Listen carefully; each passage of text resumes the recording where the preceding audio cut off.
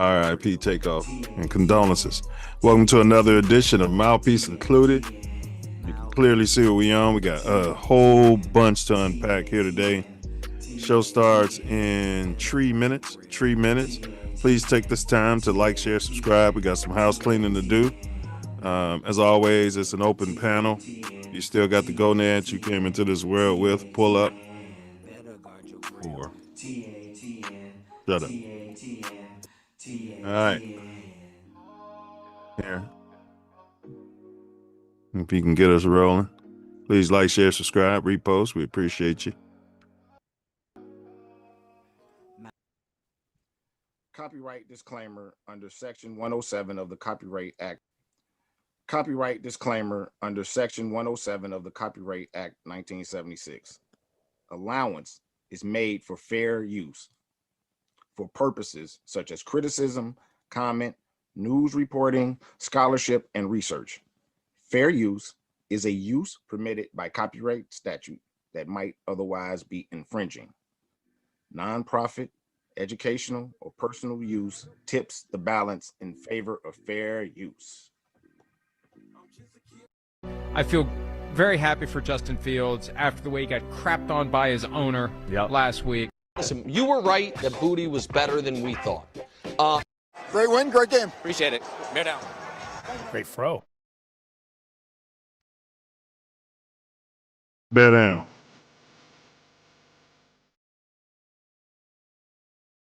What's up, Chicago? It's Dylan Thiemann here. Super excited to get to work. Bear down. This is Sam Roush, fired up. Just got drafted by the Bears. I'm gonna be there tomorrow morning. Bear down. Fired up to be with you all. Bear down. The contracts, all of that stuff, that takes care of itself when you win. And actually, that's my biggest fear is winning here more than it is anything else, because that's when it gets really hard. And Air quotes problematic. Chicago, let's do it. Y'all got one of them ones. Bet on. Bear down. We're going to go after you every game. And, you know, that's how we roll. We're going to try to tickle your tonsils on every play, every game.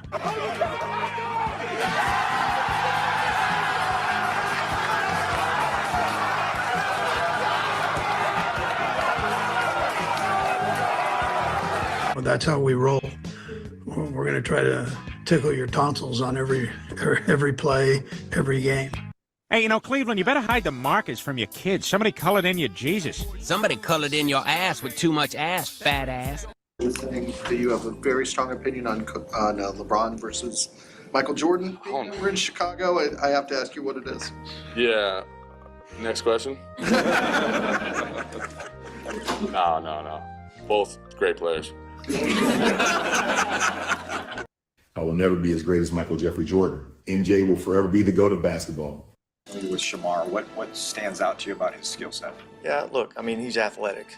You know, I think that was the first thing that we saw. You see, you know, explosion and power with this player.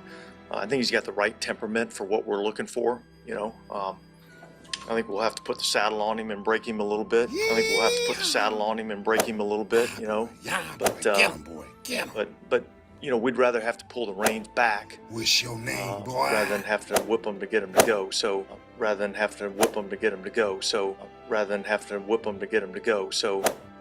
Totally. we're excited about working with him. Air quotes problematic. All right, what's up, NASCAR fans? I don't know. My testicles, they like ease down and they put their hands right between my butt. Just pull my drawers down. 1 minute. Dug in my rectum. The ringleader and now disgraced. That ain't that network. Everybody subscribe to That Ain't That Network, man. I'm telling you, those guys are putting some real conscious material out on the YouTube. A lot of people aren't aware of their content, but these are some very smart people that's very conscience forward. Hey, bros, what's going on? This is Cotton. Bear down. Be sure to subscribe to my channel if you haven't already, because subscribing makes you feel good.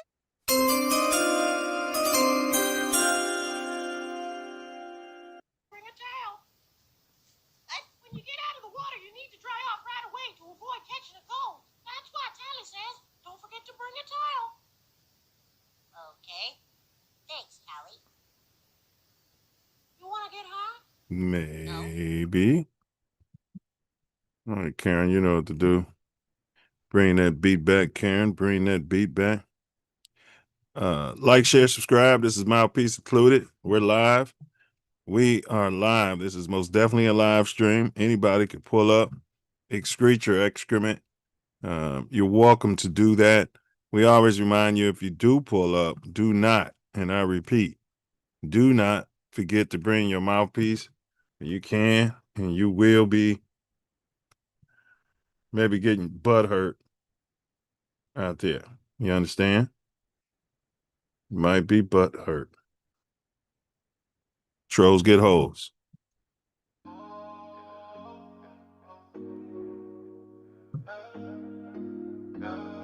Yes, sir. Yes, sir. Mouthpiece included. TATN. TATN. TATN. Better guard your grill. TATN. TATN. TATN. Mouthpiece included. TATN. TATN. TATN. Better guard your grill. TATN. TATN. TATN. Mouthpiece included. TATN. TATN. TATN. Better guard your grill. TATN. TATN. TATN. Mouthpiece included. TATN. TATN. TATN. Better guard your grill. TATN. TATN. TATN. Everybody guard your grill. Knuckle up in the building. Mouthpiece included. We are live. We are live. Appreciate you, Karen. Welcome, welcome, welcome to Mouthpiece Included. This is the pod where we talk spolly tricks. That's a fusion of your sports, poly tricks, and everything in between, the collapsible superposition upon your observation. The National Basketball Association finals arrive with a full-blown David versus Goliath storyline. The scrappy, fearless underdog stepping onto the same hardwood as a star-studded powerhouse. It's the kind of matchup that turns a championship series into a myth, where every possession feels like a slingshot thrown at a giant. Who's the giant? Wim BP, the big Frenchman, colored. Who's David? You know he is. His picture's in the thing there. Brunson. This episode breaks down the styles, the stakes, and the pressure points that will decide whether heart topples height. Meanwhile, Shedeur Sanders continues his ascent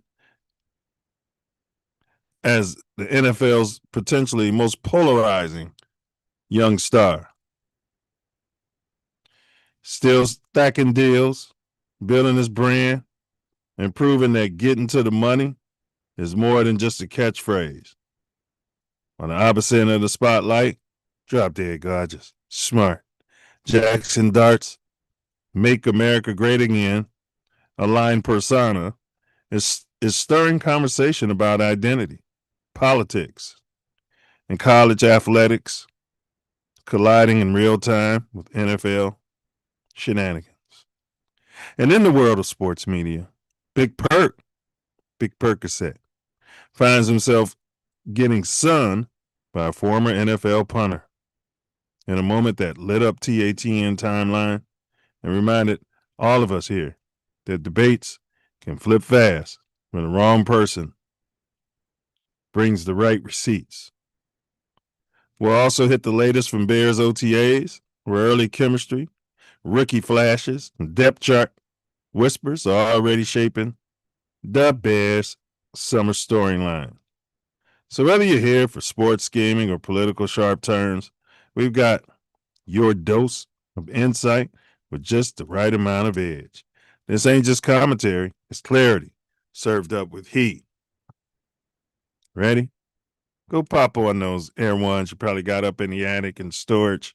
If you don't smack them out, you might find some daddy long legs in there. You know, they somehow retain moisture. They always smell like a rotting cadaver's foot. Your family, your daughter and your wife, they throw them out. They try to hide them. Even gave them to a homeless bum one time, and you went out there and saw him and gave him some mip to get those shoes back. You know, they're sentimental. You've had them for way too long. You know, maybe you're putting shoe polish on the ones and you're walking around thinking that no one knows you painted on them. Okay. All right. Let's pop those on just like your general manager, Ryan Poles did, and popped up in his first day of work, the crack of dawn, stepped out in more slush and salt with those dirty air ones on and said, let's get to work. I'd like to remind everyone the panel is open. That link is pinned in the chat. So stand down, stand back, stand by. What the hell?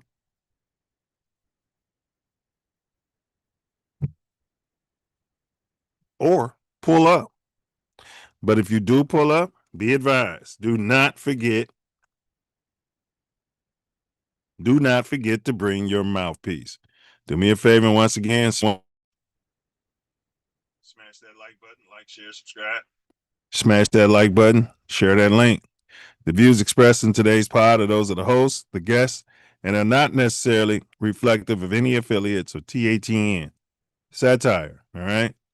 This is all done fair use. It's a satirical commentary.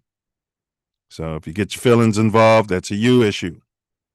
So grab your mouthpiece and let's get started. But first, big ups to Midwest Festivals presenting Ancestral Echoes. Third annual glamping house music overnight festivals. Day passes are available. They're limited. Grab them while you can. All right. Where you can get out there in Pembroke Township, Illinois, on hallowed grounds, on holy land, dare I say. Limited light pollution because you're off the beaten path out there. Bunch of surrounded in trees and beautiful stage, lighting, great sound. I mean, the sound is off the chain. You're going to have the best DJs from the Midwest, some from across the greater United States pulling up. They're going to spin until 4 a.m. That's right, 4 a.m. All spinning, and you won't hear the same song played twice in a set. Somehow it works out that way. They're not planning it. It's just that all of them just do their own thing. Yeah, it's really remarkable. Plenty of water will be provided. All right. They have porta potties there, clean, well maintained. Right. Top of the line production. You can limited tents are available. I'm not even sure if they still have them available, but reach out to them on the website. You can get tent set up for you, or you can have a camper drop shipped because this is glamping. You can have your AC on and listening to great music, getting the grill going, sharing stories and pastimes and food and libations with like-minded people, with like-minded endeavors and goals. That link has been dropped in the chat, www.ancestralechoes.net. Big ups to Milz Aesthetics. Licensed, bonded, fully insured. Multicultural skin, body, and weight loss pro. You find yourself in the sunny Southern California area, Los Angeles area particularly. Reach out to Milz Aesthetics at www.taymilzaesthetics.com. We're talking the very best esthetician in the world. Big ups Bella B. Bella B. You need some swag printed out on the shirt. Maybe you're having a music festival or something. Reach out to Bella B and designs365@gmail.com. She does absolutely spectacular work. Last but not least, Gym Recovery. The J, the I, the M, the J, the I, the M, the J, the I, recovery. Gym Recovery. Maybe you've been rolling around Chicago and you were texting and driving. Maybe you dropped a water bottle and it wedged beneath your brake. You couldn't stop and you rammed right into something. You need a tow. Right? You need your whip towed. Maybe you hit a pothole and you couldn't stop because you had that water bottle wedged between the brake and the floor. You went over that pothole at 45 miles per hour. Boom. Ruined everything. The rim, the tire, the axle. I mean, you just ruined it. You can reach out to Gym Recovery so the guys don't leave your whip up on bricks. You don't want to have it out there too long, right? Reach out to Gym Recovery in that greater Chicago area. He'll pull up in a brand new top-of-the-line flatbed. His family's been in it for over 4 decades. If he can't get you whipped to safety and to the mechanic, I'd venture to say no one can. When it comes to towing, reach out to Gym Recovery in the Chicagoland area. All right, without further ado, doodly-doo, let's go ahead and get Chicago's perennial Father, Leo's finest, perennial Father of the Year nominee. Can't give it to him every year because, it's not about who's the best dad. It's about who's the best dad for their family. You know what I mean? TATN Mouthpiece included. What up, fool? What's going on there, fella? Living life in the fast lane. Trying to slow down a little bit. Doing my thing. Enjoying life one day at a time. Yes, sir. But everything's good. It's a little hot here. Just came from Miami where it was steaming. And I'm sure you got some nice weather out there on the left coast. Oh, yeah. Oh, yeah. It's always, God's land out here. Yeah. So we're just trying to fake it till we make it over here. And we're almost making it. It's gonna be 80 degrees later on in the week. So watch out for Shy. It's gonna be popping. And I do mean popping. It's dangerous. I'm living the field. I'm packing I missed the show last week. It was a spirited debate between Hink and Diesel. Hopefully they pull up again and bring their mouthpieces, especially Mr. Tiger Bomb, so we can light into his ass as he interrupts everybody on the show. Yeah, just interrupts, just talks. Yeah. It's a Tiger Bomb and and the Richards. Man, you said life in the fast lane, man. What rap song? In the fast lane, people still came. I can't, man. It was a, you know what I'm talking about. I can't find it. Some brother Sling came. Some it wasn't Ghetto Boys, was it? I don't think it was. No. Let's see. It was one of those bands. They had a 1 album wonder. Well, that ain't the Ghetto. No. We'll ask the chat. One thing Tiger Bomb might know it, especially if it was part of a film. Yeah, some alternative film. He'll definitely know what it is. Yeah. All right. R.I.P. man to one of my brothers, fraternity brothers. He reached Golden Shores, chapter Invisible. Spencer Leak Jr. Rest up, good brother. Rest up, good brother. Condolences to the family, rest in power, and God bless that young man. Can't run into many people that's had anything but good words to say about him. So facts. He was an heir to the funeral home throne. Yeah. He was a vice president of the Leak and Sons family funeral home business. Yeah. So I believe he was basically just running it now. And his day at the throne was coming. Unfortunately, there was another plan for him. So rest up, Spencer.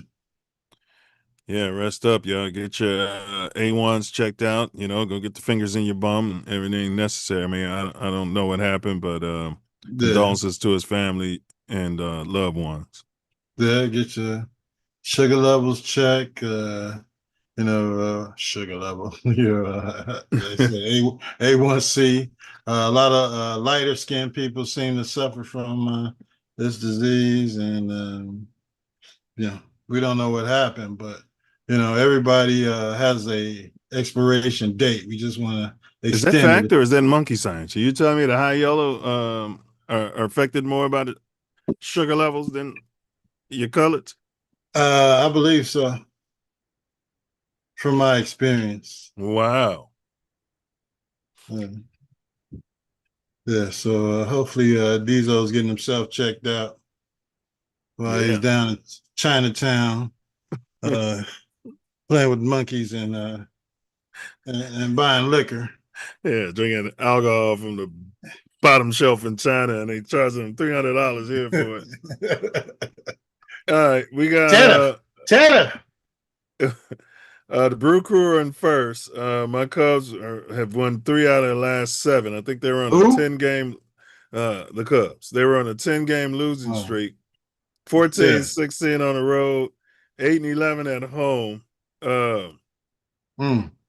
But we've come out of. We went to the cellar. Now we're in second place. We're 4.5 games behind the Brew Crew. All right.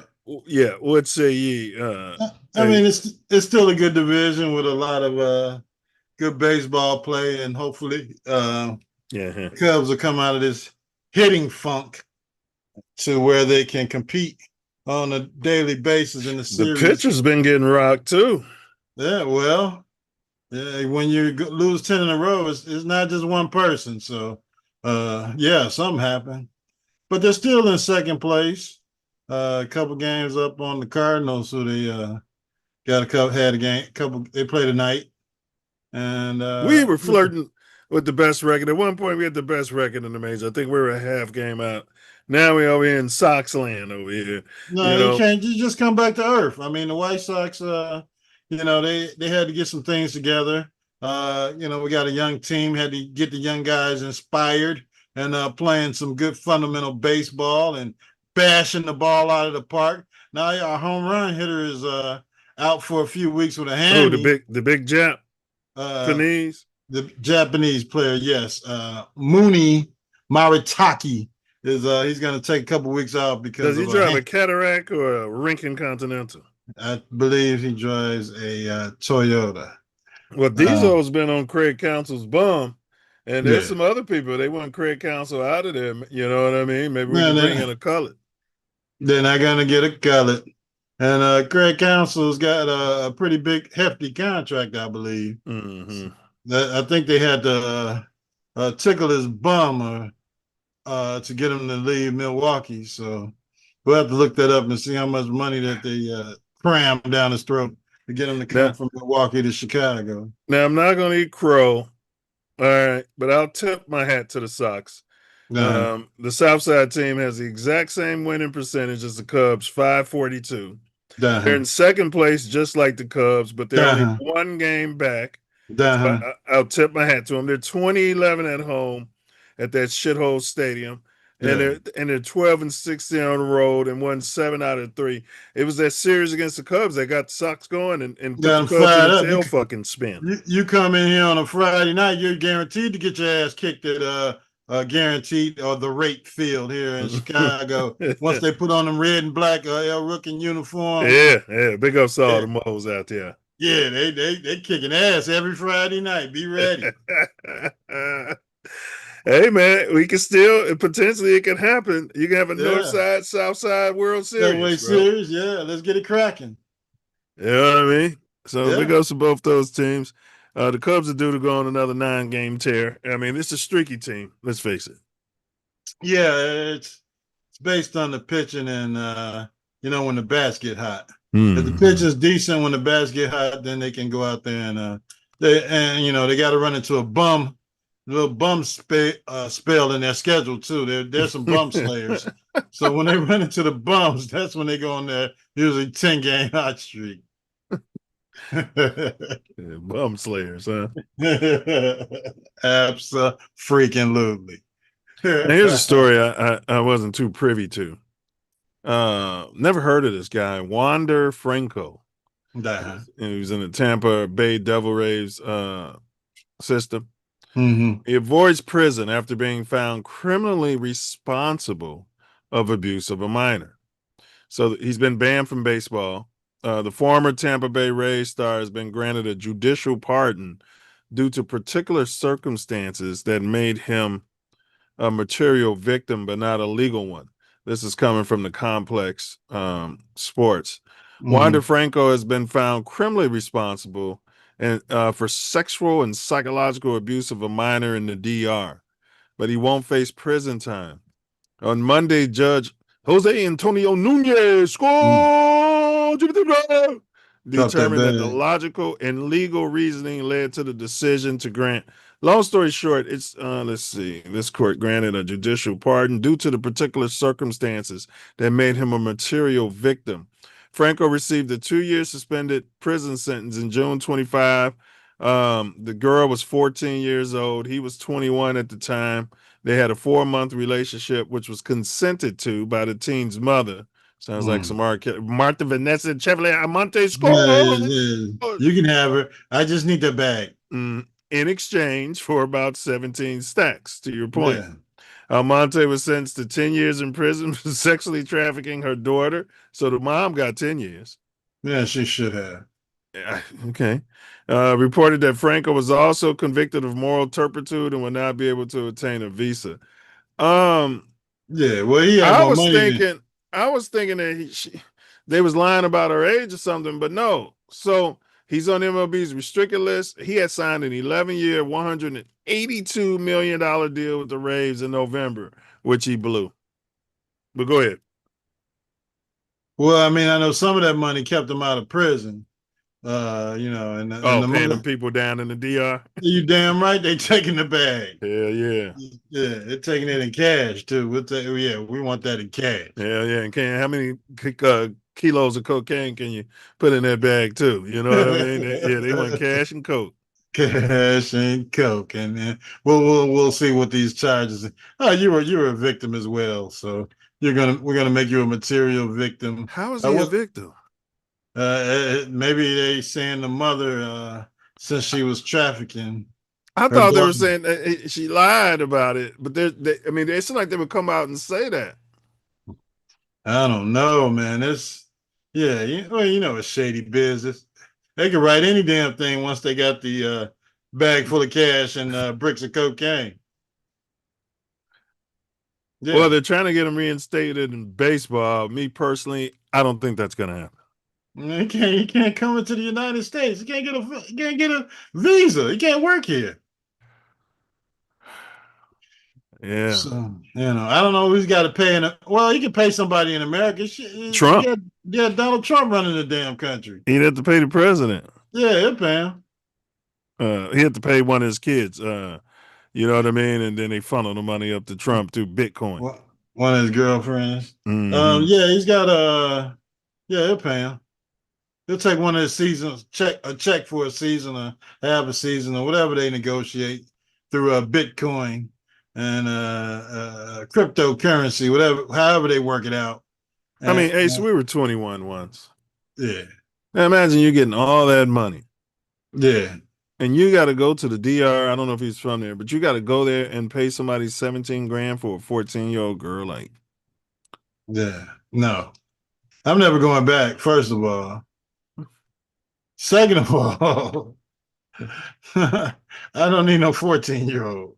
What is wrong? I mean, come on, man. He should be locked up just for being sick. I don't know if the age thing doesn't matter over in the maybe DR. not as much. Yeah.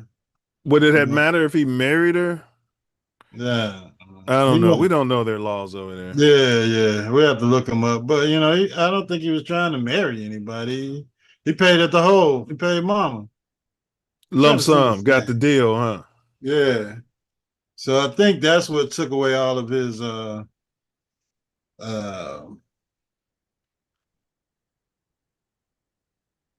ability to be prosecuted. And he paid her, and the fact he paid, the administration over there to sweep this under the rug. They can talk bad about him in the press and write up, and moral turpitude and blah, blah, blah. He gets blah, 10 blah. years and he gets nothing. Nothing. Come on, man. 10 years in the DR prison. Yes, it's amazing. So yeah, I don't understand it, but it is what it is. Well, he's a baseball player. They really value that over there. Yeah, baseball's been very, very good to him. Yeah, outside of the cocaine industry. Yeah. All right. And they probably also don't want to mess up, the pipeline of the academy of them players coming from over there and going into MLB. So let's sweep this under the rug. Sweep it under the rug. All right. Look at this coon. 3-2. Strike 3 called and a challenge from Burleson. 3-2. Strike 3 called and a challenge from Burleson. Boom. Yeah. Take that. Take it. 3-2. Strike 3 called and a challenge from Burleson. Great counsel left. Okay, now I'm biased. I despise that Milwaukee team. So I just want to be full disclosure here. I hate everything they stand for. I don't hate them as much as I hate the Packers, but they're coming up to bum, that's for sure. You hate the Milwaukee team or you hate the Cardinal team? The Milwaukee team. No, I hate the Cardinals. I hate the Cardinal team too. Don't get me wrong, but that Milwaukee team, they put that W. They are trolling the Cubs, bro. Well, them son of bitches, they cursed themselves, and we saw what happened. The Cardinals had more class. They got Augie Bush. We don't know what was in Anheuser Bush's heart, but he's a racist. Yeah, I mean, we don't know about the state of Missouri. Donald was a racist. Yeah. But at least they're classier about it on the surface. You saw what this coon was doing out there. But I want to hear from you. You're a baseball guy, a lot more than me. How would you feel if your son was on the mound doing this type of shit? Yeah, run out there and snatch him. Yeah. Yeah. Come on. That was a pitch for the state championship and the game's over, and you're a senior, maybe. The fuck is that? No, man. We play at a different level than the rest of these guys. We're supposed to win. We're supposed to get those outs. And we don't have to do all that. That's why Walter Payton didn't do all that shenanigans when he scored a touchdown. Yeah, he handed the ball to the official. Yeah, or lineman or something like that. Yeah, he didn't run up and down. Well, he didn't run up and down, the 1 yard line, trying to find the hole. He just dove in the end zone. It worked every time. I don't know why we still don't use that play. CTE, that's why. He was landing on his dome. Landing on his head. Oh, yeah, he was landing on his dome. You watch his neck compress. Big up to R.I.P. Peyton. But this kid was suspended, and they're appealing. So what's the rule on this? What did he do wrong? I mean, we don't have to like it, but I guess he broke a rule. And are you okay? I don't know. Do you think this would help Major League Baseball if you can do cooning like that? No. If you want the Savannah Bananas playing every night, then just make it into that. But no, that's unacceptable. When you're playing especially a division team, to celebrate with your teammates, because you got to play these guys tomorrow or next week or next month. So, why would you even do something like that? There was no brawl, bro. Back in the day, man, it would have been a brawl, bro. The old dugout would have cleared out. Yeah. Go out there and whoop his ass. You damn right. I think they were in Milwaukee, though. It's something about Milwaukee. I don't know who their manager is. Yeah, but, he's coaching that ignorance. Yeah, well, apparently he believes in it, but it's gonna curse him just like it did last year with the damn W or the L or whatever the hell they gave the Cubs. Yeah, it's gonna curse him, and there's no way around it. You're an arrogant team. You haven't won shit. Nothing. Yeah. They got graped by the Dodgers last year. They got swept Yeah. after showing their bum against the Cubs, Yeah. and I loved every second of it. Give them the business. Give them the business. They deserve it every night. Give it to them. Oh, they want some more? Give them some more. Oh, yeah. I loved it myself. Yeah, they made short work out of them. Yeah. Yeah. Yeah. Even made Toronto look like a respectable team after, getting swept by the damn Dodgers. And then the World Series goes 7 games. Come on. All right, well, we got Big Percocet here getting sunned by a former punter, McAfee. Now, according to me, I'll get your opinion on it. You just got to be careful around those to any young YN out there, around those slick, fork tongue, slick talking. Yeah. They said the N-word off the air. You know what I'm talking about. You know what I mean. Act like they're your buddy. You're not like those other N-words. You know what I mean? Yeah. Yeah. You're special. You're in the club with us. Yeah, the whole time they're getting off on the whole conversation. Yeah. All right, but here we go. That is a Pat McAfee. Classic. Hey, happy you boys settled that. Happy you boys settled. Classic. Hey, happy you boys settled. So context, Big Perk almost got into a fight. He runs a tournament, AAU league, and he's one of the coaches as well. Right. He almost got into it with one of the coaches or dads it was one of the coaches of the other team. Gotcha. You know what I mean? And so Pat McAfee had to bring one coon in because they love the perception of colored on colored crime. They loved it. Right. Mm-hmm. They wanted to bring him in and talk about what happened there and blah, blah, blah. And Perk said, we was able to talk it through and that was the whole thing. But so this is the end of that conversation. That is a classic. Hey, happy you boys settled that. Happy you boys settled that. Happy you boys settled that. Happy you boys settled that. Happy you boys settled that. Now look at his face there. He's questioning.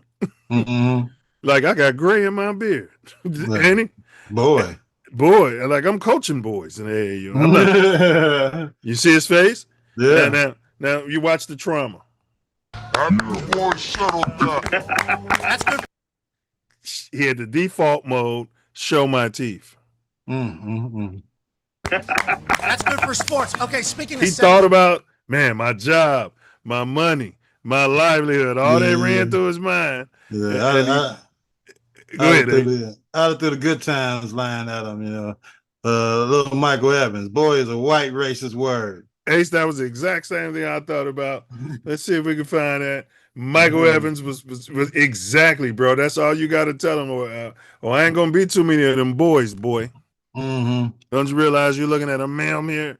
You know what I'm saying? And I wasn't fighting no boy either. That was a ma'am. Yeah. So that they feel all that camaraderie that they had in the locker room because he was a damn kicker. And he was running around cracking jokes and shit, but the damn kicker. He wasn't doing none of that shit in that locker room. Yeah, it's the last joke you finna crack, buddy. Now I don't give a damn how much ESPN is paying your ass. I mean, do it for the culture. You know what I mean? Let's set up a fight like Jake Paul, Pat McAfee, and Big Perk in the ring. Winner takes all. Yeah, you're not gonna have that. You're not gonna have that. No, they work for the network. They can't do that. No. That they retired her jersey, but they also gave her a statue. Michael, baby, you could have really been hurt. Well, now calm down, baby. He joined the Vice Lodge. Yeah, for now. We gonna get back at those dudes. No, you ain't getting back at nobody. Daddy, what kind of club will we be if we let everybody push us? And Michael joined the Vice Lodge. They call them the Warlords, though. Warlords. Yeah. I mean, I don't know, Big Perk. You know, you don't have to keep it real and go too far. You know, you just simply say, I'm not going to be too many of those boys.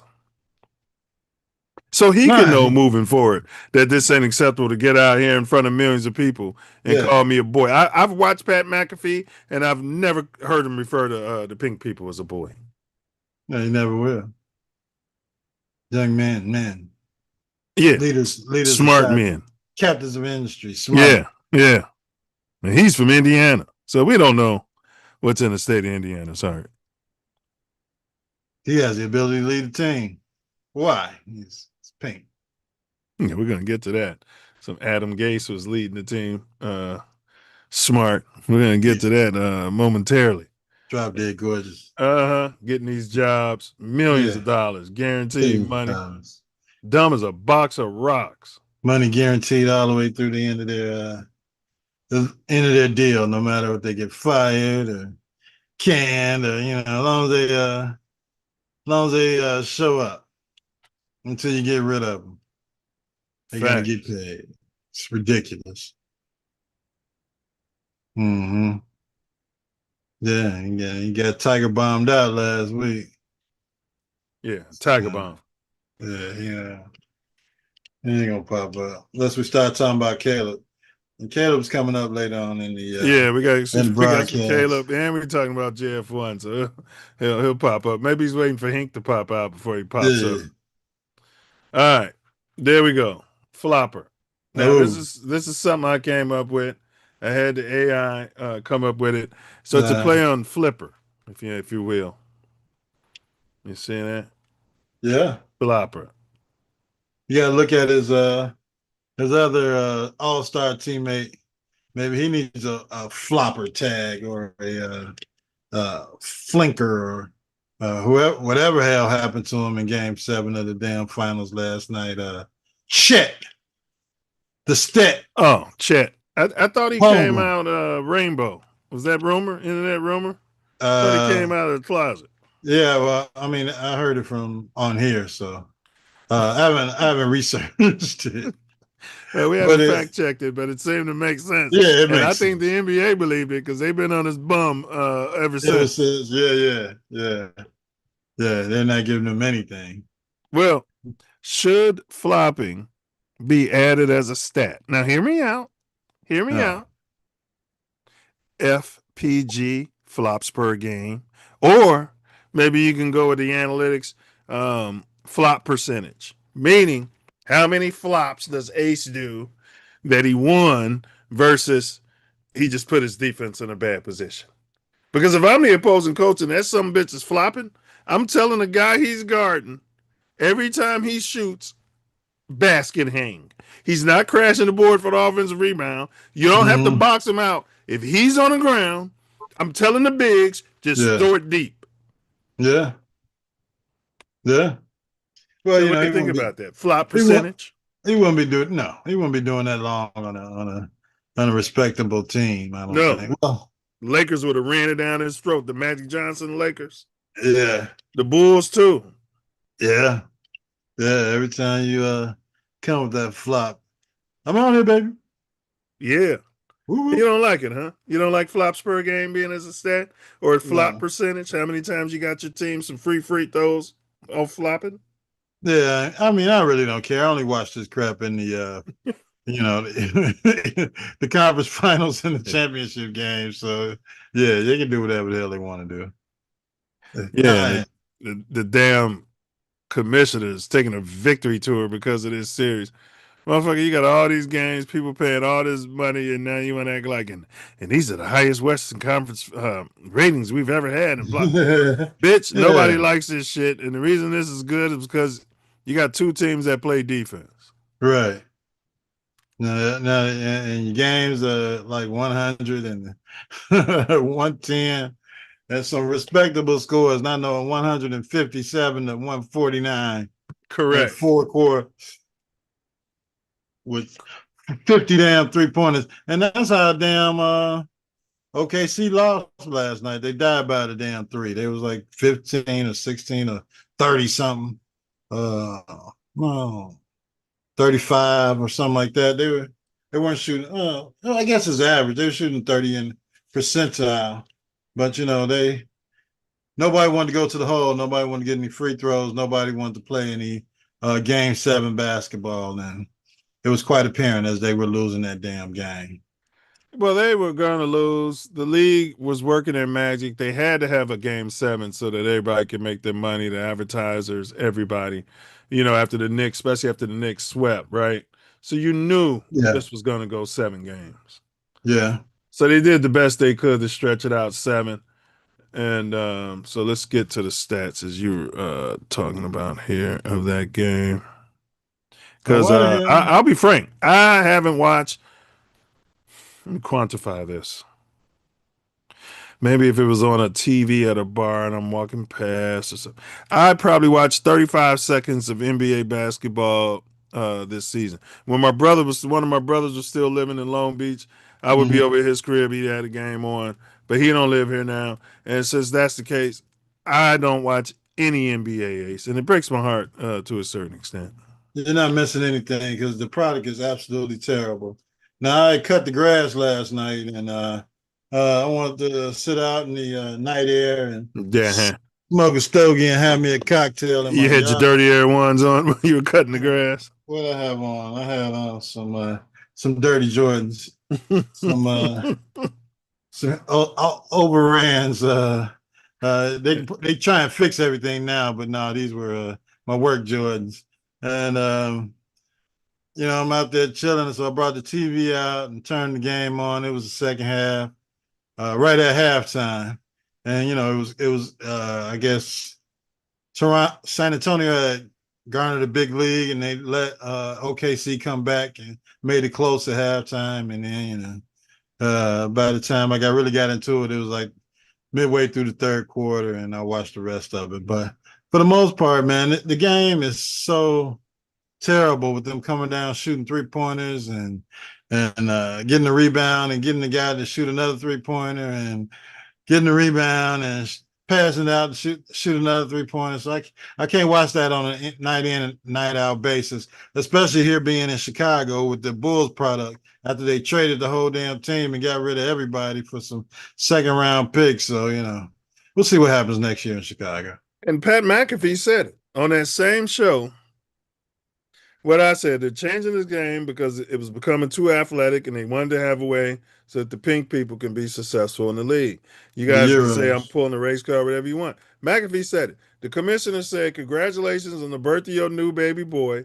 And he said, yeah, and he thanked the commissioner, bro, for the 3-pointers or some shit, how McAfee put it. Yeah, maybe my son can have an NBA career now. Just straight up racist. Oh, boy. Like Larry Bird was in the NBA when we had athletes. Chris Mullin was in the NBA when it was all based on athleticism. And we didn't have a 3-point line, shit, early in their careers. Right. Yeah. If your son could ball, he could ball. If he can't, he can't. Yeah. You got to be an athlete. And Not anymore. Not anymore. Just stand out there and wait for the rebound to come out or somebody kick it out. So You could be a sucky defender. It don't even matter anymore. Nope. As long as you can play the screen and roll. That's it. So Chet Holmgren, wasn't he a number 1 overall pick? Yeah. 33 minutes. Now, they not on his ass. No, he's if he was colored, if this was poor Kwame Brown or somebody like that, they'd be on his ass. Game 7 of the damn Western Conference Finals. He did this shit the whole damn series. You come out here with these damn stats in Game 7 of the Western Conference Finals? Are you kidding me? 1 for 2 field goals? What are you doing? He didn't even shoot in the second half. And the reason he got drafted, they said he can shoot from the outside, he can do all this and that. Well, where is it? And point shaving. Thank you. If they don't check this son bitch account of the people he know after that damn game, then there's something wrong with the NBA. Because there's no way a guy that was an all-star. Bro, it ain't just this game, man. He had these numbers all fucking series, and he wasn't even guarding Wemby. He was rotating over on him. 4 rebounds, 0 assists, 2 steals, 2 blocks, 2 for 4 from the free throw line. 2 turnovers. So, yeah, 1 field goal, and he was 50% from the free throw line. You kidding me? This is shit. #1 overall pick. Julian Champagny, he got moved on from by some other team. I forgot who moved off from him. Yeah, he was balling. Yeah. I thought he was from France, but he's an American colored. Mm-hmm. There's a mommy like champagne. Yeah. All right. De'Aaron Fox, maybe I thought he would be playing better than this. He's coming off the injury. Yeah. But he played a decent game at point guard. I mean, he set up the offense. When he had his chances to be smart, the smart playmaker or defender out there, he did what he had to do. And they won the game. Yeah. They don't have a lot of experience. I mean, most of their team, those are a bunch of young guys. So De'Aaron Fox's experience as far as being a veteran player, I'm sure, whether he's coming off injury or not, helped them, do what it took to get to Game 7 and move on to the finals. All right. Are the Pinks? Go ahead. You're saying what?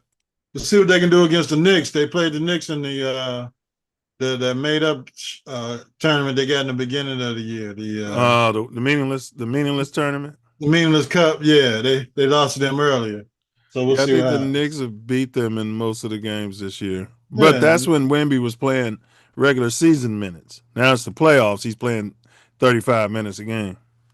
Yeah, but these are grown men you're playing against in New York. Well, we're going to get to the finals. All right. Is he going through a humiliation ritual?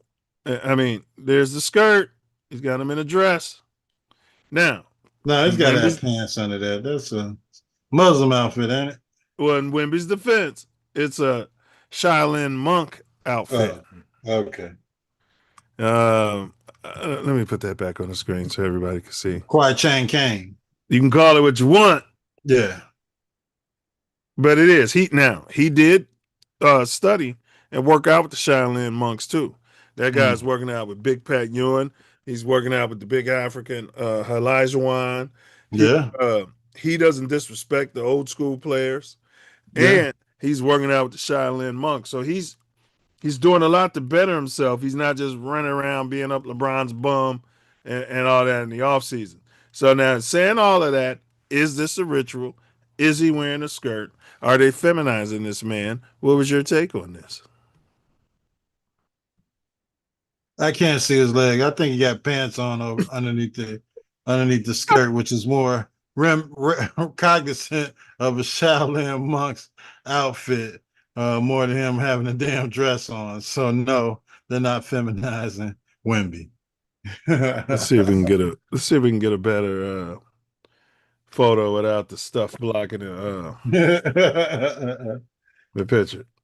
Okay. I think he's going about his maturation as a big man in the NBA quite well, especially with the ability to shoot the three-pointer, bring the ball up, dunk on anybody in the league, and turn around, step backs. I mean, damn, he got the whole arsenal. It's unbelievable. There you go, Ace. So I got on his jogging pants underneath. Yeah, under the skirt. Now, I've seen females do this when it's a little chilly out. Nah. And I'm a wimpy guy. Look at this little midget. I mean, this little person they got next to him. Trying to take a picture of his dress. Yeah, trying to get an upskirt picture and send it to Mexican countries. All right. But now you're looking at this. I'm going to give him a pass because it's a Shaolin monk outfit, and he did wear pants under it because he's concerned as well. Yeah. I think he was just showing his focus for Game 7. This was, I think, before 6. Oh, okay. Showing his focus for Game 6 because they came in, they beat the brakes off the damn OKC in that game. They led from start to finish. So whatever it takes. All right. I'm the Wemby guy here. You guys want to, He's got pants on, so you can't say he's wearing it. Now, if he was showing his legs and had on some sandals, showing his feet, then it's time to be concerned. But I give him the benefit of the doubt on that outfit. All right, that's fair. I mean, I give him the benefit of the doubt as well. I mean, when I first saw it, I was very concerned. And then I got more information. It's the Shaolin monk get up. So, it's like wearing a dashiki almost. Yeah. He might be trying to enter the chambers of the Wu-Tang Clan. You never know. Yeah, but when you had 16, 17, how many chambers? 32 chambers? I don't know. Yeah. 36. Man, what was shit? I'm still trying to figure out that rap song, man. It was Above the Law. That's what it was. ATL. Yeah. Man, that album, boy. Above the Law. Yeah, my boy Ant before he died, he played the hell out of that cassette. Me too. What'd you say? Damn, now I forgot the quote you said that made me you said you was living in the fast lane. Yeah. Right? Yeah. Fast lane. Yeah. Above the Law. Yeah, I used to ram that tape. Above the Law. Yeah, there it is. I remember those days. Man, my man used to play Above the Law and used to play Warren G tape for hours on end, man. Motherfucking Regulators. It's an underrated album. I don't know who did their production, but that shit was banging. But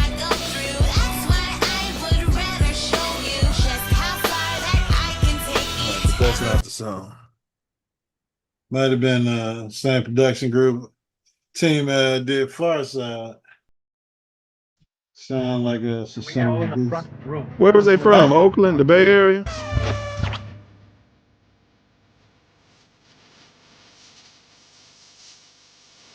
I think, they was like a poor man's NWA. I see you got the NWA hat on. Yeah. Warren G was making a lot of records out there then.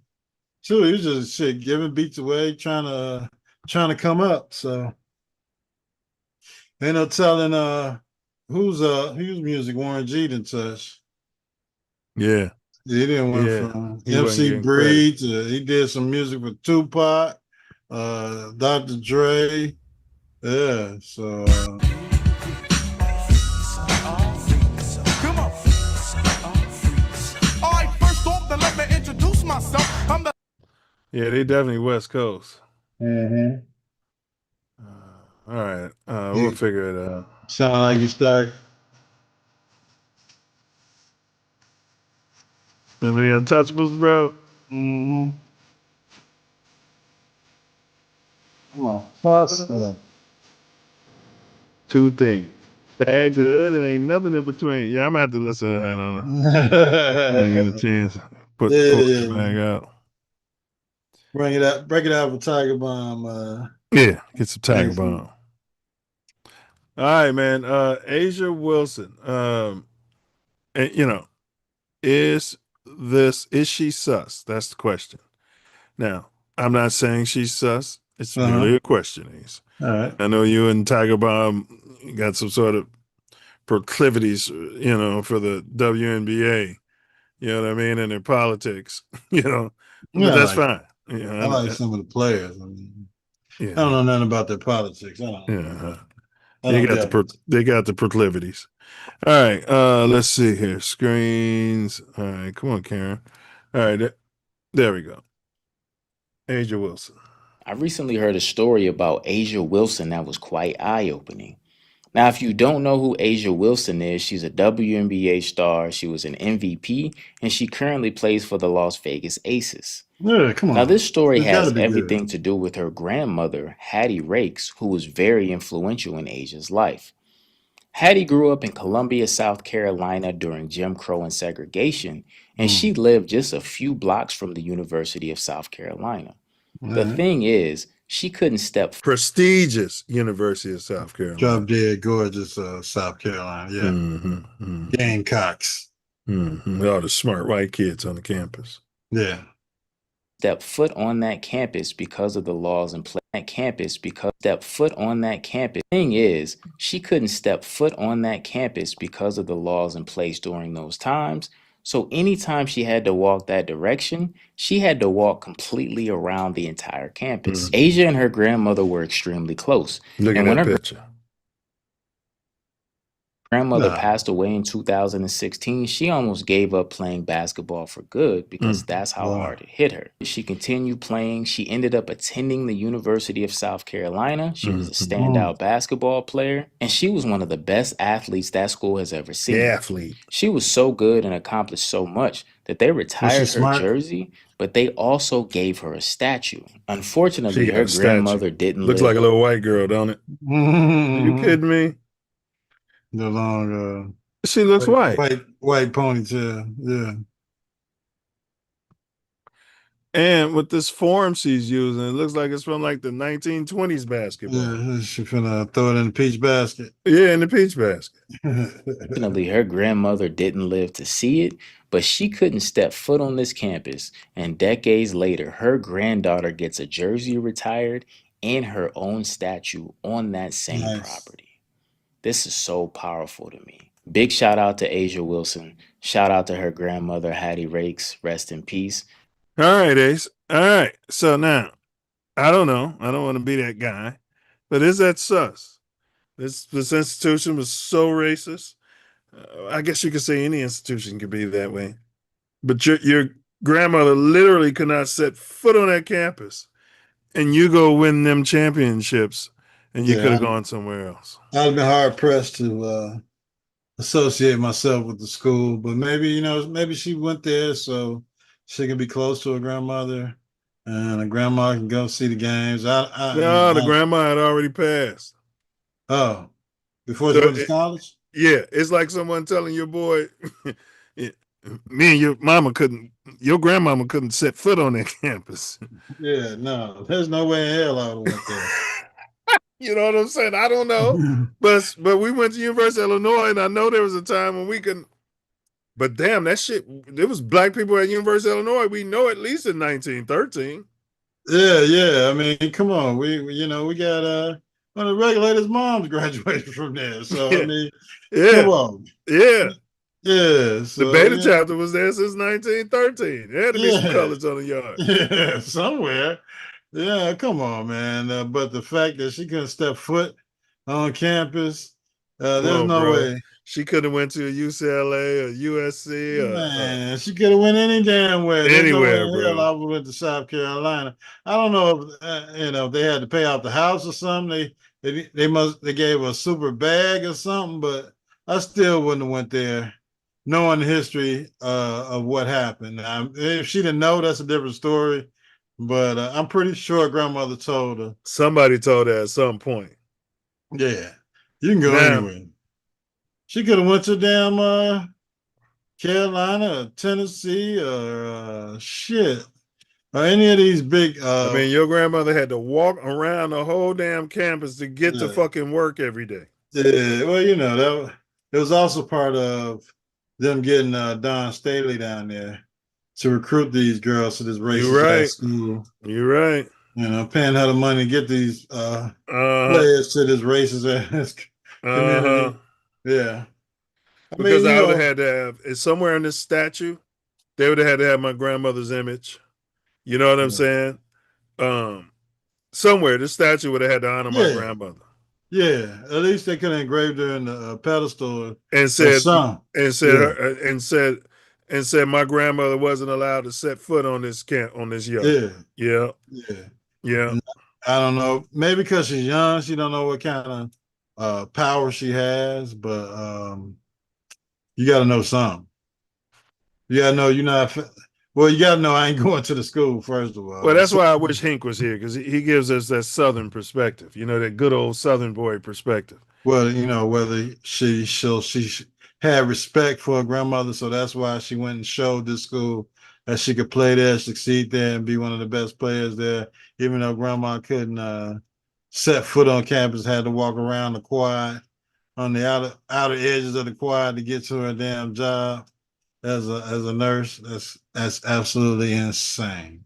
We got Leo's finest in the building, Cortez Scott. He said, "Go Cubs, worst slump ever." But he likes He likes Drop Dead Gorgeous credit counsel. He likes the coach.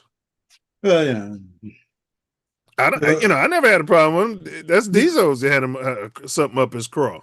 I mean, he's the Cubs coach. I mean, until he doesn't win something, which was at the end of last year, and if he gets to the playoffs this year and loses in the play-in game or whatever the hell they got going on, then you got to start questioning the decision making of the administration and the coach. But it's only been 1 year.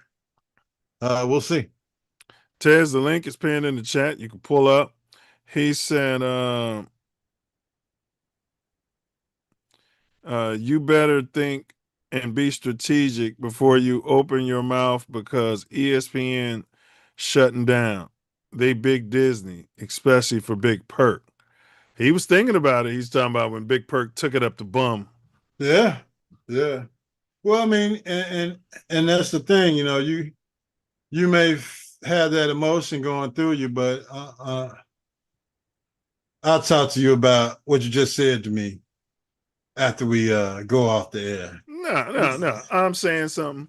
We don't know what was in the founders of Disney's heart. Yeah, we know. Right. I'm saying something, bro. He was a racist. I'm a mem before I'm anything else. You know what I'm saying? And I'm going to comment. You're not going to come out here in front of my kids and my grandkids and call me a boy. Well, yeah. I'm talking about the how to get to the end of that situation.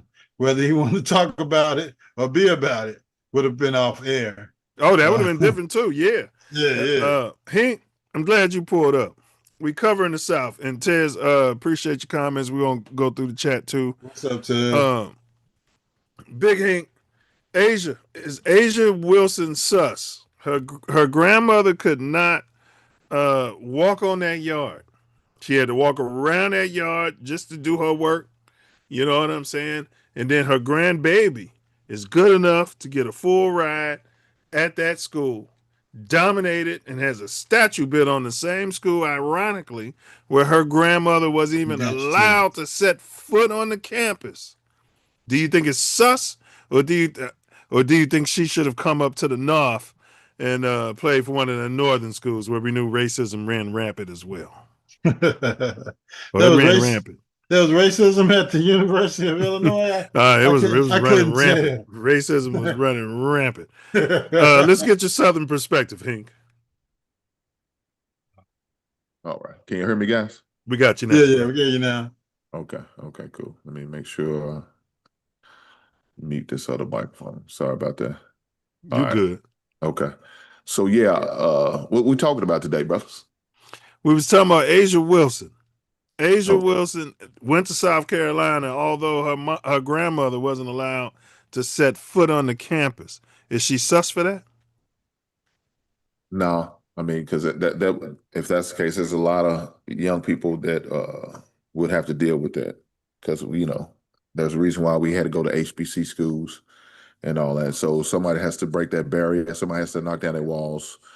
And shout out to Asia Wilson for even continue to push forward and doing that. I think that was a great thing for her to do, you know what I'm saying? And then hopefully she got her degree from that same university. Yeah, she got a degree and they gave her a statue. Well, I don't know if she got a degree. Tez is shaking his head no. Okay. But she had a plethora of schools that she could have chose. She wasn't in a position where HBCU or bust or South Carolina or bust. She could have went to any school she wanted to go to, and she ended up picking a school that in an area that wouldn't allow her grandmother to set foot on campus. And I would have had a hard time winning them chips. Tez, let's hear from you, Tez, on this. Me and Aces already gave our take. Hey, if you don't realize anything about America and schools, they care less about. All they care about is the end product, the money. So it didn't make a difference, who, as far as Asia. I think it was really had to do with the coach who recruited her there. That was her loyalty. There was a loyalty That's to what the A coach. said, Don Staley. Yeah, But let me it was put it Don to you this Staley. way. It had nothing to do with the school. Don could have been anywhere, and she would have followed Don. So I think that was the key piece. The So school. if you grew up in Hyde Park like I did, drop dead gorgeous, and Yeah. you couldn't walk I was down the street from you. and you couldn't walk on UFC's campus, which wasn't the case, but you couldn't walk on that campus, you'd be okay with your grandkids going there and balling. Man, it's NIL. It's money. And I give two F's about You sound like a Southern boy. the school. That's how What they was the think of the money? I South. want to know what was the money? What was the NIL deal? What the paperwork looking like, huh? All I want to know is how it's gonna make us rich. She graduated. She wasn't getting no NIL money. Now she might have been getting some other money. No, but she it was wasn't getting no some NIL NIL money, brother. She was getting it under the table. She wasn't getting it like it is Well, yeah, now. well, now that was a different type money. That was a different type. Right, So right. We grew up in that era. You know that. But you can we get that. grew up with cats was rolling like that. But South Carolina ain't the last school on earth. Like in this instance, University of Chicago ain't the last. Your kid could go anywhere. You're gonna go to a school where your granddaddy could. I'd have told my grandson, "You sus." I'd have told him, "You sus." Go get the education. Go get the money, you little bitch. You know what I'm saying? But you sus as fuck. Your granddaddy couldn't even step foot. Them people was racist as fuck. They was calling me names and shit. They never apologized. You know, I would have had to have an apology or something, Hink. You know what I'm saying? Before I went there, bro. Like for real. Well, then if that's the case, you wouldn't better go to damn near any school. Yeah, that's what I'm saying. You would have been the short. timing that this was going on, bro. Other schools, University of Illinois, we know they had black people since at least 1913, right? Right, Tez? You know, this was the elitist black people. It wasn't like, it wasn't like regular white black people. It was the elite. So yeah, and they still couldn't live in the dorms and all that. They had to live off campus, but they could walk on campus. Oh yeah, that's because you was picking up the trash and picking up the grass. No. They was going to school at the U of I. They was going to classes, bro. They had classes. Even at the University of Indiana, which is quite amazing. Even at Indiana, which is right next to the Bluegrass State, they had colored since at least 1911. Yeah. But they had to play the game though. They had to submit. They had to sacrifice. They couldn't be black. You had to. They couldn't be Public Enemy. Oh, no. They couldn't be NWA on campus back in 1911. You had to be light skinned. You're gonna find yourself in a tree doing that shit. They didn't want no rebellion black. No. And you wasn't down there sleeping with them pink toes openly either. So you couldn't love up you on weren't them even thinking titty about pinks like that. you doing now. Them brothers are loving up on them titty pinks now. Yeah, they was doing it then, but they was coming out calling grape. Said they graped them. Oh, all right, Tez, you put in here. You better think and be strategic before you open your mouth. Oh no, I was saying, a Big Perk, man. He interesting, but as far as his, Big Disney, man, ESPN ain't playing. They firing cats at a heartbeat. They ain't chuckling driving. So they should fire McAfee for calling two grown men boys. I don't mess with McAfee. He's all racist. But I'm saying if Disney ain't playing, they should fire McAfee for referring to black men as boys. But he playing the white people. That's because the white people love McAfee because he's the voice for them. Damn. Correct. You gotta understand, bro. Black people ain't nothing but what? 12% of this nation. So they say. Allegedly. They say. But that ain't, the masses out there love him and they racist. And that's the truth. That's just calling a pig a pig. I mean, Tez, you've been in DC. I don't know if that's a southern state. It's a district. You've been down there too long. You straddling that Mason-Dixon line. You sounded like Hink. All right, Hink. So McAfee came out there and he referred to Big Perk as boy. Big Perk got into it with another coach at his AAU, right? And they didn't fight. And then Big Perk came on the McAfee show to talk about it. McAfee pulled him on there to talk about it. Perk was saying, hey, we hashed it out as men. It's no problem. And then McAfee was like, I'm glad you boys worked it out. Called them boys twice in the same, within seconds. Do you have a problem with that? And would you have said something to him about this man calling you boy in front of your son? Well, first, Perk should have said, "Hey, man, ain't no boys here. We all look like men in here. So don't call me a boy now." That's what should have been addressed. Now, you might let him slide the first time. Okay, cool. Hold on now. You give him a look, but that second, hey, ain't no boys here. Was it? No, hold on. Was the son here? Was the son in the? No, but his son was probably watching the show. It doesn't matter. Ain't no boys here. Try to self the we all grown men here. So let's talk as such. You know what I'm saying, and address each other as such. Ain't no boys here. So and McAfee know better, Tez, because he was a punter and he played on the NFL team. He wasn't running around that locker room referring to people as boys. He know better.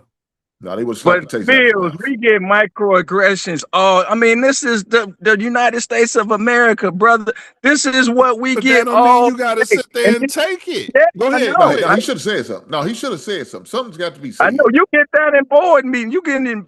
People they say stuff, and then they say, "Well, I didn't mean it." They be like, "Well, you taking it too personal, or you getting, this ain't racist, man. We know it's all racism. Yeah. We know it is. This is the world. This is the world we live in. But Tez, you got to say something, though. You have to say something. He heard something like that. But Tez, you got to say something every time you hear it. You owe that to the ones coming behind. I'm not saying he's rightful. I'm saying that's what we deal with. I mean, he should have stepped up, like everybody else step up when they get microaggressions submitted on them. They should say something, but 9 times out of 10, when you making that bag and that person who's paying your paycheck is of that race, you got to submit. No. That's what they think. No, you don't. Listen. And he's a classic. Hey, happy you boys settled that. Happy you boys settled that. Happy you boys settled that. Happy you boys settled that. Happy you boys settled that. Happy you boys settled that. That's good. Hey, okay, speaking of me, I don't watch McAfee. I should shut down ESPN too. So, but because of that, I don't fuck with McAfee. Well, I'm telling you, Tez, every time I hear the microaggressions, every time it rears its ugly fucking head, I say something to him. Bro, I'm not going to be too many more. I'm not going to be too many more of them boys. Hey, can I come? If I'm in the boardroom, can I come talk to you? Hey, hey, you know what I'm saying? I don't hear you calling no other boys. Well, I'm going racist. You telling me I'm going, you telling me I'm looking at this the wrong way? I'll tell you when something's racist, not you, right? And then what they learn is I'm going to stop pulling that card around niggas. You do that shit when I'm not in here. You don't do that shit when I'm in here. For sure. Well, and you're going to stop doing it, period. I can't control that, but I can control what you're doing around me. Right. Yeah. When you put them out there and they on these platforms and they calling you boy and you telling them what the truth is, eventually they're going to have to stop because everybody's going to start. You're right. You're right, because you're bringing that truth out. You're right. Yep. If you standing on it. And really, you can litigate that shit too. If it's the culture, and you can prove the culture is which is 9 times out of 10 is happening, then you can litigate that shit and get your bag. For sure. All right, so let's move on. NBA Finals preview. Who y'all got in the David and Goliath matchup, and how many games is it going? Man, I think it's going to go 6. I got the Spurs in 6. And 6. Spurs in 6. Okay. Spurs in 6. He going with MVP, the future I got the Knicks. Jordan. I got the Knicks. Just because they do. I think they do. It's like shit. And then they play well. I like the way they play. They won like 12, 13 straight games. And they got my damn point guard that should have been in Chicago. We could have had for a bag of beans. When they went on. Yeah, I wanted them too. So when he was in Chicago in high school, you got to remember his father he played for the Bulls. Yeah, he grew up in the Chicago area. He was in high school. I want to say he was like All-American or something like Stevenson, Illinois something like that. Yeah, it wasn't Chicago. It was in a very rich part of Cook County. Who y'all talking about? Brunson. Yeah. Okay, I didn't know that. His daddy played for the Bulls. We knew the pedigree on his dad. University of Illinois didn't recruit him. He was an Illinois All-American. Yeah. You invited him and recruited him. He went to Connecticut and won a couple of damn national championships. No, Villanova. Yeah. Villanova. So how many games, Tez? How many games you got the Knicks and how many games? I got the Knicks in 6. Okay, so you got the Knicks in 6. Hink got the Spurs in 6. Ace? Knicks in 6. Look at them everybody jumping on the Knicks bandwagon.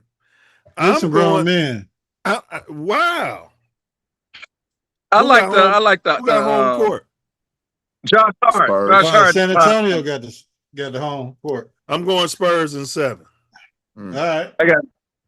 I got Josh Hart going to change. He gonna be the difference maker. But you know the Knicks starting center broke his pinky finger. Who gives a shit? Put some damn tape on it. Get your ass out there. We playing. He's a role player. Look, Ace think they slaves and shit. He's a role player. You got there and pick that cotton, boy. We're gonna tape you up. He said, put some biofreeze on that finger, keep it moving. Man, get your big ass out there in that field. Fuck around Milz, with you. while you bullshit, I like Ron Harper's son. Dylan, Dylan? Oh yeah, Dylan. Yeah. I like him. I like him. Yeah, he's nice with it. I like him. He got some Ron Harper in him. Yeah. I like him. Well, look at the truth. Told that whole front court's nice though, man. The way they played in Castle, oh my gosh. They did their thing, man. Yeah. Who's they coach? The Knicks coach? Mike Brown. Mike Brown, yeah.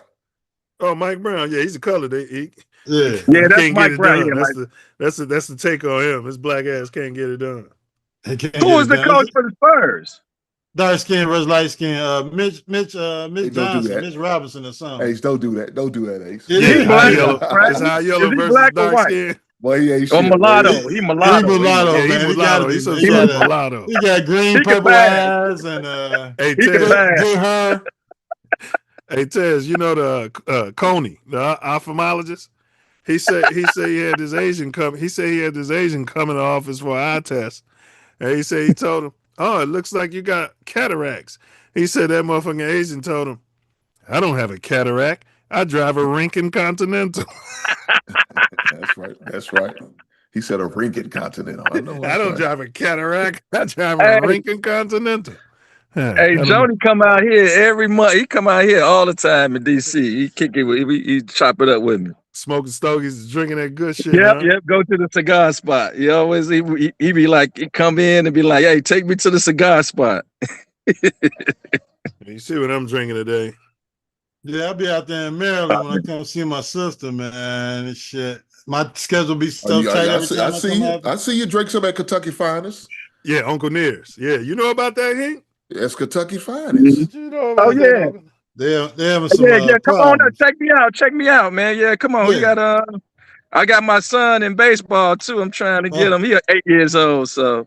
His son balling in baseball, bro. He's a man at Lindblom, bro. The freshman too. I know. I'm trying to get my son right, man. We was out here hitting balls the other day, like trying to get him focused. How old is he? You just gotta keep working. 8 years old. Keep working, like he said. Keep working. Yeah. And keep it fun for him, though. Keep it fun. That's the main thing. Make it fun. The World Series right now. Y'all better respect our game. Y'all better respect the Kentucky games today. We 2-0. We 2-0 in the series. We in winners right now. You talking about the Kentucky Derby? No, man. Don't do that. Hey, don't do us like that. Don't disrespect us. Talking about Kentucky baseball. Don't do us like that.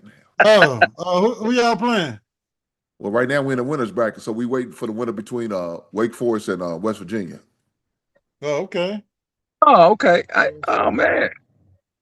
I ain't been checking out the college baseball. I need to check it out. I thought Tennessee in there at one point.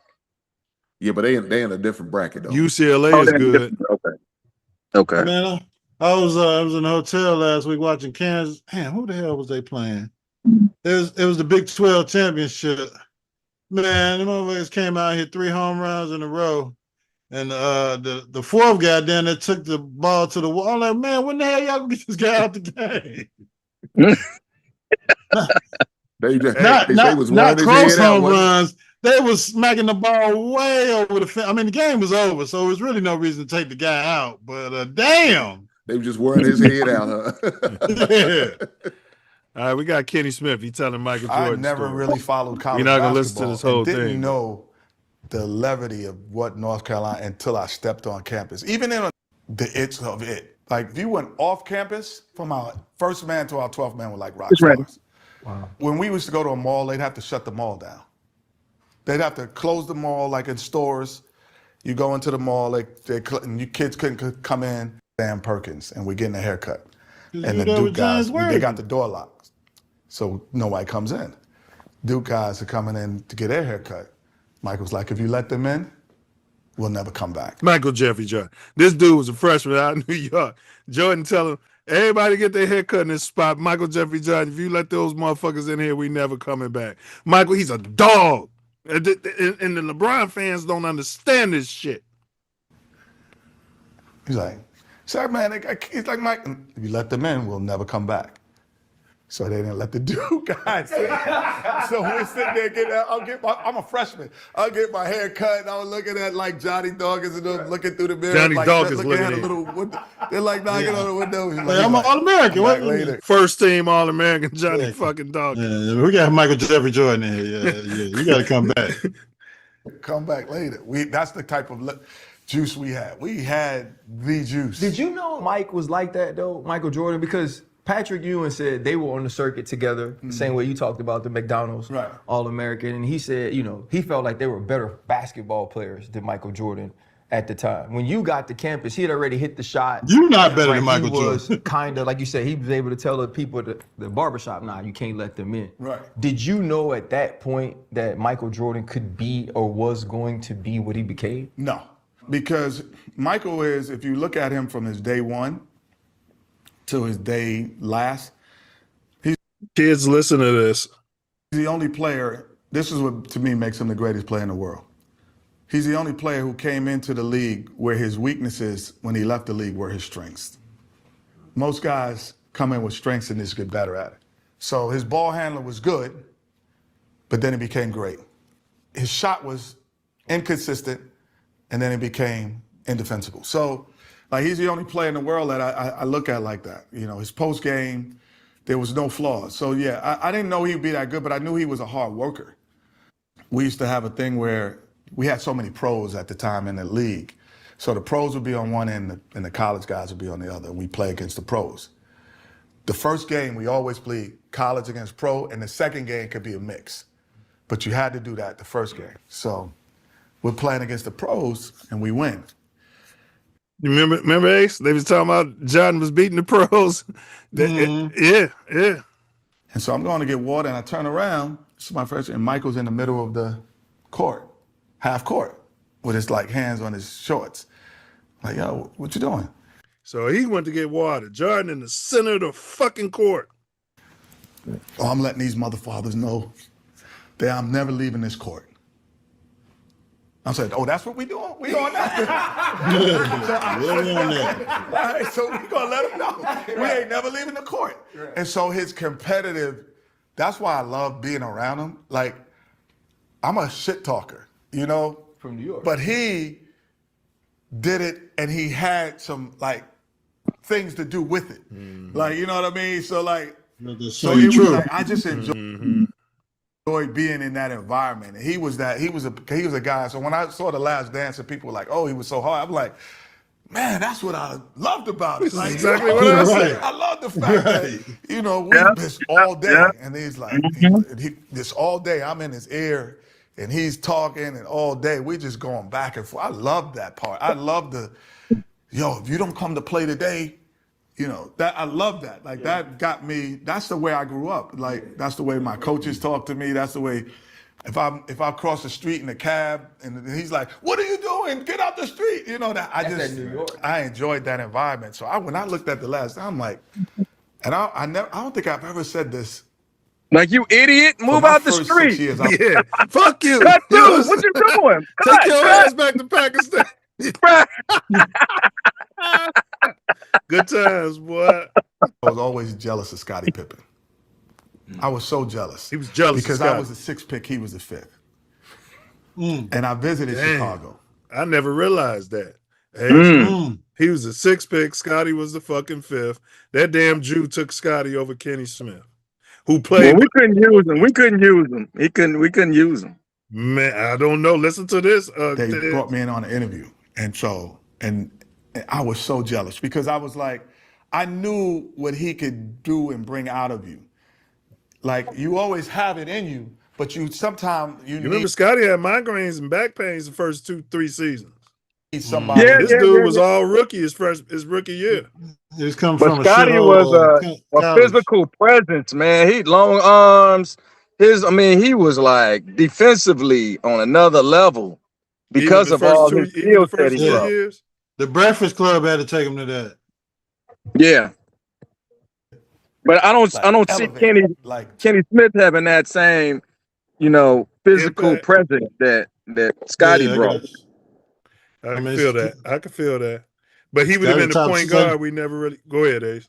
Scotty top 75 though, you know what I'm saying? Kenny ain't no top 75. Because he didn't play with Mike and he wasn't doing the Breakfast Club. That's what y'all missing. Let me say this. No. Kenny wasn't no top 50. He wasn't no top 50. Scotty was a top 50 player. But top 50, my bad. But don't sell him short, Ace. Don't sell his light brother short. Don't sell him short. Y'all missing Kenny's point.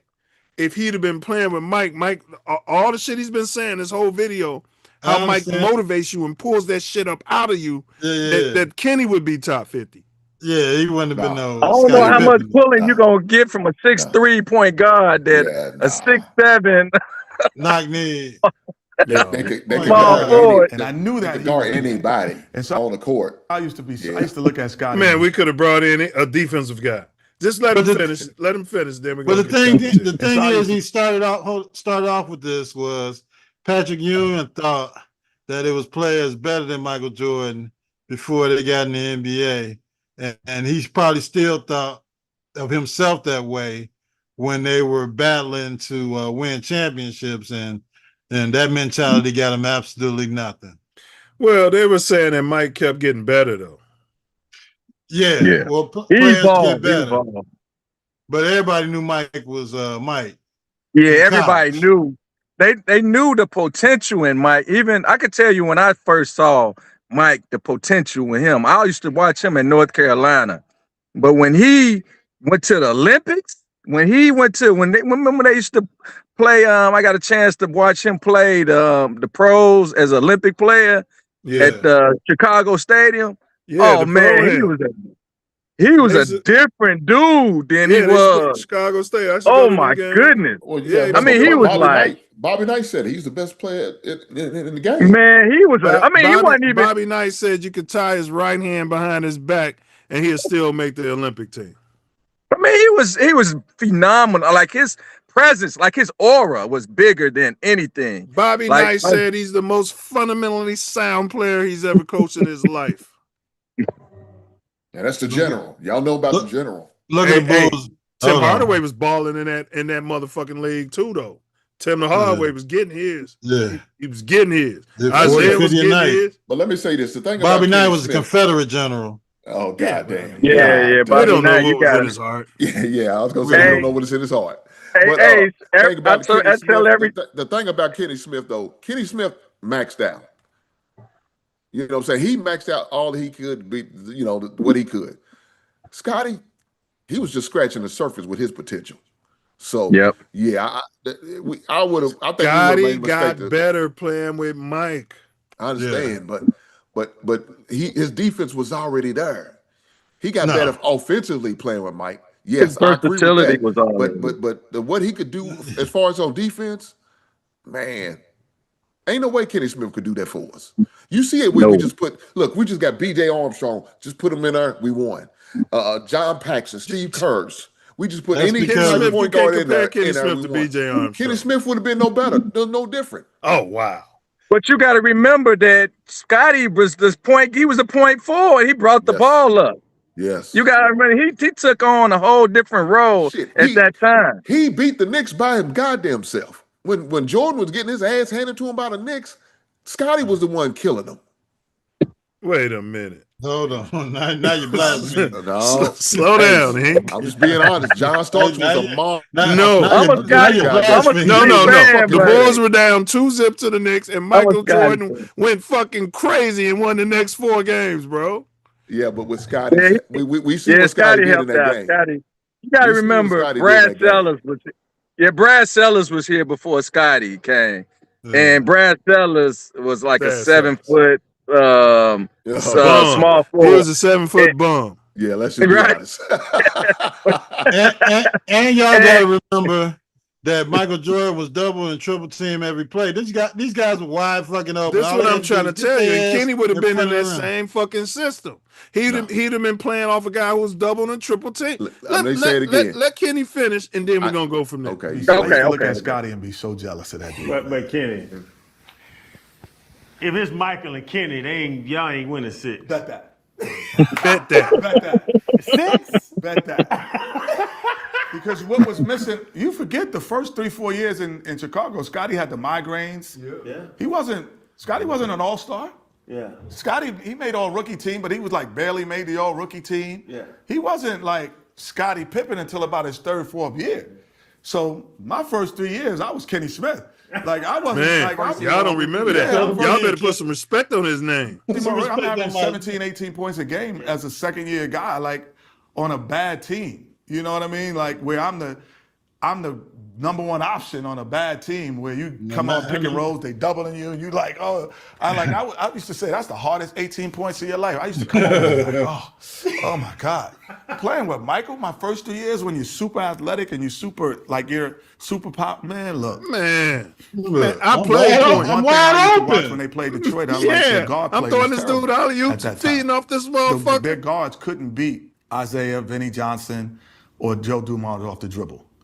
I'm not saying I would have did it all the time, but I could beat those guys off the dribble at that stage. While you talking about B.J. Armstrong, he just said it. Those guys wasn't beating the Pistons, nobody off the dribble. Kenny Smith was beating their ass off the dribble. Scottie Pippen got there, 87? Is that what I think Scottie got there in 87, 88? Sounds about right. So the Bulls wasn't what they was. Shit. No, they wasn't 87, 80. They wasn't the Bulls of 91, 92. They was getting beat to death. I know in 87 and 88. You're in here with your LeBron James beard on, sounding like LeBron James fans. Listen, don't give all this credit to fucking Scottie Pippen. I'm not taking nothing away from him. I sound like Scottie you was are. a migraine guy. You super goddamn disrespectful. No, Jordan brought him along, bro. They had the Breakfast Club. He would have never became Scottie Pippen had he gone to somewhere else. Never. And he never won anything when he didn't play with Jordan. But neither one of them won anything without each other. But and I take it. He retired twice. But this is a team sport, man. You got to be cognizant of that, man. There's not. That's true. You know, there's not a one-on-one thing. It's a system. It's the same thing. You got to take in the fact that, Phil has something to do with it. Everybody has something. It's a team sport. Everybody. Right, we got to understand. We give him all credit. I know what Hink's saying. But no, Hink started by saying the Bulls weren't good without Scottie Pippen. Michael Jordan scored 67 fucking points against one of the best teams in the National Basketball Association in Boston Garden. And they lost. And we got swept. And they lost. But they was in the playoffs without Scottie fucking Pippen, and when they got him, he averaged 5 fucking points a game his first 3 seasons. So, but hold on, this is why I think Michael Jordan's name. This is why I think we get a bias because we forget that's how it was for most rookies. Most rookies didn't come in there scoring 20 and 30 points. Most rookies, Michael Jordan did. Well, yeah, he's not the average rookie either. He wasn't. That's the point That's what we're we're making. trying to tell you. Right. No, it's not a fight against Jordan, but it's a fight against Kenny Smith against Scottie Pippen. Kenny Smith averaged 18 points as a rookie. He just told you. Did you hear what he said? He's the only option on the team. If Scottie was the only option on the Bulls, he wouldn't have got you 18 points a game. But they lost. In the end of it all, they lost. Jordan didn't win until he got Scottie. So. Okay. And when the way Scotty played defense, Karen, let's put Scotty's garbage man on the team before it he got rid allowed of the Jordan damn to do team. certain things, man. These are Scotty's y'all gotta stats. get credit. Y'all need to stop. Don't do this, man. Like that. No. We're gonna give you Scotty's stats, career stats, because that's what y'all want to do. I just go by the eye test. 87, 14 88. points a game is good. 87, 88. Yeah. He got you 8 points a game. 88, 89. He got you That's 14. good. But he's a defense. That's not his specialty. You got a dude who scores. No, Look at his other stats. No, we Scoring go ain't back the only. No. Look at y'all said the first song. Skinny Smith tried to say the first 3 years he was hurt migraine, but 14 points a game with migraines. That's a good season. What was he doing in the playoffs, Hank? Do you know what he was doing in the playoffs? Now we're gonna move the goalposts. Now we're gonna move the guys. So you're gonna ignore that? No, we don't have to ignore that. Let's go to this playoff. Let's look at this playoff. Let's go to the Mills, playoff. you can't. Mills, can we say this? Scoring is only one statistical category amongst so many other categories when you do the eye test on a team sport. When you got to score on your team. They don't log deflections. I mean, I don't see nothing in there because that man had a lot of deflections, setting people up for steals. We need to stop this. He's a hell of a rebounder. We need to stop this. Win the championship. All right. He averaged 1 steal his first season, 2 steals his second season. That's a good season. He wasn't ready to win a championship until the team they faced the Lakers. The team wasn't ready, though. What he said was not until his third season. That's when Scotty started rounding into form. His third season. Looked like he did it before the third season because that second season, if he's averaging 14 points a game and 2 steals, that's good. It is good. It's okay. Yeah, it's all right. You a hard ass. That's Hall of Fame numbers. Sick of you. Hall of Fame numbers. Kenny Smith was averaging 17 as a rookie. 18 as a 17. Who was he guarding? Who was he guarding? Was he a two-way? Could he play defense and offense? Hell no. Kenny Smith was not a bad defender. Scottie Pippen couldn't either. Yeah. Don't do that. He averaging 2 steals a game. Don't do that. Come on now. Kenny Smith got you. Come on now. 2 steals a game. What do you mean? You saying Pippen wasn't a two-way player? Shit, I'm sick of you. They say in that second year.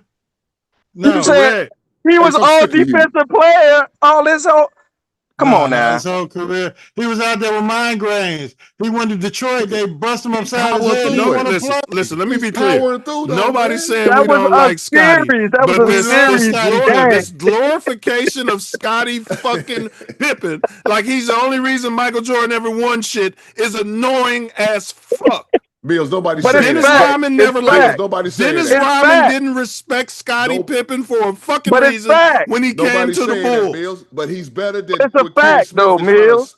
Well, let's pull up Kenny Smith's stats. And I would have won 6-2. He talking crazy. Let's pull up Kenny Smith's 6-2 if I'm saying they played together in college. That could have meant something. And y'all talking about Michael Jordan didn't win till such a time. And when he came in the league, he had drug addicts and garbage collectors on the damn team. That's what you had. And he had some bitches on the team. Is that Scotty's fault? Ace, did he or did he not win a gold medal in the Olympics? Michael Jeffrey Jordan. Yeah, Michael. As an amateur.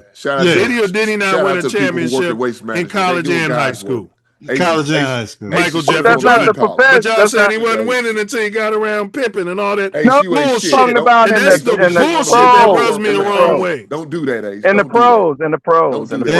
He didn't pick up his bags and say, I want to go play on the Lakers because my contract is up. And I think I'll be better playing out in LA. Hold on. He never said that. What are you talking about? We're talking about Michael Jeffrey Jordan. No, Mike did threaten him. That's why he got that $25 million. Mike did threaten him. What do you mean Mike threatened him? What did he say, Hank? Maybe we forgot something. Yeah. We were in Chicago, bro, during this time. So you saying if Scotty would have never, if Scotty would have just paid me, and so I'm gonna go somewhere else. He threatened to retire on him. But that wasn't about chasing rings. That was about getting money. Okay, that's I Two thought different that's what we're things. talking about. That's the But same thing. LeBron didn't go for more money. We're not talking about LeBron. LeBron's irrelevant. We talking about Scottie Pippen and Kenny Smith. Kenny Smith should have never opened his goddamn mouth to make a statement like that. There's Well, no hold way on. he- Let's see Kenny Smith's. Let's see his let's career look at it. stats. 'Cause I'm sick of- Kenny I'm wasn't sick- even Mills, the I'm sick of first you and or Ace second option disrespecting at this Houston. goddamn Kenny won 2 Oh, championships. hell no. And he Kenny was on the called bench. Michael Jordan the GOAT. Hell no. He wasn't Scotty the doesn't. but he wasn't the starting guard. He was on the bench. He was coming. He was a sixth man. No, he started. Cassell He came did off the not bench. start. Look at it. Look He at it. Look did at it. start. Cassell So came hold off on, the look bench. at this. Look at this. His third year, he's supposed to be at his peak. He had one good year, his sophomore year, his second year. He's averaging Scotty 14, averaged 14. He got 17, 17. 15. But guess what? Scotty got He better went to when the his Hawks, third he year, was and his hurt. fourth year. His average went down. This Look is at the crazy. assists. Scotty wasn't doing that. Scotty He was was. the point guard. Scotty wasn't getting you 8 assists his second season. He wasn't giving you 7 assists his first Let's season. do a split screen. You ain't gonna keep on disrespecting my man. Mills. What y'all? Thank We you. need a split Thank screen. you, This is Hank. some bullshit. Yeah, thank you, Hank. Y'all, Keep This it is some going. bullshit. Look. This is some bullshit. Y'all This don't is understand the power of playing together. What Yeah. Kenny Smith was simply saying. Y'all don't. Yes, what he's saying is if I play with Michael Jordan, I would have won. Hell, if I play with Michael Jordan, I would have won 6 fucking rings. He's damn That's right. what Really? he's saying. Come on now. Give me that ball. I'm Come on wide now. open. Bill said, Come on now. I'm He a had coattail ride opportunity to myself play 6 without rings. Scotty. Who He had no did? opportunity. He didn't play with Scotty and couldn't rent. So what were you telling me? Who didn't play with Scotty? Michael Jordan. Bro, Ace just said it. There was crackheads on the team. There was an expansion team. They gonna pull in anybody. Scotty was a draft pick. They were gonna get better. You got to get players on your goddamn team. You can't expect them to win a championship when they got nobody on the team. Sound like excuses to me. Yeah, that's exactly what it sounds like. So he could have won without Scotty. The first 3 years. No. Nobody said that. But That's what he's saying. Y'all keep saying he wasn't winning before Scotty got there. Talking about like he's doing this and that, and he had crackheads on the damn team, bro. We talking about Kenny Smith. Orlando Woolridge. Compared Orlando Woolridge was good now. He was a crackhead. He in the Hall of Fame, man. He was a freebasing cocaine. Okay, well, Craig Hodges was no crackhead. Craig Hodges was freebasing cocaine. George Gervin. Everybody freebasing. Look, I'm not making this up. I was there. What's his name? The other little guard. The little guard he played with, and everybody said, Quentin Daly. You talking about not Quentin Daly? It was another one. He was a point guard, and it was like, why they move off him? He was on cocaine too. Enos Wiley. The whole league was on cocaine, dude. It was like that's true. It wasn't the whole league. It wasn't Jordan. It was. It was 80%. They smoking in the locker room. It wasn't Jordan. They fired It up. wasn't the Lakers. It wasn't the Celtics. They fired up the hash in the locker room. Magic was on. Okay, what was Scottie Pippen winning before he got with Jordan? Magic was on freaking. He was like, man, I'm from Jordan won in college. Right. He was on pussy. He was on pussy. Jordan won in college. Jordan won in high school. Jordan won in the Olympics. What was Scottie Pippen winning without Michael Jordan? Since we gonna talk about what Jordan was doing Scotty before was Pippen at Arkansas State getting his undergrad together. Don't worry and about what he was. what did he win at Central Arkansas? He won nothing, but that's okay. I think that was Division II or something. Correct. And if he wasn't drafted, he should have won a Division II championship. He's a late bloomer. That's what I love about Scotty. He kind of grew we need into to that. Stop this, man.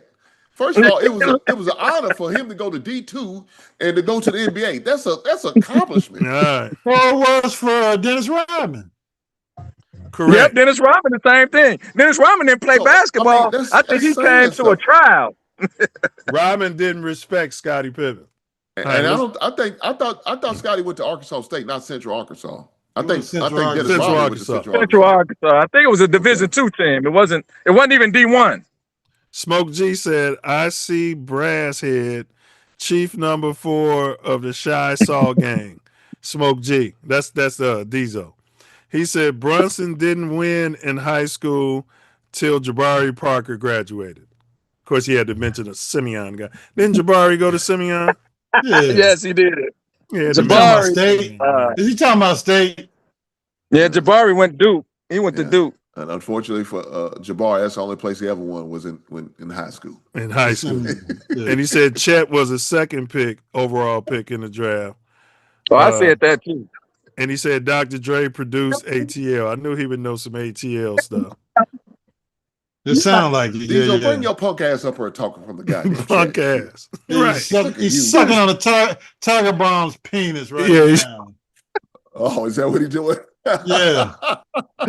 Hey, this wasn't a bad Scottie Pippen segment. The only reason I got no, not at all. Let me say this, Hank. Hey, you got to make Milz. You got to come back. We got to do a big Scottie Pippen. We do.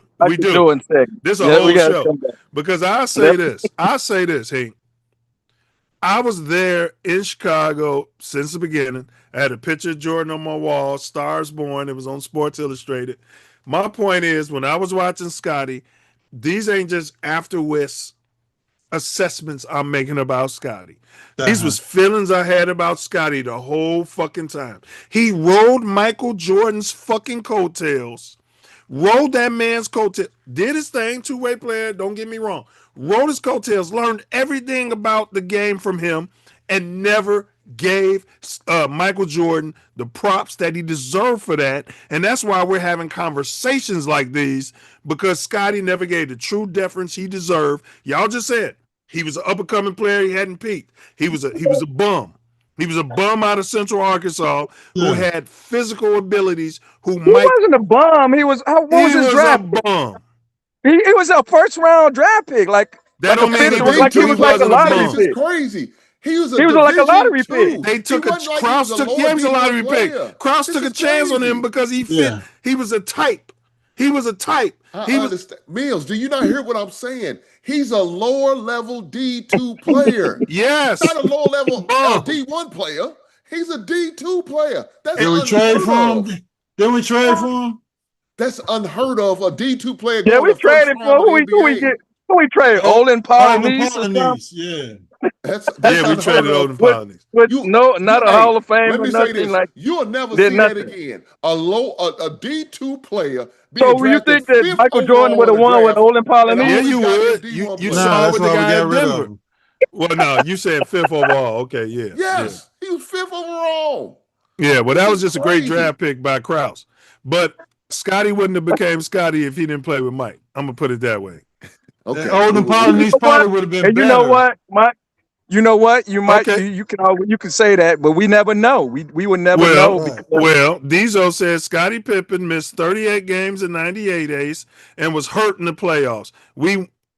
He won without him in '98. Jordan. Yeah.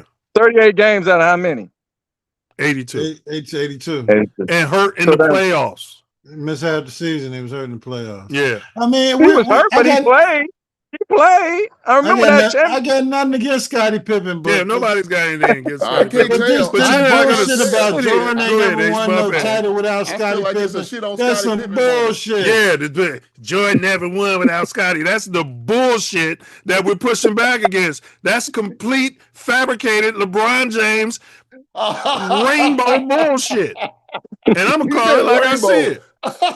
Jordan won at every level without fucking Scottie Pippen.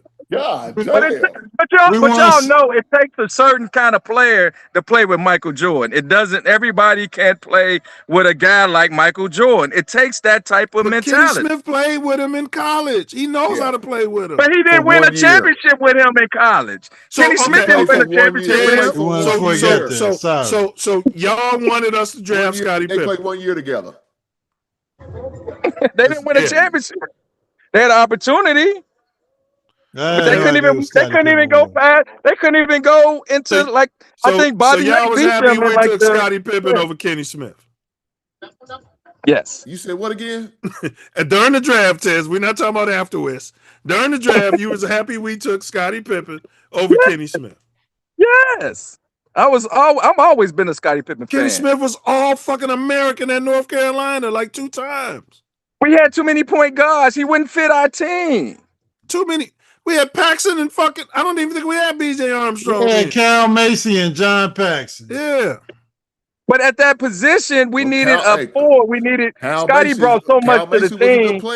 don't sleep on Cal Macy now. Don't do Scotty that. brought some. Y'all gotta understand the team concept. You guys are Team LeBron, and y'all don't even know it. We're gonna Shout move out to the off. South, baby. Shout out to the South. This motherfucker said Cal Macy was a good player. I heard him. Cal Macy couldn't deliver my Jordan, packages nowadays. Jordan hadn't won shit before they got Cal Macy. He wasn't winning shit before they got Cal Macy. All right, we're gonna move on. Cal Macy We got was a college Flavor basketball Flav. champion. Don't do that. That's disrespectful. That's like having Flavor Flav. Well, they had Wes Matthews on it. Who was the other? That's the point guy guard? I'm thinking of, Wes Matthews. Wes Matthews. And he was free basing cocaine too, and that's why they moved off. Who was the other? Who was the other guard? Everybody was free basing, and Michael Jordan went to the management and he said, "If you don't get rid of these crackheads," he didn't say, "I'm leaving the team and I'm taking my talents to L.A." He said, "Y'all gonna get rid of these crackheads, or I'm taking my talents out of here." So there you go, Mills. You had to bring a Scottie Pippen who didn't know the culture because he was a Southern boy in the backwoods. He was a Southern boy raised with 13 kids. They didn't even have running water. They didn't even have shoes on when they was walking around down there in Arkansas. You needed him to come in and change the culture. Like this. It was a culture change. It was a culture shock for him. Even Storm and Norman, the announcer was getting high. Storm Norman Van Leer. Van Leer was smoking. All right, but hold on. Let's move on. Flavor Flav, y'all. That Flavor? Was giving a speech. Allegedly. He gets abruptly interrupted, and now the story's going viral, all because of the way they reacted. Speaking of crack. This all took place at the Clark County Commission's meeting in Las Vegas. Flavor Flav is there pleading his case, but things I don't rock quite that jacket though. Yeah, that's go nice. as planned. This all has to do with the controversy surrounding the Winter Olympics. Once the Winter Flav liked them big pink toes. He liked that. Olympics concluded, Yeah, there was a they big party all disparity night though. Yeah, they party. They got like the booger sugar between the way that the women's teams were being treated versus the men's teams. The female athletes weren't being honored in the same way that the male athletes were, and Flavor Flav felt a certain way about it. So he said he's going to have a big party in Vegas, have a parade, and he's footing the bill for He's all paying this. for everything. He He's wanted to make fuck a his weekend kids out and of it called grandkids. She Fuck Weekend. kids and the But first, he child had to get it supportio. approved by the Clark County Commission's office. And the He's at lawsuits he meeting got against pleading his ass. case, and this is how this interaction went. You know what I'm saying? To be able to Him and the donors. bring these United States Olympic athletes here to Las He Vegas. high now, just like the ballroom. You know, I am a girl dad, and I am a big supporter of Why you women's still sports. rocking that clock? My colleagues are reminding me that we need your name. You gotta for know the what record. time it is, baby. They need your name for the record. Oh, I'm sorry. My name is Flavor Flav. William Drayton, aka Flavor Flav. I'm sorry, guys. Thank you. We're strict around here. But I just wanted to just really thank the board of Clark County, you know what They I'm saying, laughing the at people the of the dude. state of Nevada for seeing my vision of doing Well, he something got it real passed. good and great for these female 'Cause he athletes. paying for it. You know, that one goal this year, and I Whatever decided sponsor he working to with, bring hook them him all up. here to fabulous Las Vegas. So he gets it approved. She Weekend is a go. And now Flavor Flav gets to give these athletes the celebration that they deserve. I think it's incredible that he's doing this. He's footing the bill and he kept his He's word. not. Big shout out to all the Olympians attending. Ace, you don't think he's footing the bill? He gonna come out there neck. He gonna come out there butt naked. Are you kidding me? So how y'all feel about this? Flavor Flav leaving us something for his legacy. Shout out to Flavor Flav and whatever money he's funneling to the All right, U.S. Olympic cooning. team Cooning. to have a celebration. God bless him, and hope everybody has a great time. Right. Another coon. Hey, but Flavor tell you he doing it for the money. Another hip hop coon. He's calling Flavor Flav from Public Enemy a coon. This Yeah. is amazing. This is some nasty work, man. Nasty work, bro. I mean, this brother's trying to do things to help out not only his child, but the other people's daughters and stuff like that. All these pink And we daughters. calling this man a coon. This is crazy. We can't do this. We got to be better, man. We got to be better. I'm We gotta still be mad at him when he did that MTV show. That was Okay, ridiculous. well, now the truth's coming out. Yeah, He came out with some interview he came out with some interview like, man, I don't care what kind of crispity crackety Colonel Coon, they call me. I got paid, boy. I got to get that clip. I'm gonna send it to you. And when he was messing around with that big tranny, the big Man, I Russian love, hey, New Milz, I York. love Public Enemy. That was our era, man. That was, yeah. Oh yeah, we was man, we was on the quad. Man, that was that's our Wu crazy. Tang. That was like Public Enemy was like. Man, he Fight told the you, power. you know, Chuck D told you brothers gonna work it out, man. Brothers gotta work it out. You know what I'm saying? But y'all shitting on the brother, man. Shitting This is on crazy. No, we ain't shitting on him. We just, Nah, he do what he got to Just do. defecate, a little bit of defecation on him. I got you. Yeah, they're just pooping It's on a him. revolution. He let that big white girl on that show poop on him. I'm sure she was Man. shitting on him. All right, She passed away too. let's move All on. day. Ace, this is something me and you talk about. I've said it. My spidey senses have been tingling for a long fucking time.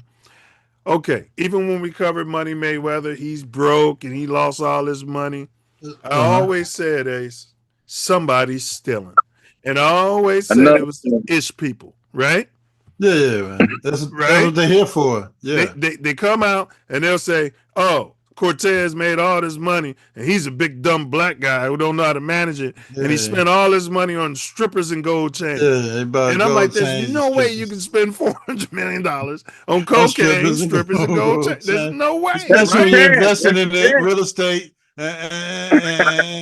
and solid butters to make your money back. Investing, and you investing in real estate, and you investing in stuff that you can't lose in. But go ahead. Yeah, millions of dollars. What was you saying, Tez? My bad.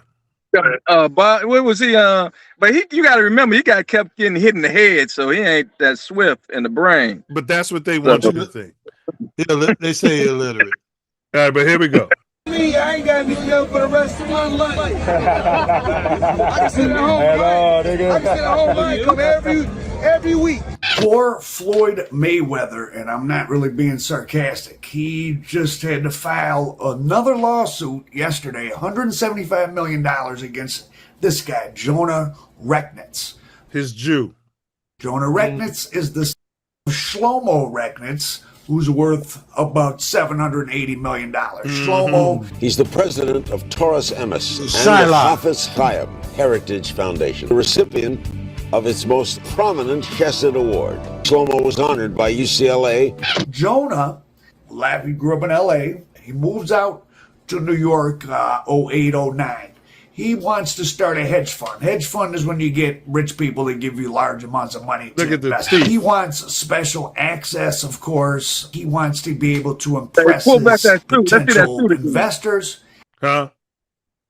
He starts bribing. He wants to start a hedge fund. Hedge fund is when you get rich people that give you large. Yeah, one of his friends sold him that suit for $20 million. Yeah, did he go to the University of Michigan? One of Slow-Mo's friends sold him that suit for overcharged him. These Jews are getting us. That's what I'm trying to tell you. And he threw a Rolex in with it. Yeah, a Rolex in for another $20 million. That was probably worth $1 million. Special access, of course. He wants to be able to impress his potential investors. He starts bribing a bunch of people, police, different officials, and then Mayor de Blasio's administration. Feds come knocking like 2015, So 2016. long story short, Jonah turns on everybody. Jonah snitched. Jonah stole the money. And Ace, you know I've always said it. They got a Jew attached to him. I was calling my big brother Coom, and he was like, "Man, if I made all that money, I'd just put it in the bank." Tez. And as you, hey, bro, if you ain't, like Ace said, if you ain't just buying real estate or gold or some shit, y'all fucking with them Jews, you might as well let me manage your fucking money. At least I fucking care about you. Right. You go meet a strange fucking Jew who sits down with you and buys you a fucking sandwich at a deli, and then you give him access to all your money, and you end up broke. Yeah, go ahead. I'm sorry. But you know what? But Milz, I was going to let them Jews, man. They know how to make money, though. They know how to steal money. I mean, you're right. You're right. I'm not saying the the credibility of it all, but I'm just saying it's like What I'm saying, Tez, if you making they don't have a $500 moral million a compass fight, when it comes to money. but if you making $500 million a fight, you got the money, Tez. You already got the money. Why do you need don't a need them motherfuckers? Right. You can go into blue chip stocks and put that shit in there, either just a quarter of it, But and you you're said set it for right. life. But you said it right. They always want to make more. They want to make that more, and it's always more money to make. I mean, what is enough? They can't spend it. If you got $500 million in cash, you put $250,000 in some blue chip stocks, you'll never go broke. You never go broke. Never spend all this damn money. You can buy bonds, government bonds, and never go broke. All right, these O's in the building. What's your motivation? What's your motivation? Y'all took shots at Jabari Parker, Chicago Simeon. Y'all been taking a whole lot of shots at this brother Diesel. He pulled up. Let's see what he's got in his crawl before we continue on this topic. All this fucking ruckus about Scottie Pippen. Thank the fuck you. is this bullshit? Never Thank done you. another. Motherfucker was a hanger on. For all of them years, he didn't listen. They didn't need him.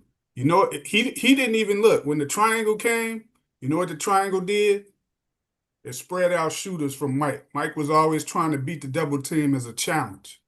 Until Phil got it through his head, you can release the ball to some of these dudes that can shoot, right? You didn't really need a point forward or whatever. That's just what he put because them guards we had were tweener guards. Paxson was more of a tweener guard. Trash. Armstrong was a tweener guard. Trash. They weren't natural point guards. I like Kenny Paxi. Smith, well, his first 3, 4, 5 years, Kenny Smith could shoot. He could also pass. He knew Mike from playing with him. So He's to from say, New York. so And to he was say a defender. to say whatever he was saying was ridiculous. It wasn't ridiculous to fucking me. And to be quite honest with you, that would have been somebody Mike could have trusted. Scottie had to earn his fucking trust because he was such a fucking. I mean, he had to really help him grow into that position. So, and even when Scottie got good, you see the motherfucker. That was '89 when he got the migraine. That was when the triangle was already there. And they could have overran the Pistons that year. Instead, they had to wait another fucking year because he get a migraine, and we don't know how that game would have turned out. Right? Don't forget about the back spasms. What about the back spasms, Man, all Diesel? that bullshit came in '98. He played. Listen, he played Jordan basically at the end of his career. Scotty's in the prime because he comes like 3, 4 years later into the league, right? Right? Scotty come like 3, 4 years in the NBA, right? 87. Years. So '98, Mike's like at the end of his career. He got to play all them games without this motherfucker because he didn't want to go have surgery in the summertime over a contract. Wait a minute, let me finish. Go ahead. Over his dumb ass with a contract that he. Mike left a couple of years too. You got to understand that too. Tez is a Leo guy, and he's breaking my heart. Tez was in Chicago. Hink's from the Bluegrass. He don't know better. They act like they don't know that. Scotty, I watch every single game. Hold on, Tez. Hold on. I was at them games. Tez, you act Scottie like Pippen was Scottie Pippen and a fucking bitch. Horace Grant wasn't on the plane and the bus conspiring against Michael Jordan, talking about the GOAT shoots too much, Horace was shoots the selling ball secrets. too much. Horace was selling secrets to the mother. Now, he probably wasn't even selling them. He was just giving them to old boy. You got to understand, he was part of the team too. Not saying that he But you wasn't. gonna act like they wasn't conspiring against Mike, talking about Mike shoot too much. Horace Grant had to grow into that position, right? He had to grow into that. He was the same way Scotty was. They was both little bitches. We called him Big Ho for a minute, and Scotty was a fucking cream puff. And these guys acting like they forgot it. My name is Ho Grant. I come in here and I gotta see fucking Chief number 4, the Cheesaw game. Brass head over there. Yeah. Damn. When we was winning, none of this conversation was happening.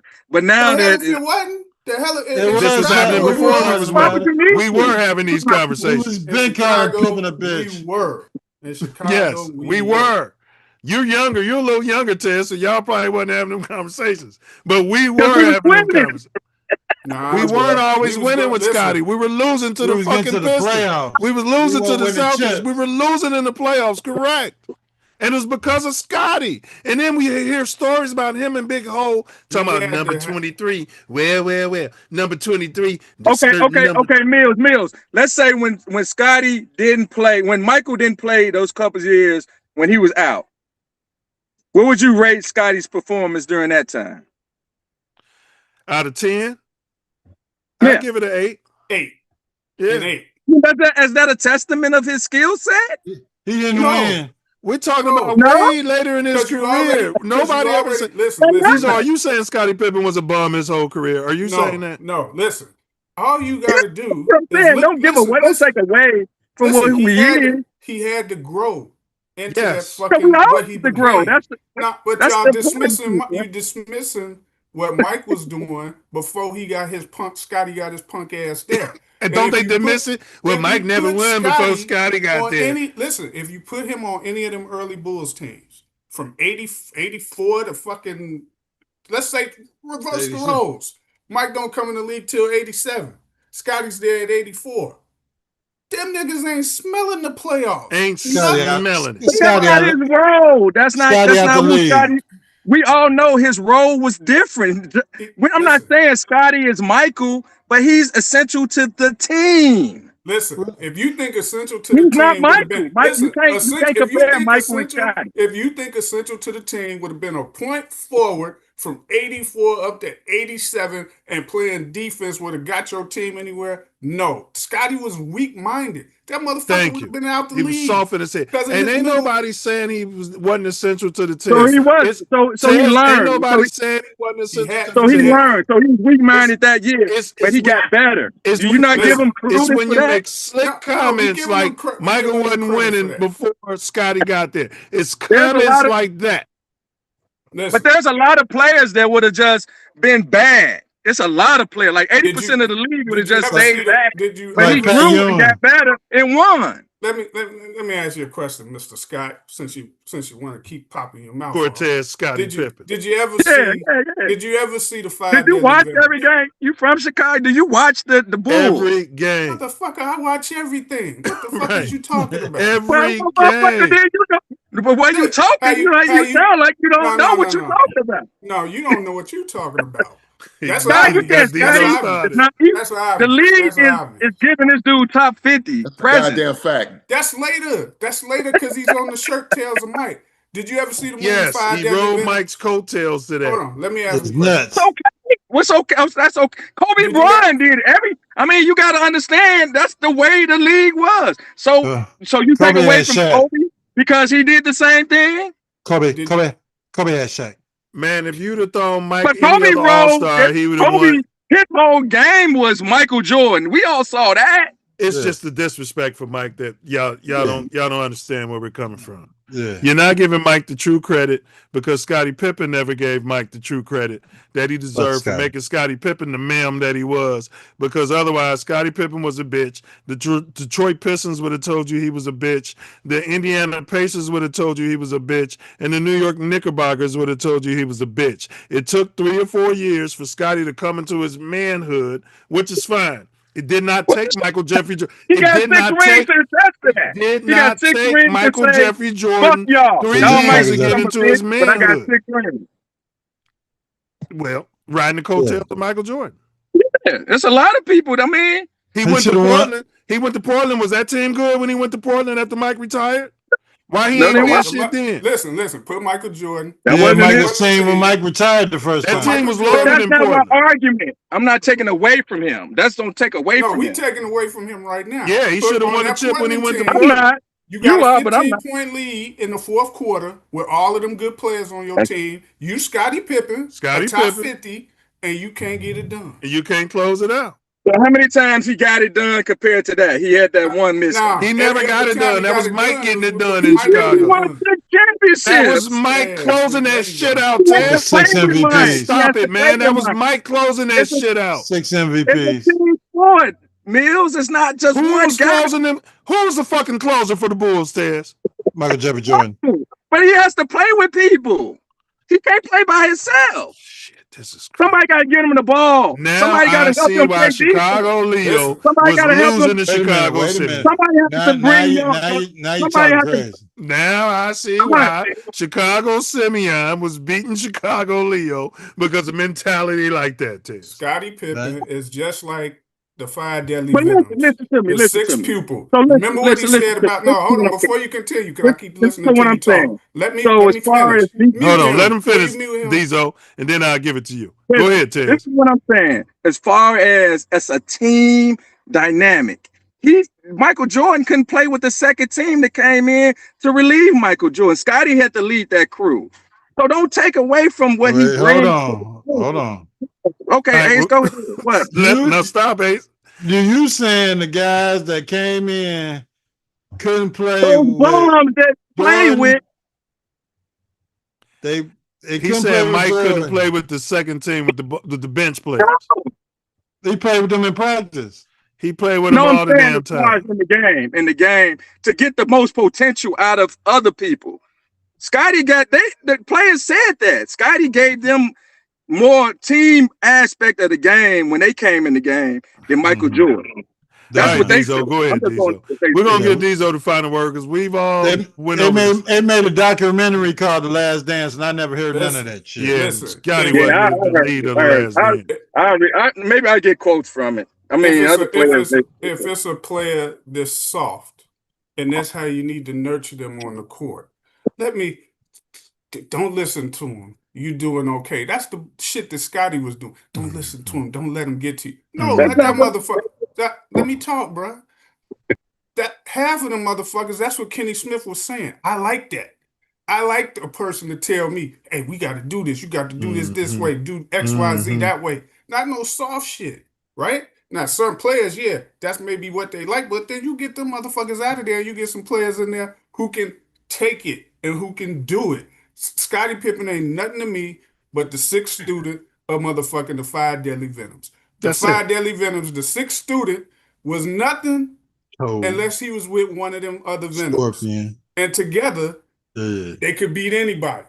But if he wasn't with them, he couldn't do shit on his own. That's who Scottie Pippen was. That's exactly who he was. We know. He never done nothing anywhere else. I didn't see it. I was a Scott. Listen. Shout out to top 50 Scottie Pippen because and then he ran around there in his retirement talking about Jordan ain't the GOAT just because Jordan's son fucked his ex-wife. But Milz, that's two separate things. I don't, that whole conversation. You gotta go slap your ex-wife or choke her, whatever the hell you're talking quality players, right? Quality players. Two Olympic teams. I'm just telling you what I saw on the court. 2 Olympic teams, right? Scottie wasn't on those teams. Quality players. Each time Mike beat the pros. Isaiah, all of them. Twice in the Olympics. The Olympic team played the pros. They beat them. They did it again the next time. Beat them. Twice. No championship. But that's all you, what are you talking about? What are you talking about? When he was in the Olympics. They didn't win a championship. So what are we talking about? You talk about a time where the college players had to represent the Olympics. No, bro. The Olympic team played the pros, motherfuckers. Do you hear that? Look it up. Look it up. When they played them, are you talking about when Mike was in college? Yeah, they played him in the 70s and 80s. But guess what? They wasn't the Olympic team. The college team was the Olympic team because they represented the Olympics. No. The NBA didn't bring them back to about 91. But listen to what I'm telling you. That was earlier than we would play the fucking NBA pros. He played Isaiah, all of them. Scrimmage. You talking about a scrimmage. That's what you want to call it? But they beat them twice. They had no bearing. You tell me what college team. Nobody cares about that. You tell me what college team. Oh my God. My point is that he got players, some talent, when he was in college and he could beat pros. He got the best pros. You the one quoted Bobby Knight. Guess you what? the one quoted Bobby Knight, them right? pro players always went back to their college and played pickup games. Where you think he got it from? That's nothing. That means anything. Well, don't fucking quote Bobby Knight. That's where the fuck he got it from. That game when he beat them. This would have never happened if you guys didn't come in here. If you guys didn't come in here conflating Scottie Pippen's legacy as though we didn't watch the same basketball y'all watched. You came in here.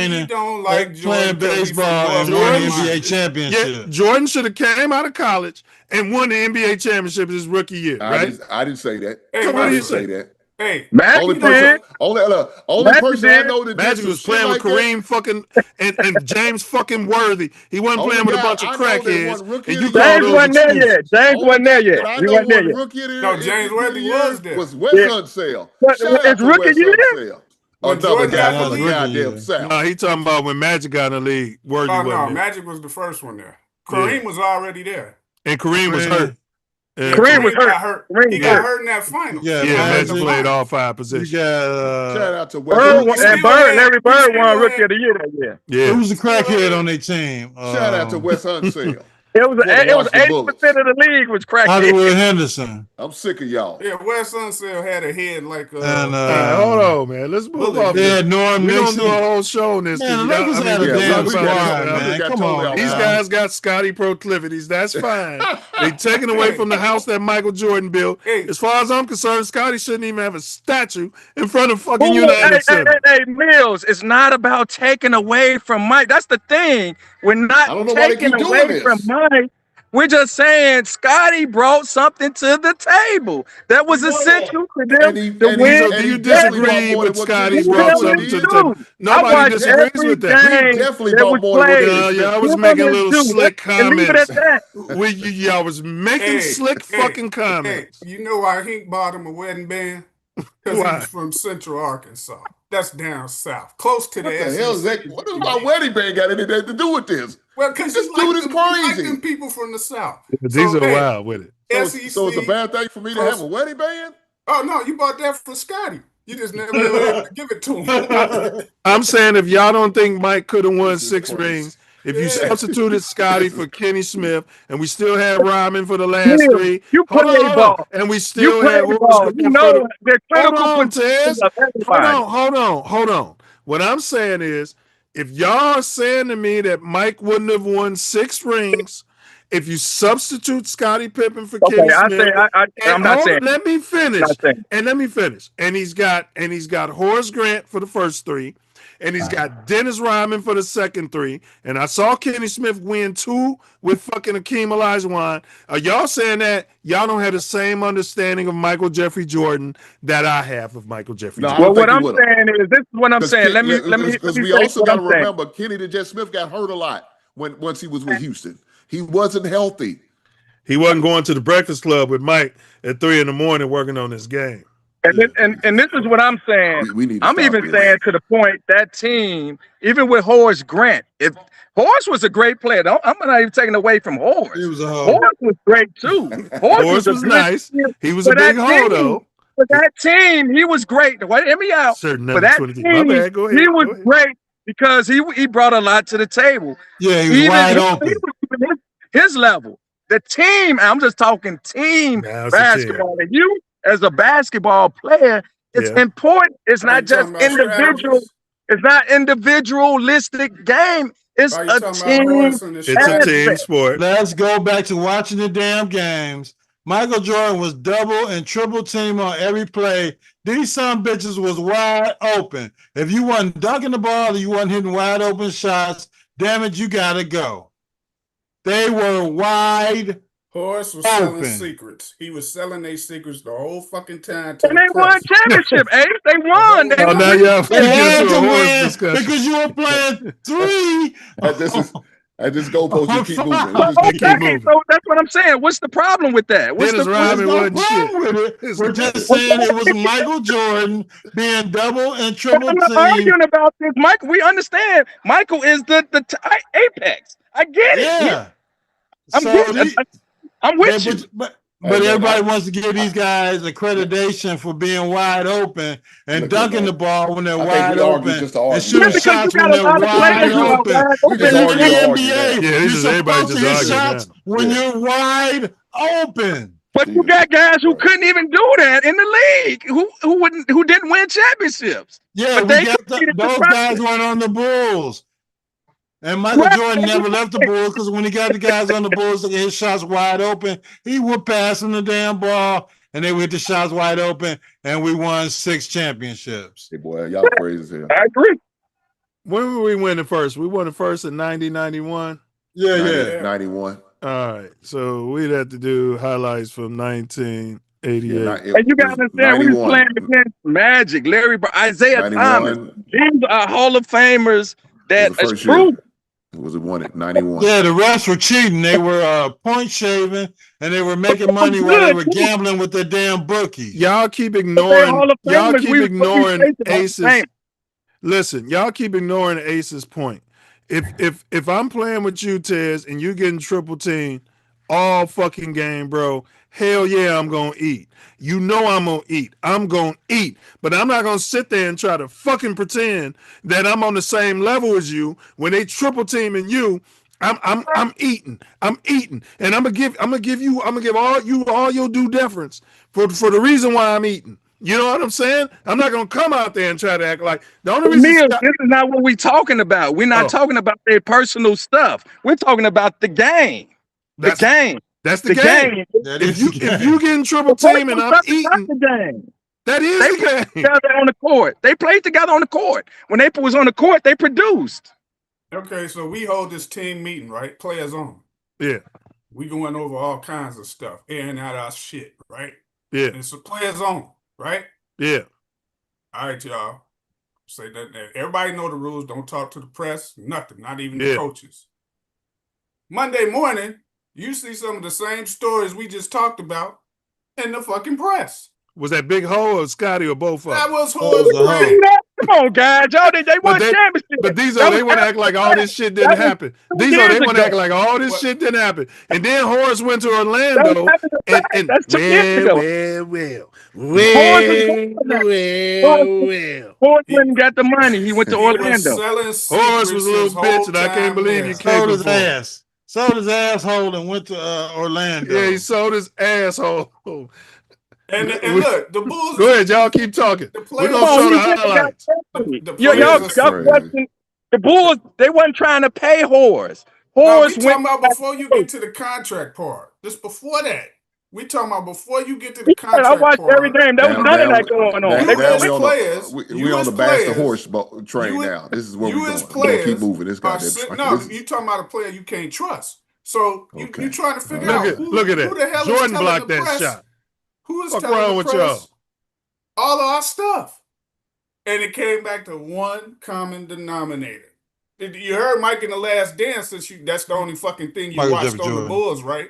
Since that's the only thing you watch. You heard Jordan say, Look at Horace was Jordan. telling old boy. These guys are talking about Scottie Pippen and Horace fucking Grant. Brad Sellers out there. Sam Vincent. Look at these fucking bums out there that he's fucking playing with, trying to win a championship. Against one of the greatest teams ever assembled. Look at the real number 33. Look at Scotty. He didn't even want to Larry shoot. Bird. Did you see that, Ace? Yeah. Larry Francis Bird. Look at Scotty. Who gave Scotty the ball on this, Ace?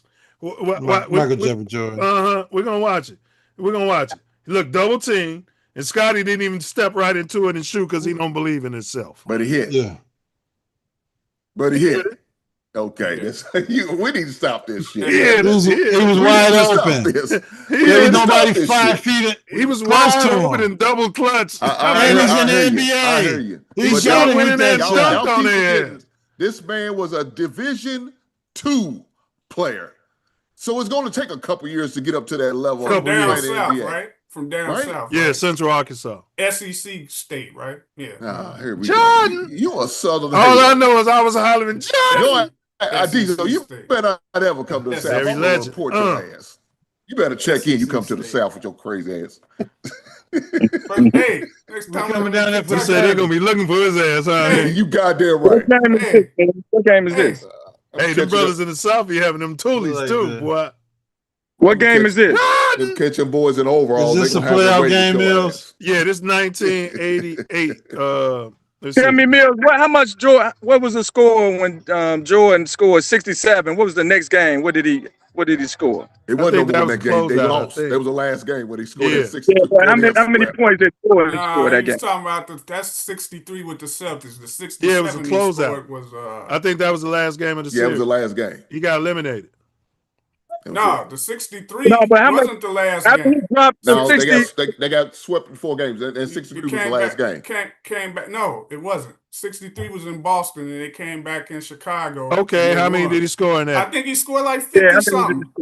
I think he scored like 50 something. The question, Tez, is how many did Horace fucking Grant and how many did Scottie Pippen have? That's the fucking question. They weren't on the team. Neither one of them were. That's the whole point. None of them was he on can't the win team. without them. Yeah. So who he gonna depend on to make consistent buckets? Dave Corzine? That's what I'm saying. That's what I'm saying. Like when we talk about scoring and basketball, all them dudes. Hold on, let Tez finish. Go ahead, Tez. Yeah, I always feel like people look at that stat as being the most important stat, and me being someone that watched the game and played the basketball game, scoring is not the most important stat. That's important, but it's not the most important stat. I think I think we all know what the most important stat, and that's that one that's on either the L or the W. Important because The of win you or the playing loss. against a That's the team most with a bunch of important Hall stat of you can Famers, and they were trying to double and triple team them the whole game. And They don't understand. They don't understand the nuance. Hey, I scored Diesel. 63, but you lost, Diesel. He was playing Gives against a fuck team of about Hall what of you Famers, and he had a team of crackheads. And y'all suggest Mike wasn't winning, and W's and L's only thing that mattered. Nah, nobody doing that. Nobody doing that. You go back to that. I'm just going back to what scoring is just one aspect of it. He was first team all defense all those years too, Shout out to Tez. Michael But that Jeffrey goes Jordan, without greatest saying. of He was all first time. team all He defense. got more first team all defense than Scottie Pippen. So don't sit here. But we never highlight that. We never talk about that. Why not? And why is Jordan's name keep coming up with Scottie Pippen when he was talking about Kenny Smith against Scottie Pippen? I don't understand this. But this is what's happening. Because We Scottie digress. Pippen is went out on his rampage of selling motherfucking bourbon. Fuck Scottie Pippen's opinion. That's his pride talking. That's his pride talking. And avenging his ex-wife getting struck by Michael Jordan's I'm son. gonna leave that alone. I'm gonna leave that alone. God damn. That ain't none of my business. Well, that's diabolical. This Right fucking there. is That's actually- diabolical. This actually is a money-making topic. I think it's a lot of aspect from just making money just to have this bench just keep going and write a book about this. I ain't gonna be here much longer. I got some baked spaghetti to get to. Of course. Baked spaghetti, damn. Shout out to Hank's wife and the baked spaghetti. Baked spaghetti. My mom used to make that back when I was a shorty. God Porridge. bless. She's got a little porridge, lots of cornbread. Yeah. No, we ain't. No, we don't. No cornbread. We got garlic bread. See, that's how we roll around. Don't do all right. With some Caesar salad. Look, All I'm right. gonna take care of her, man. She knows what the bread is butter. She gonna take care of the bread when in the house. She gonna make sure I'm You fed. take care of the A1C. You That goddamn sound like a right. meal. You better do that. Who's the most dynamic duo in NBA history? Damn, that's a good Jordan question. Pippen. That's a. Oh, now you want to bring that motherfucker over? Right. Full of shit, What are you man. talking about? This is crazy. What's Now wrong you with want them? me? Oh well, I'm gonna take it for the dynamic. What is wrong with these guys? I'm gonna Diesel? shit on this They man. want 6 No, chips. I mean, man. what are you You saying? can't wrong with y'all? shit on him, but now you want to bring You him back to the greatest duo. can't discuss topics with knuckleheads who don't Go to hell, understand the Diesel. topics. You He's sit down thinking and about pee. the baked spaghetti. You know what I mean? Don't even bring it up. Diesel, Yeah, you can't sit bring down it to pee. up. Don't you say nothing. You sit down to pee. Jordan Hey, Pippen. stop this shit. Jordan Pippen is the best duo in the history of the league. Okay, look, I'm not gonna argue that. I'm not gonna fight against you, but I find it so ironic that you just shitted on this man the whole goddamn conversation, and now you want to break him into That's duo. so ironic Well, that you would even I have still a need my Robin. discussion. I We were never just said disputing your that. I comments. still need my Robin. So yeah, come on, Scotty. I like you. Come on. Oh, I want you. I'm welcome you back Okay, to the I'm club. glad you mentioned Rodman. You don't hear Robin talking about Batman. Batman No. taking all the praise Diesel, and shit. No, that's not true. That's not true. Tell them a story behind Robin and the Red Wing. Diesel, you always like to go to movies and comic book references. Tell them about Red Wing. I tell you this. Robin been killed like 3-4 fucking times. Batman ain't went no damn where. No, Damn right. that's not true. That's not. Diesel, stop lying. When Diesel, has the man Batman died been killed? twice. Okay, and he's still alive, right? Oh, god damn. I'm In talking alternate about- universe. listen. We're not gonna go down this road. Nonetheless, I'm trying to figure These this guys, out. they collect comic books and figurines, Cortez. I'm like, this. I'm like, No, he don't collect. We're having a Comic Con discussion. Hey, the movie I coming got a out. new one here. Shout out to my new one I got. All right, hold on. Tink, before you eat You baked macaroni. I mean, you baked. Don't disrespect my wife food now. Baked spaghetti. Mills, don't do that. Don't disrespect Baked spaghetti. Hey, Yes, Baked she spaghetti. made a real I good want meal for some I want to hear lichens. y'all. What happened? She made a good meal for some lichens. You know, those are werewolves. That's Hank. He's a werewolf. You know, Go to hell. garlic bread, baked Comic book spaghetti. reference. Hey, man, his underworld ass. Don't listen to him. He don't know There you what go. he's There talking you go. about. There He's you go. crazy. Why you can't hear this shit? Like, what's going on, Gerard? Okay. Shout out to. Oh, okay. It's one way he's at the White House. Okay. Oh, that dude is it? Okay. They said he has having some health problems. Who? Jackson Dart? No, Trump. Oh, well, now Yeah, some. Well, you know, they say he got a colonoscopy bag. He got to get his He got A1C. some proclivity. He got his Mills said he got to get his A1C in order. That's why he got problems. All right, hold on, y'all. Can y'all hear that? Oh yeah, I saw that. Yeah, I heard that. That's Okay, what look. I like that linebacker who spoke out on it. Yeah, we're gonna get to that too.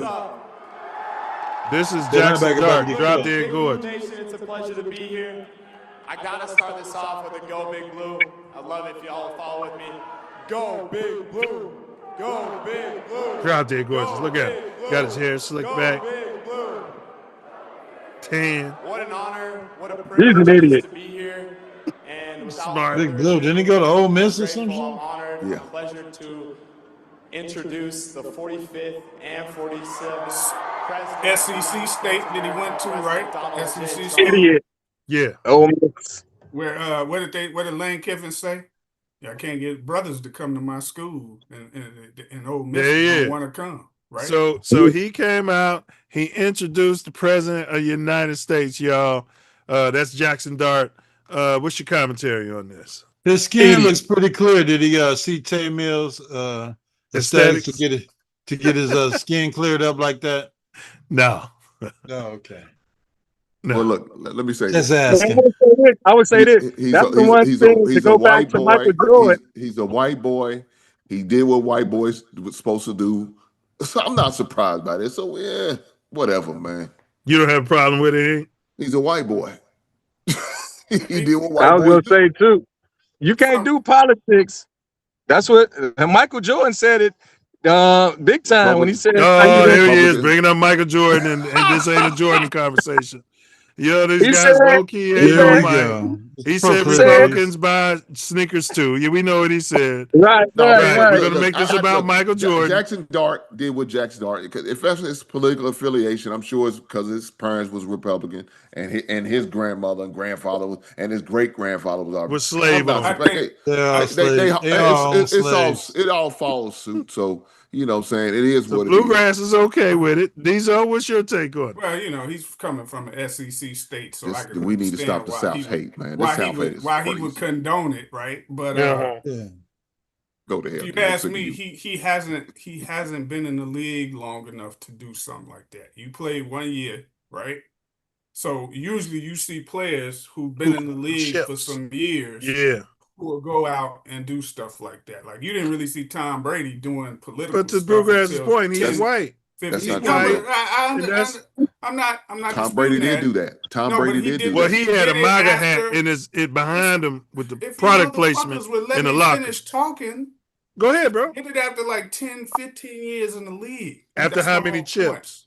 point. Playing for some years, Chips. Yeah. right? But to come and do it and you only played 1 year, not even a full year, and you got hurt, and now you doing this kind of rally, you know, even them Bosa brothers, right? I seen them do it, but after like a few years in the league, right? You know, going around supporting that type of stuff. So So you're okay with it as long as the Cracker's been in the league multiple years? not that I'm okay with it, but that's more like what I would expect. That you've been in and you kind of proved yourself a little bit, Prove and then you're you a would cracker. have a nerve to go do it, right? Prove your cracker card. I mean, So as far as you from and your Bluegrass team- are in agreement pretty much. No, The same no, thing. What's the fuck's no. the difference? Yeah. And I said Because just if he you had don't, if 3 you more don't, years if under you his don't, belt, it's okay. because he hasn't proven in the NFL yet. Look here, I'd rather know where these white boys standing than I don't. I would too. But so I don't give a damn what year he do it. Rookie year, You already know what he's college. saying. I don't give a shit. I need to know where he First of all, stands. nobody knows what's in his heart. You can't assume that. Yeah, no. I didn't say he was racist. I didn't say that. Yeah. But, again, we I need to already know where where they he stands. stand. I need to know where he stands.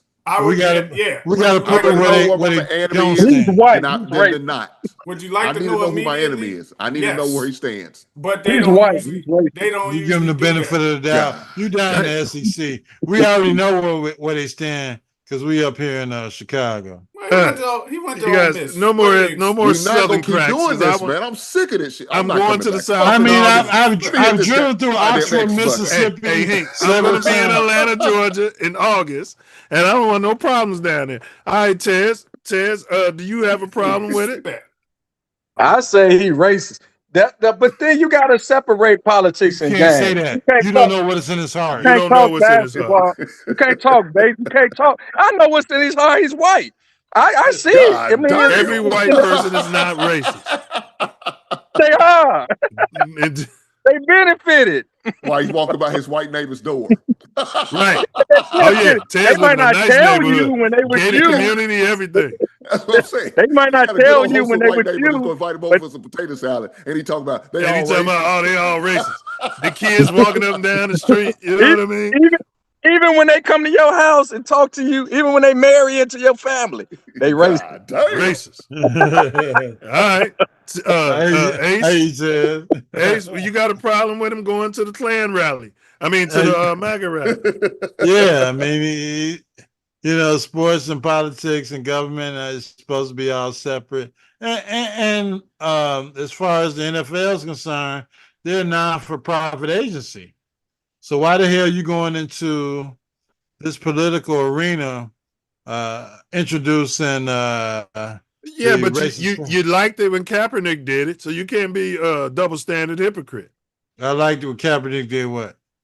When he mixed his politics with football. When he said, stop killing the black people? Yes. And I still like that.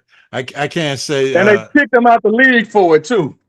Yeah, I but can't this guy's say. white. They're not gonna. He's dropped. You saw him. Let me pull him back up. He's dropped dead gorgeous. Go ahead, Ace. I can't say stop killing the white people because they're not killing those. So I got to go what I got to go with. So Ace and I don't want to say he's racist just because he's white, and I think Diesel would agree. Oh, wait a minute. Is that what I said? Do you think he's racist? He's just young and he's dumb. So you don't think he's racist? He's just dumb. That's fair. Yeah. You don't know better.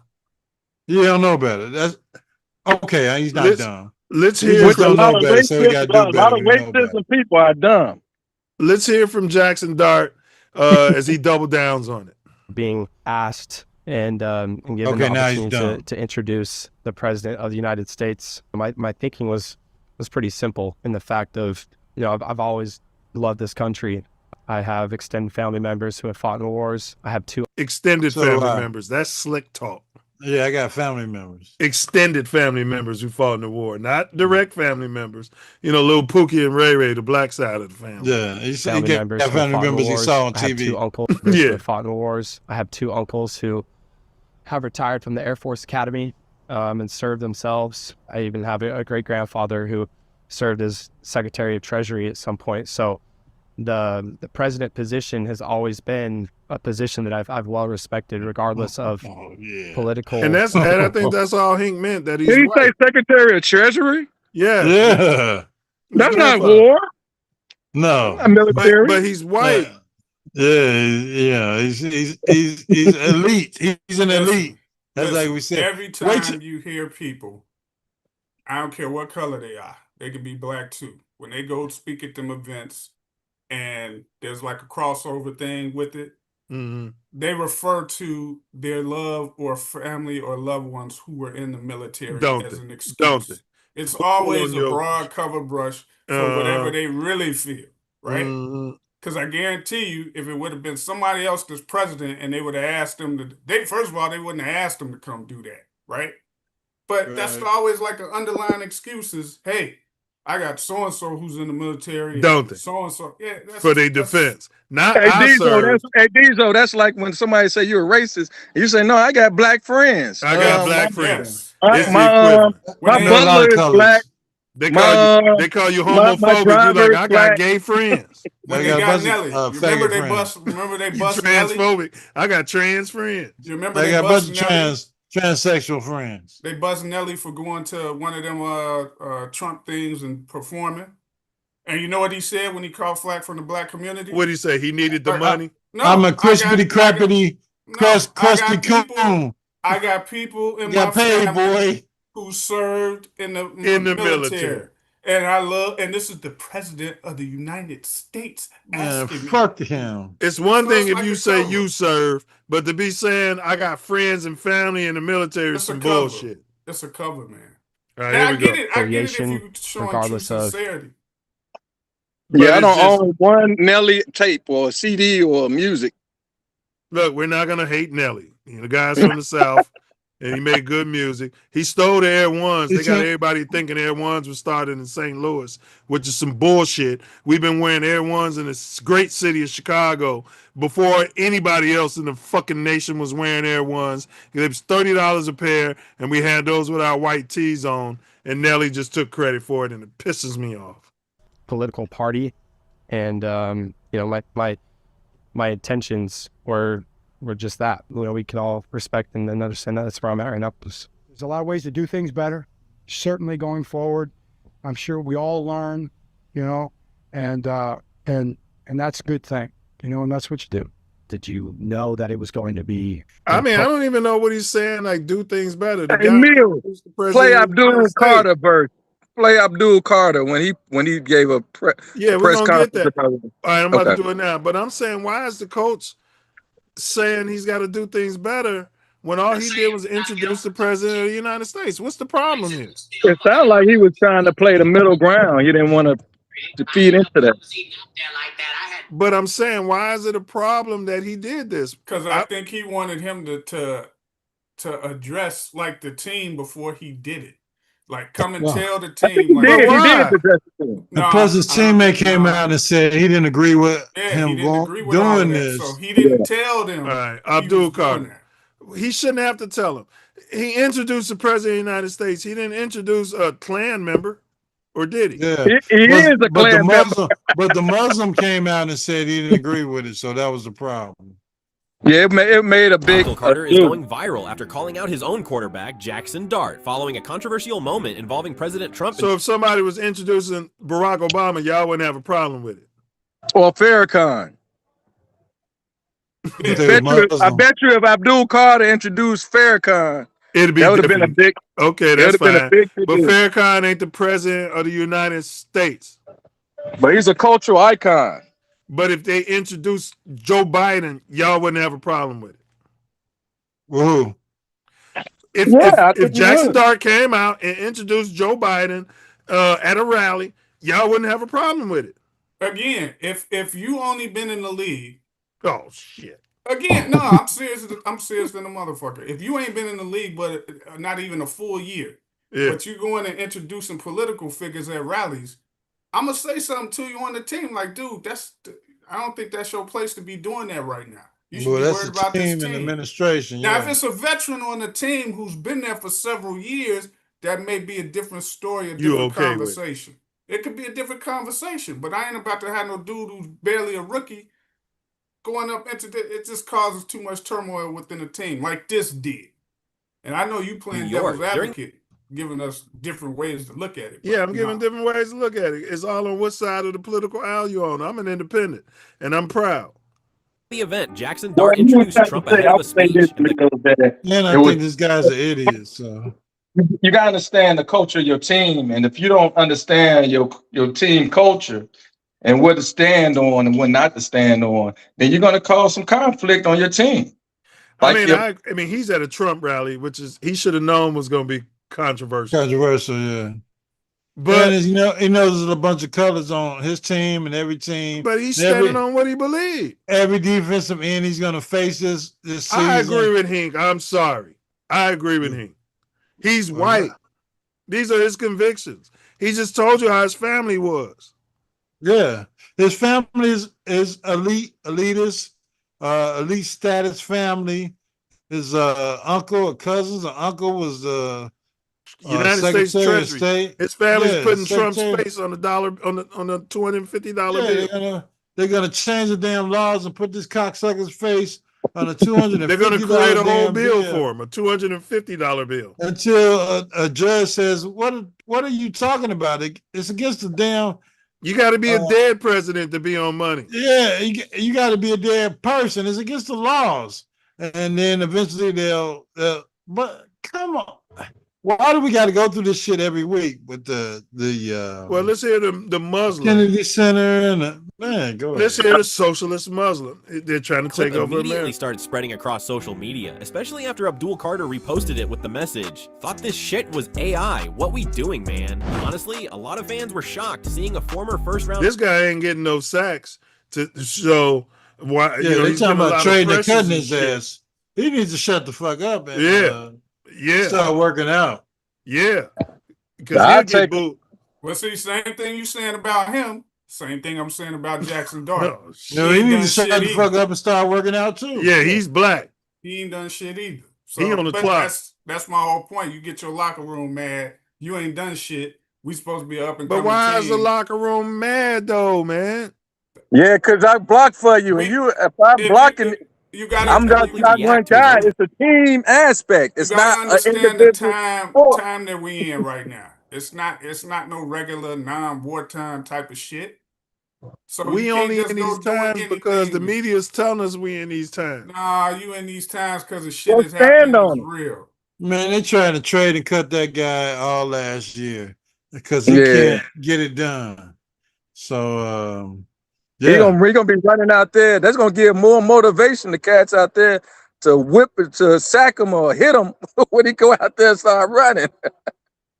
I mean, listen, man, if you my brother and I'm fighting wars with you and I'm in that foxhole with you, Diesel, I could care less what your political proclivities are. Do your fucking job when it's time to do your fucking job, and we should be good.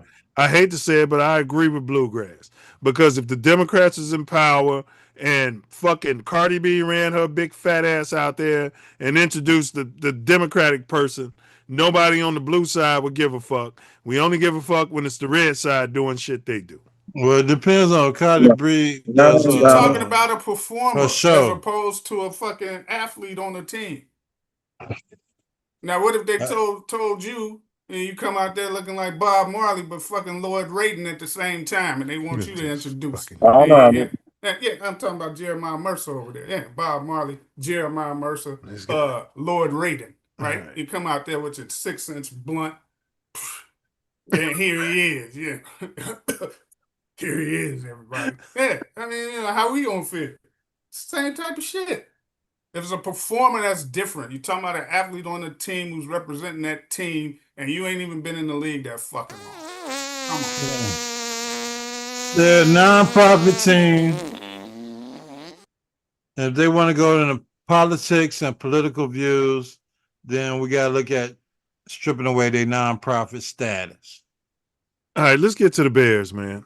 Before Bluegrass goes eats his baked macaroni Baked spaghetti. Yeah, Go get them garlic crumbs. with the garlic bread. With the garlic, he gotta add a garlic bread in there with the extra butter. Put that personal portion in, and you can send it up the shot. We'll take it. Yeah. You know what I'm saying? Bluegrass eating good. I ain't mad at him, but he better be watching his A1C. Go get his colon checked immediately. You know. Better go get the fingers up his bum. Come on, his colon's already been checked. Yeah, he gets his colon checked at least once every 2 weeks. All right, let's move on. All right, Ben Johnson, you guys glaze over him. Don't listen to these guys. Yeah, they got proclivities. Ben Johnson. I'm buying Luther Burden stock right now. Just how he's approached his offseason. It's been Burden stock right now. Got to win with him. How he's approached his offseason. It's been electric. That showed up yesterday. He had numerous explosive plays. Can't win without him. I loved how in phase 2 he was finishing every single rep that he took, and that really translated over to yesterday as well. So he's in a really good spot. He's still developing and growing his route tree. Now this is Bluegrass's pick to be the MVP this year, except for Magic, because I think everybody's on the Magic bandwagon right now. Caleb. Coach L and the Isaiah Ford, Iceman. they've done a phenomenal job. Iceman. With Can't him. get there He's without working to develop those things, speed cuts to sharp breaks, L releases, Boogie. things of that nature, and he's been extremely coachable. So Coachable. I'm They was on his ass, wasn't they, Ace? The local media last year before the Yeah, it was color. WNBA. He's a color from East St. Louis. He This can't read. nigga ain't at work. Yeah, We can't coach him. Yeah, he ain't at work. We don't know if he know the playbook. He's hurt, but they didn't say shit about the white tight end that wasn't at camp. No. Happy with him. He'll come along. Drafted him. He's going through treatment. Yeah, he's treatment. He's hurt. Explosive athlete who was really dangerous with the ball in his hands. The question was, how can we get it in his hands? The easy things to do are screens or short throws, but I think there's a lot more to it. Your quarterback can't make screens or short throws. I'm sorry, Iceman can't do it. Game that we He was working on the USC He's been really this summer. receptive to how we can get that done. He ran a route yesterday that was the first time he had ran that. First route. time he ran the route as well as I've been around. So things like that. Best really time, get best. you excited as a It's coach. the best that this coach has seen somebody run the route, and it was Ever. this guy's first time. Well, you know they putting football in they blood. They bred for football down there in East St. Louis. He ran as well as I've been around. And Kentucky. So, things like that really And crime. Kentucky, they bred for basketball. get you excited as a coach. He They looks breed like him he's for playing at a everything. different No, they bred for horse right now. racing, And you knew he had it in him. He's a 4-4 guy. 3-point and shooting. yet These are you're gonna get your South card pulled. Hope you ain't got Man, family. shit pull. They're gonna be know shooting. what they- Cut your ass off with the butter. Hey, Don't play hey. with them Southern boys. They all Hey. got pistols. Hey, I know what they on. And I know what the ones who love nothing but that shit down there, what they be on. Everybody one way or another come from down south. That's the right. So why you be disrespecting? But it ain't no disrespect. I'm pointing out facts. Facts. Straight facts. And I know that this dude talking ain't nothing but a damn self. He ain't coming to the Derby, Hank. No, he ain't coming to the Derby. Oh, He ain't gonna invite him to the Derby. Get him set up. Hey, I Come went to- down there one time to the Derby. I swear to God, true story. The We're sitting in 60s. there. I don't know if it was an Applebee's, one of them restaurants. And we like hearing this motherfucker talking and all these people laughing. Just like how Mercer would be if we had a group of people at work and shit. It was like, man, all night while we eating our food and shit, like, God damn, that motherfucker sounded funny as hell, right? We You get trying up to to say leave, funny? and there's one black guy telling all these jokes to these different white folks Colored. in Kentucky. One black guy.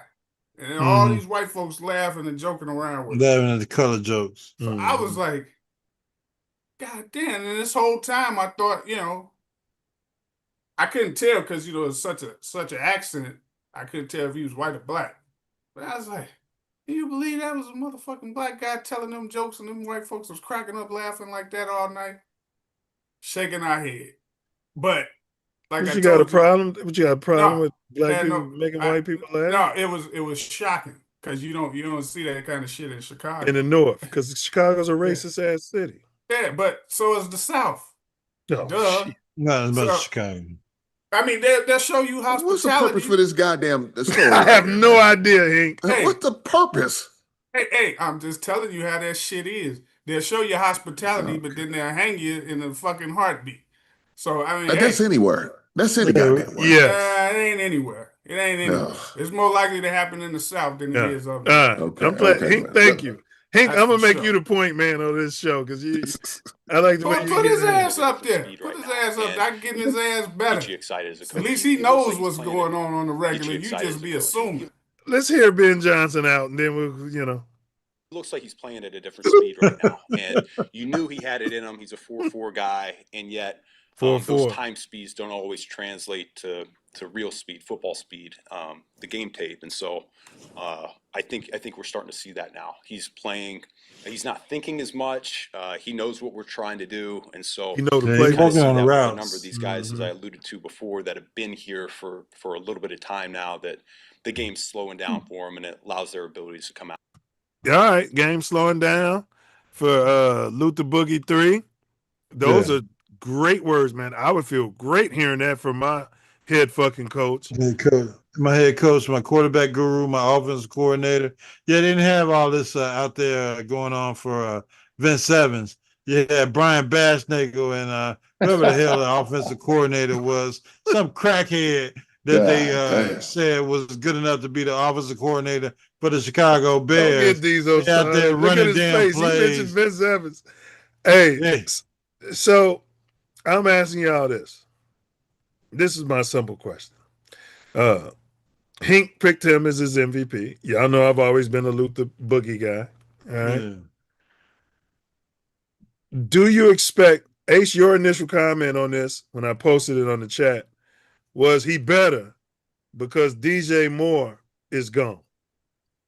Yeah. Do you think he's really overselling this because he's got to make us DJ Moore guys comfortable?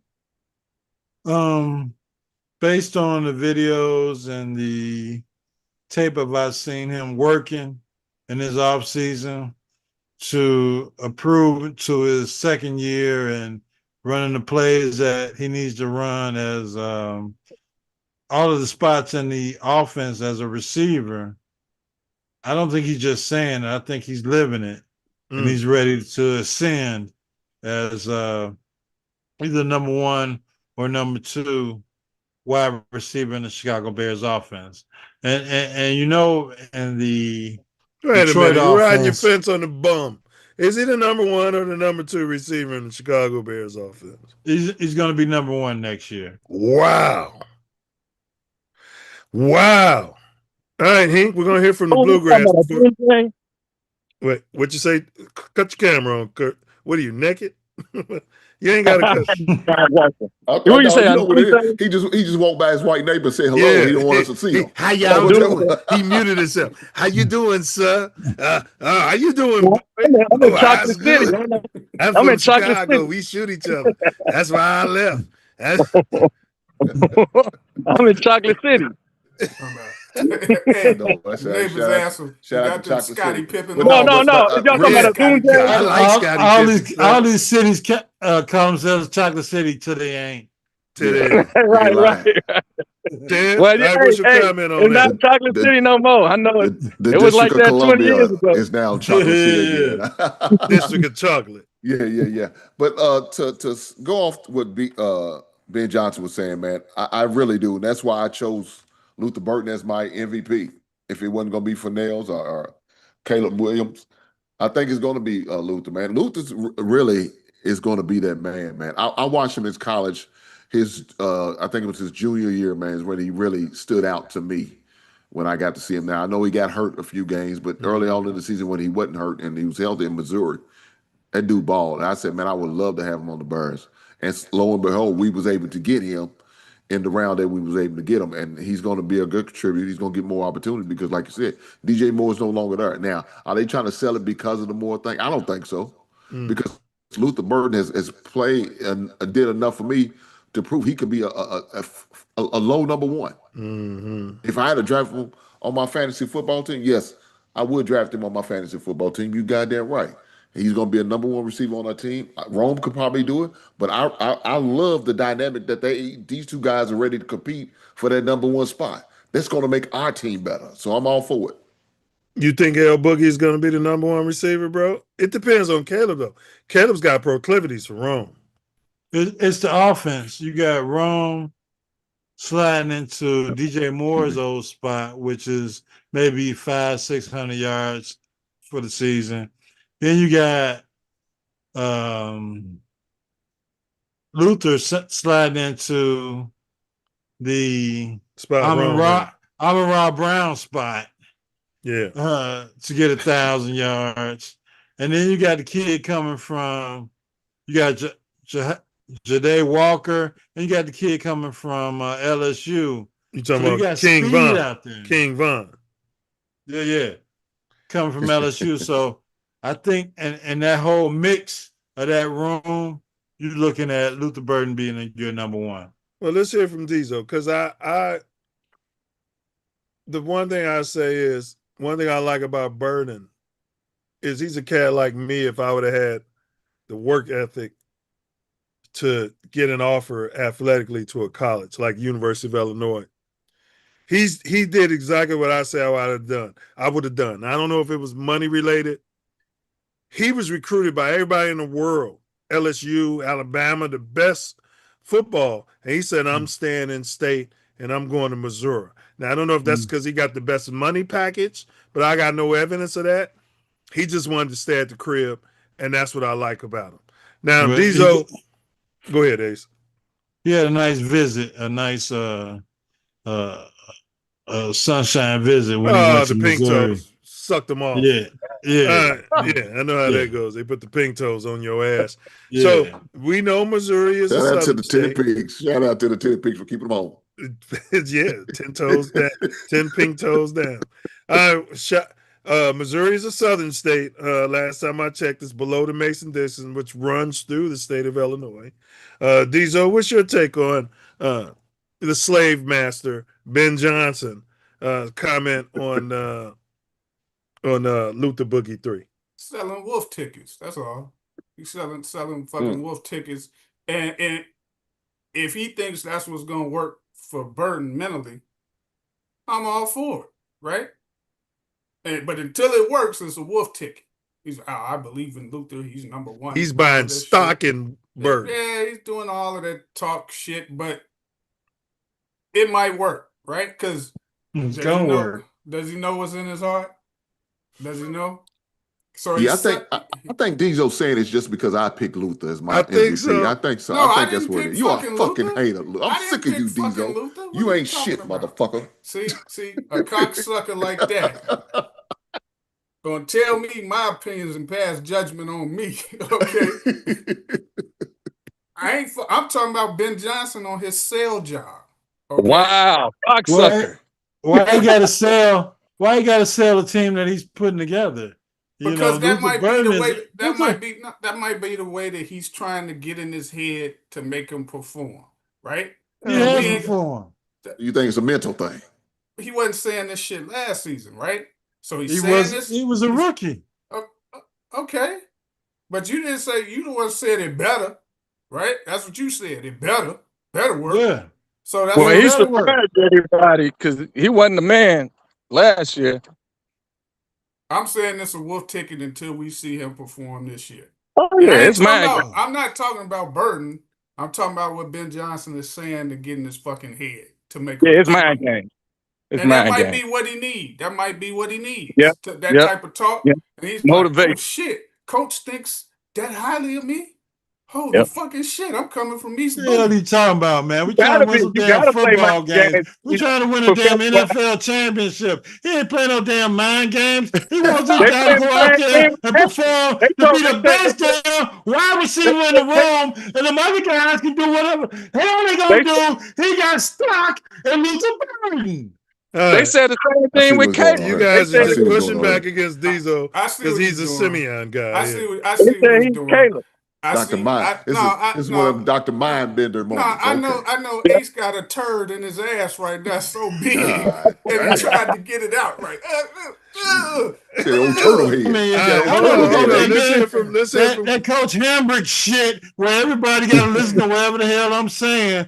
But this guy he's coaching this guy up to win a damn championship. One And if thing, he's yeah, going to be he's his going for number double. one receiver, He he is got to going get in for his double. head and tell him he's the number one receiver. And we're running the offense that we've ran in Detroit, and you're going to be our number one. Roma Duze, whatever the hell, he going to do his thing. But I see what I need out of this offense, and I see out of this guy, we bringing the kid out of LSU to take the spot you was doing, King out the Von. shit you was doing last year, and we're gonna win some damn football games. And I want to go to the Super Bowl. Right. And if you and Diesel want to, have proclivities and hang out in the city, that's on y'all. But I'm right. trying to win a damn All right. Super Bowl. All right, let's hear from Brother Scott.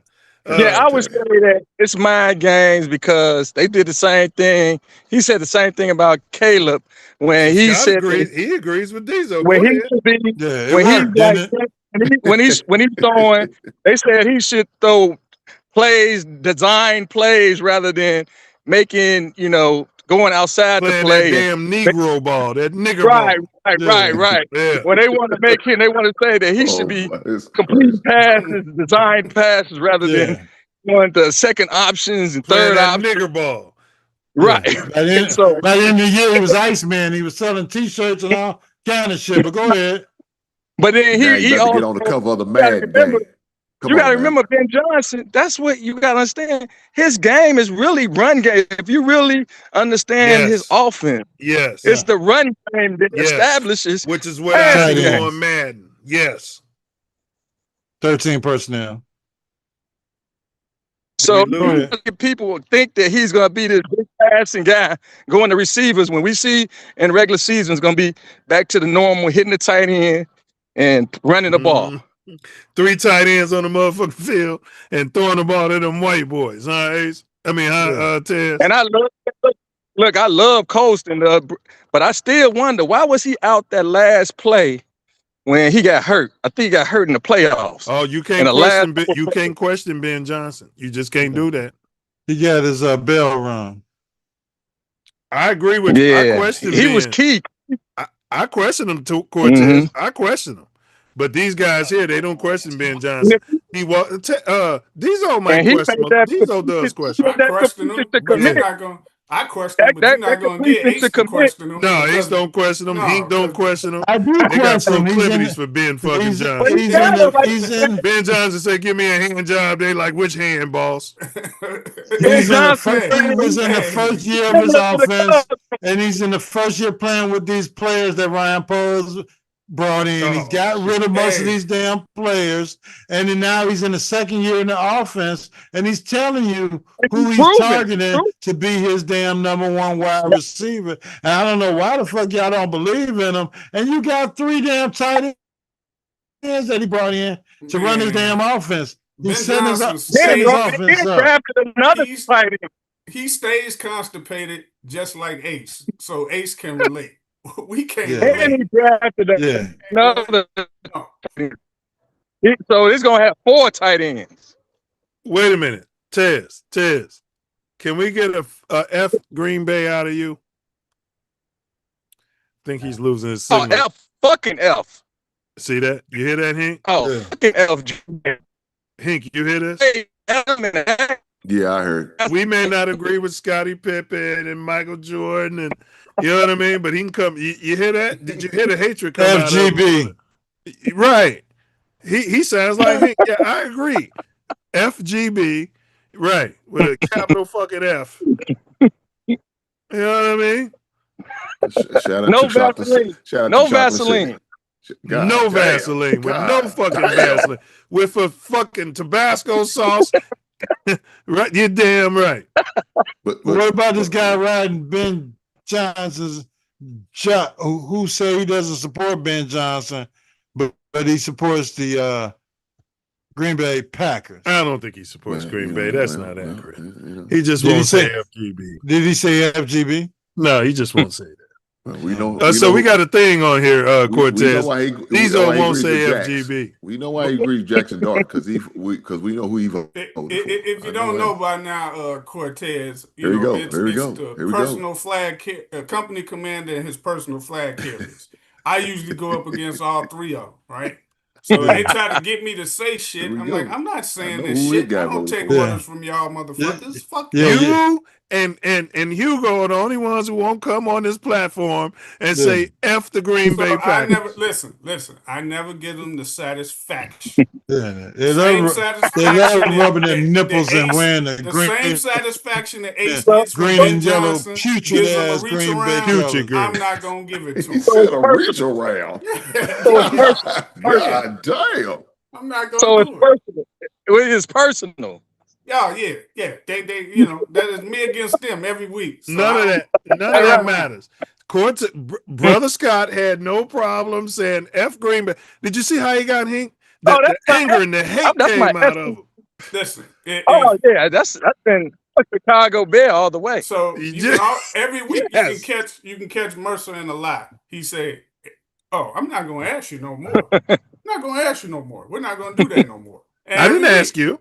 I didn't say we're not going to do that anymore. I said I'm not going to ask you anymore. That's what I said. And Ask what you Brother do, Scott. you lead the question to get all of your little pupils around asking the same shit. His pupils. Hey, Milz, I'm so bad. I want to go to Green Bay to let them know how much I hate. Like, let's go down. Let's do a trip to Green Bay and say, fuck Green Bay. Tez, it's on my bucket list to go take a poop out in front of their stadium. I want to shit right there in front of the Papa Bear Palace. I mean, not the Papa Bear Palace. God forgive me, Papa Bear. It's a community. I don't know what is it. I don't know who owns Early it. Lambeau statue. I want to poop right there in front of the statue and leave it there. Yeah, well, they're gonna find you strung up somewhere around there too. Yeah, of course. Look, You hear him? You hear him? This how serious. You hear him? Nails. This is how serious I am. I won't buy no Green Bay Funko Pop at all. No, not one. Fuck them. I don't eat cheese on Sundays. When the Bears are playing the Green Bay Packer week, ain't no pizza in my house. You ain't putting cheese on that sandwich. We eat hamburgers. Nothing yellow. And this spend money on Green Bay. But this is the crazy thing. He'll say FJ1. He'll say FJF1 all day. He'll say that all day, every day. All night. This Because I son know bitch that goes against their fucking free morals. cheese in his bum every time the Bears play the damn It Pack. goes against their morals. FJF1. Right? They cry inside when I say it. Man, he'll say F a black man, but then when white folks No, it agree, ain't an man, F he a love black man. It's F that quarterback. He's, JF1. what color is he? He's What color is black, he? man. He's black. He's a black man. No, he's about the same color as motherfucker Lord Raiden up there in that corner. Okay, He's colored. It's black. What do you mean? What do you mean? Doesn't matter. It's fuck the football player. It ain't fuck the All color. right, well, these are contrary to what you might believe. There was a method to me asking that question. I think everybody commented on the Ben Johnson. My comment on that is I think he's being legit too. They said that Luther Burden has been working at Hallis Hall all off season, and he's got a podcast. He's got his own channel on YouTube. I just love that brother swag. He eats, breathes, shits, and talks football. So I believe that Ben Johnson wouldn't throw those words around just to try to up this dude. I think now he might be trying to motivate. What's the other receiver we got? Doomsday. Yeah, he might be trying to motivate Rome a little bit. Yeah, hell yeah. He might be trying to motivate Rome a little bit, but I think this is more coming from Luther Boogie showing out. That You gonna make motherfucker's that showing kind of out. judgment on Ben Johnson? You don't know what's in his heart. Yeah, you don't know what's in Ben Johnson's heart. He Indiana boy. He part of that old boy system. Bears got another receiver from Texas A&M that showed out last year a little bit in limited role. So they receiver course. Yep. He from the South though. These don't like him. Yeah, he dark skinned too. What guy? What guy? Jahade Walker, the one from the South. Touchdown against the Packers. I didn't say I didn't like him. I was asking, where is he? I was asking, like, who's still around from those receivers that were like 3, 4s, and 5s. I didn't say I didn't like the dude. I know Caleb likes him, and that should stand for something. I was asking you guys. I was like, man, which ones are still on the roster? They were like the 3, 4, Everybody. 5. And y'all were telling me like some of them was gone. So I was like, oh, well, we'll wait to see who they still got. Dante Purifies in the chat. He said The only concussion. one is throwing is Zacchaeus. What's the Zacchaeus guy? He was terrible. From Pierce, he gone. Oh He on yeah, another team. yeah, he gone. Yeah, he gone. I think he went to Atlanta. Yeah, I think so. I feel like he gets confused. Like, All what right, did hold on, y'all. We got some. I do? Do you have any relationship with him? Have you heard from him? Has he called you up and he said, "What's the deal?" Like, No. anything Talking like about that? the Packers coach. Okay. Do you want it that way? I'm good with it. Has he tried to reach out to you? No. I'm going to ask you a question the way Jerry Seinfeld would. What is the deal with the Packers?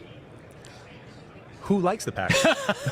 Diesel. Who likes the Packers? Diesel. Have you talked to Matt LaFleur at all? Because I feel like he gets confused. Like, what did I do? Do you have any relationship with him? Have you heard from him? Has he called you up and he said, "What's the deal?" Like, anything like that? No, we don't talk. Okay. Do you want it that way? I'm good with it. Has he tried to reach out to you? No. I'm going to ask you a question the way. All right, there you go. That's why I asked the question, Diesel. Not to mention, we ask every guest that pops up if we can get an FGB out of there. It's like when you go to Motown and they tell you Stone Love, and you sitting there, I ain't gonna say it. They're gonna pull you out of the car and they're gonna stump the shit out of you. I went to Simeon. They're gonna stump the shit. And they're gonna be like, Stone Love, I'm not saying it just because you want me to say it. Don't nobody give a fuck about all that. Hey, it's a fucking cap, bro. Every week you gonna bring up something to bring that question up. I know course. It is. Fuck you, Green Bay. Right. So don't tell me you ain't gonna ask me that question no fucking more. Yeah, you are every fucking week. Every week. I don't mind, bro. I don't mind. I'm not saying. I can imagine what that ballot looks like a FJF1. couple years ago. I can imagine what that ballot. You heard him? Like.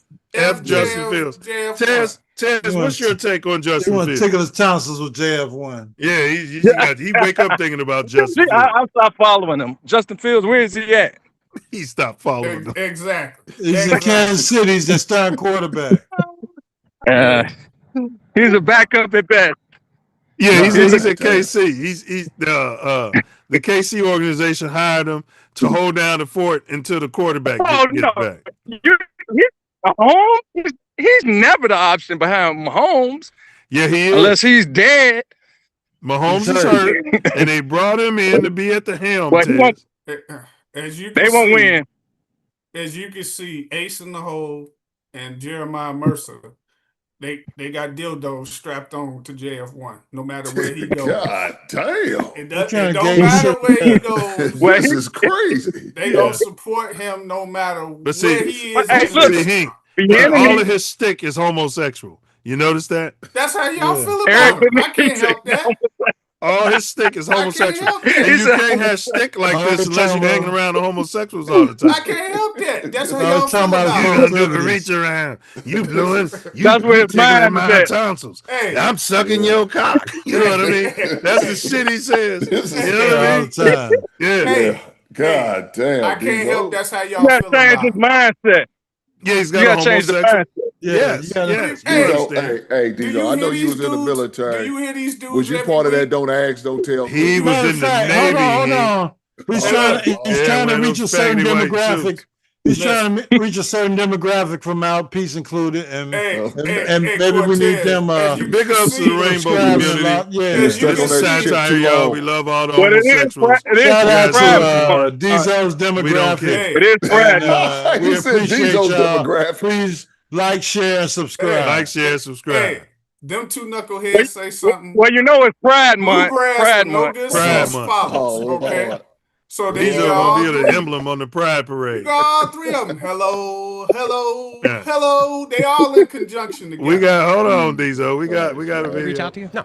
Hold on, my bad. Go ahead, Diesel. My bad. I jumped the gun. Yeah, all three of y'all is in It's Pride Month. He's talking about his proclivities. Don't worry about it. Pride Month starts tomorrow. It's Diesel's all turn. three of them line up every day, nut to butt, talking about JF1. See, all his gay friends love his humor. Hey, that's how they do. That's how he does his gay shit. JF1 all day. All right, let's move on. I brought up JF1 for a reason. And Diesel, here you go. You will like this. Record, Cubs. Yeah, that's not even 2 weeks. You know, you guys are still right there. We had to deal. We did Floose and just. Still a winning record, Cubs. Yeah, that's not even 2 weeks.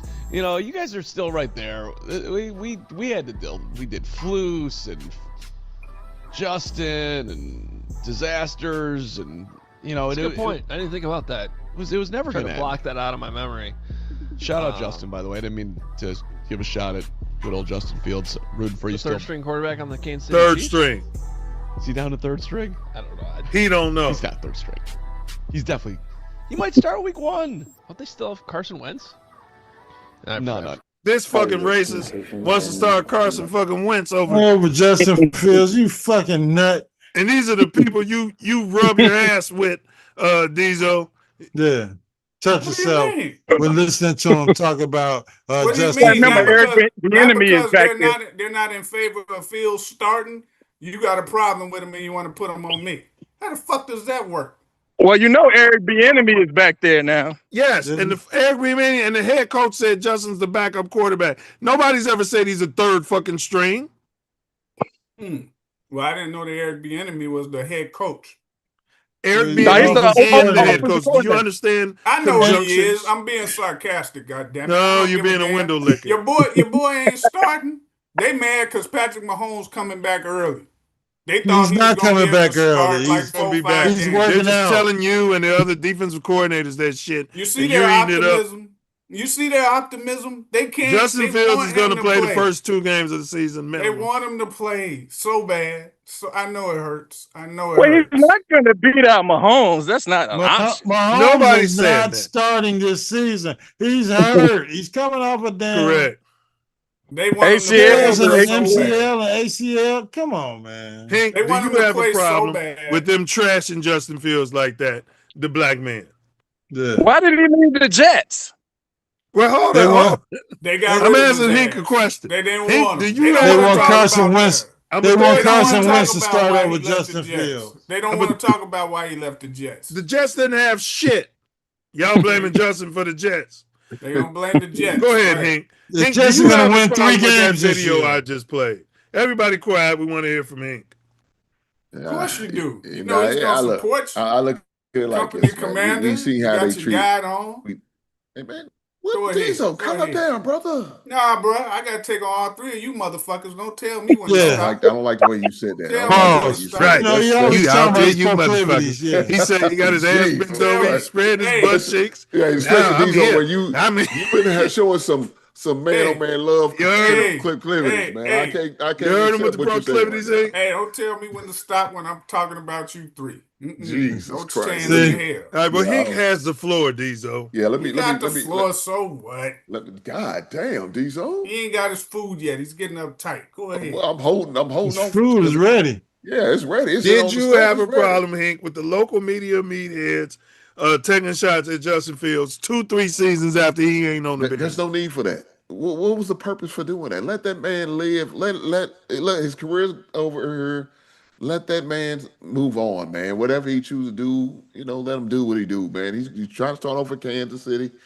He may get a couple opportunities playing. There's no purpose of bringing it up, man. They just assholes, just being assholes. Same ones who ran him out of town. All right, Diesel, hurts. I'll throw it to you. You know. Well, you got people sending in comments to their show all the time. I figure it's people like you and Ace in the Hole with 1,000 bots mimicking yourselves, complaining about, what do you think about JF1? He's going to start for the Chiefs, blah, blah, blah, blah, blah. So they got to respond. And then when they tell you their honest assessment, you get mad. What, they trying to shit on? If they said something good, you wouldn't care. You'd be like, hey, them my guys. Yeah. No, fuck JF1. Nobody cares about that motherfucker, man. Fuck him. Fuck him. Dante Purify said Chiefs have a dope running back, Kenneth Walker, and he mentioned Justin Fields. Dante Purify said that. Purify ain't got off of that. He still got remnants of them smelling salts from Justin Fields. So eventually, You got the Super Bowl damn winning damn MVP running back. You got a damn quarterback that can pass and run. And you got who's the quarterback that can pass and run? JF1. See, lightning And gonna you strike. got a Lightning genius gonna offensive strike. coordinator. And you got Lightning Sideshow Bob that's 5-6 weeks away from you wanting to put his ass out there Lightning gonna and strike. get ran down by some He just defensive said ends. he can pass and run, so I know he capping. No, he capping. All right. Taz, what's your take on colors. it? Do you have any problem with the local media, the same assholes who ran that black man out of town? He had nobody. Y'all want to sit here and act like Justin Fields had weapons around him, like he had offensive coordinators, like he had a fucking coach, but these guys is taking shots at him, Cortez, and I know you're going to say I'm making excuses, but fuck that. He had no fucking body. We were in the middle of a goddamn rebuild. Even the general manager said it. Do you have a problem with it, Cortez? So I would say this, that it's a reason why he's not with the Bears. So there's a reason why he ain't with Pittsburgh. There's not reason why he's not with the Jets. So Cortez, be careful. He might mute you. I mean, He might it's mute okay. you. It's okay, but it's okay. He can live his career. He can do his career being a clipboard holder. I mean, that's just. I mean, that's okay. I mean, he's gonna get a pension at the end of the day. Look at Diesel. So Diesel just creamed his pants, didn't he, Ace? Yeah. Clipboard holder. Look at him. They wasn't expecting that. Hey, Tez, you just made Diesel's week. Hey, I've been saying it for 2 years. That's his best bet. Yeah. To be a backup clipboard holder. So what's the reason why he's not in That's Pittsburgh and the Jets anymore, Cortez, and not with the Bears? What's the reason? Because we know that roster he's the not Jets accurate, had was can't read all loaded. defenses. Coaching. Right, can't read defenses. No, it was coaching can't in the read defense. Bears. It was coaching for the Jets. And it was offensive coaching for the Pittsburgh, damn too? He was Steelers. winning with the Steelers. It can't be all coaching. It got to be some of him. He was winning with the Steelers. The Steelers were winning in spite of him. No, That's why they You see- ditched him you see that? the moment that Russell You Wilson see that? came back. They And how'd that work out the for minute him? he came back. How'd that However it work out worked, for it him? worked fine. They didn't keep his ass. Wait, did he win with Ohio State? Did he win a championship with Ohio State? Yes. Maybe No, not. he didn't win no But championship. Tez, so you're okay with them white boys taking shots at the brother like that? You like that? So you got to blame it on the color to Let criticize. him answer the question. He doesn't need you. Look, it's not white and black to me. It is what it is. So it's not. I mean, he has to perform. He has to perform. He hasn't had a chance. He hasn't had the coaching. And he hasn't had the weapons. And when he did have the weapons, he went 5-3. With who? For the roster and the coaching. With Pittsburgh? With the Steelers. They won in spite of him. Well, you see that, and they Not got rid of their because of coach him. over there too. So that just No, they shows didn't you. get. He quit. He was Oh, yeah, tired he of did that quit. shit that was going on. Who quit? Who y'all Tomlin. talking about? I would love to have Tomlin. Tomlin. Yeah, Tomlin's a noob. Yeah, they ain't get rid Yeah, of him. I'd love to have Tomlin. Yeah.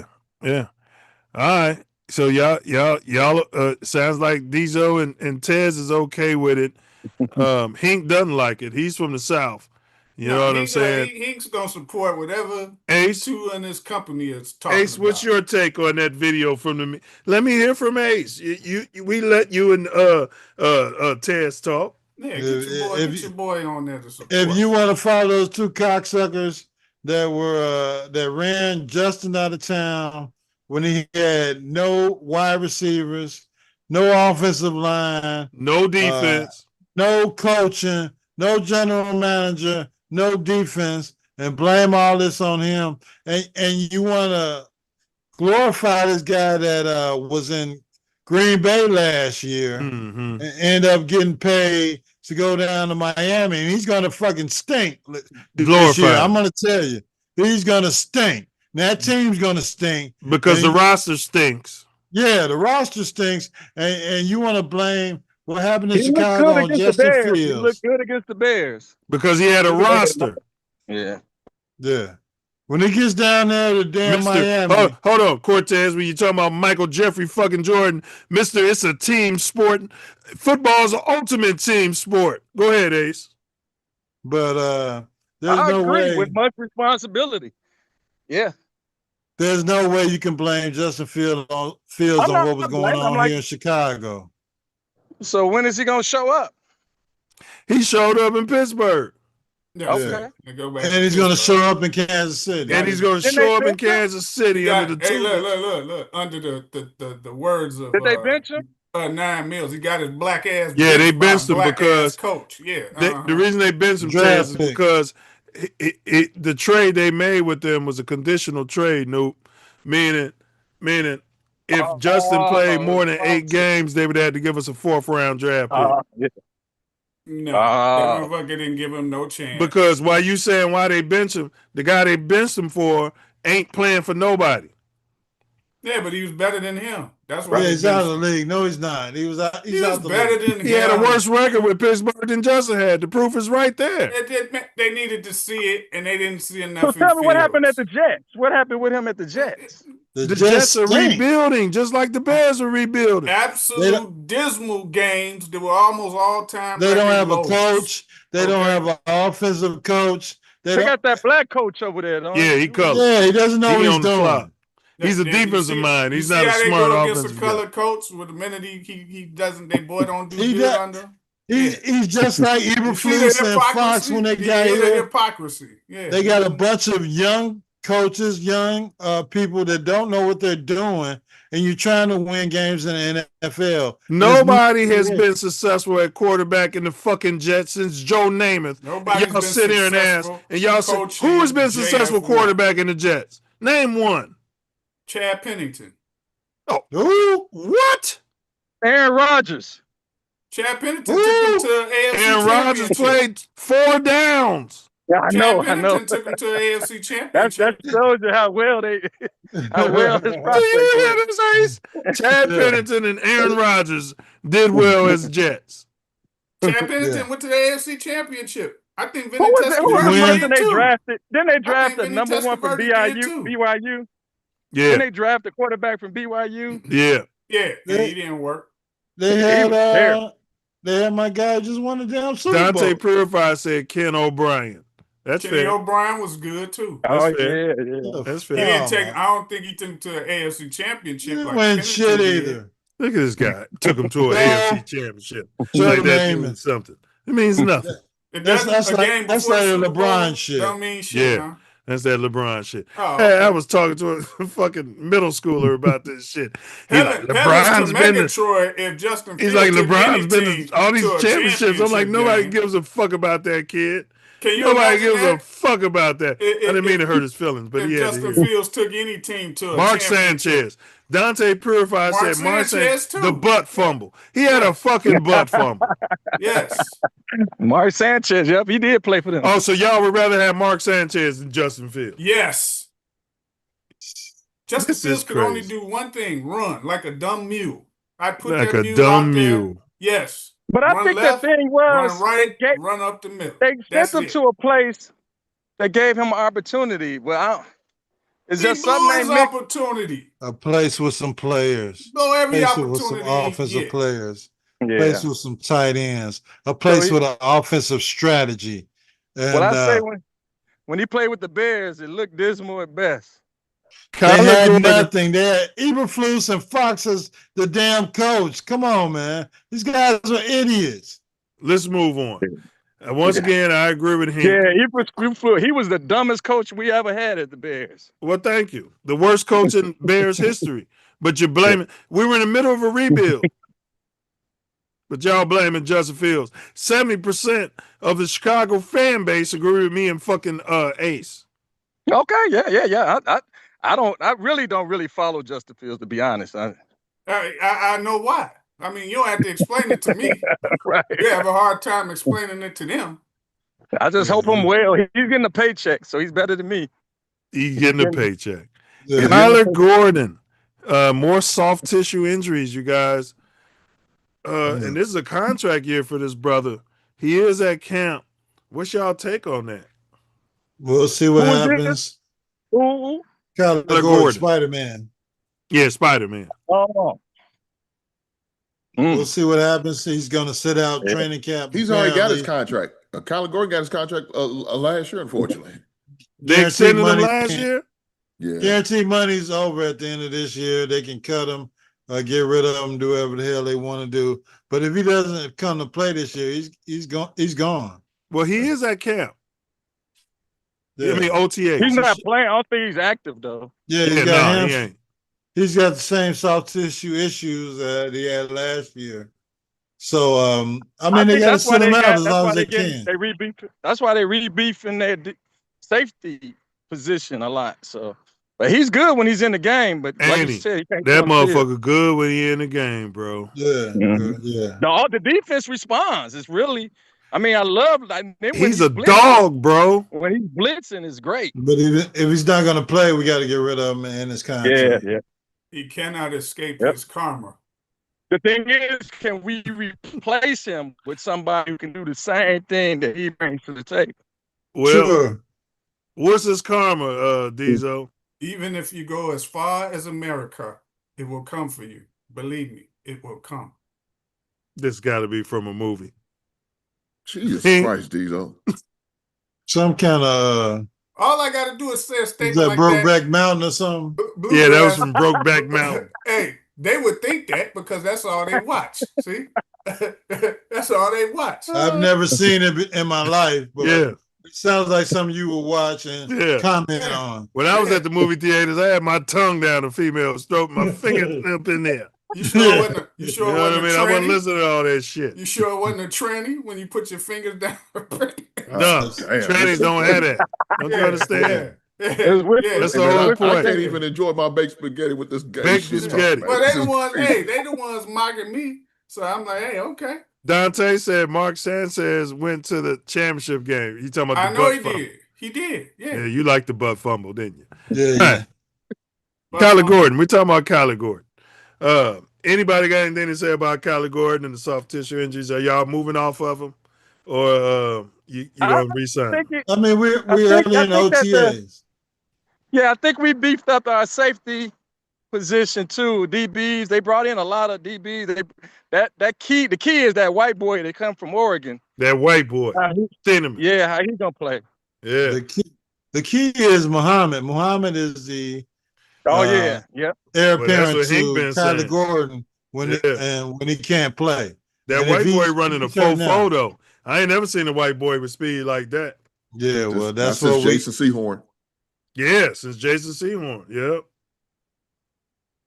Who's the guy that for the Bears it's used to get ran interesting. over? Chris Conti. Okay. Chris Conti. Oh, Conti. Who was that white boy they had? He They was played- he big played on? at He went to LSU. St. Louis Rams at the time. It was back in the day. It was a white boy that was like he went to the Conti Washington. played at LSU. Yeah. Archuleta. Adam Archuleta. Adam You're right. Archuleta. Diesel. Yep, that's the guy. It was you and Diesel on the You ain't same gonna page. get, you ain't gonna get no type of answer out of these knuckleheads. Maybe Bluegrass. Yeah. Adam Archuleta was a Bluegrass bum. tend to follow a few more people from the South, but Yeah. them two knuckleheads, they not following nothing. Bro, what you got against the South? The Yeah, brothers you in like the South, the- they've you done like nothing the- against you. You like the No, I pinks. didn't say that. I just gave him props because he may follow that more than you two knuckleheads, and y'all ain't never gonna say the right answer. Yeah, but you were taking it. That was a backhanded compliment. No, not we at all. we don't lick windows. Hey, around. you see how they trying to put the It was a cables on backhanded Bluegrass? fucking compliment. Some Hey, window liquor. There shit. you go. It was backhanded Yeah. towards you two motherfuckers. I mean, now if you want to take it that way, go ahead. This is place work. This fucking Yeah. You weren't popular at Simeon, were you? Yeah. I wish you would have brought your ass up They there. probably used to lock you in the lockers at Yeah, Simeon. I wish you would have brought your ass up there. Diesel, come in this room. We got something for you to listen to. Diesel, get your ass back in the locker. Yeah, What? hey. Get your ass back in that locker. They taught Ace how He used to to play lock himself in the locker they every taught day, Ace how to like play Ned the baseball. Wino on Andy Griffin. They taught Ace how to play baseball in room 203. Come on in here. We show you how to play. They had a lot of Kappas, noobs that coached over there at Simeon. Did they? Yeah. Yeah, it's but a great. In that case, it's a great organization.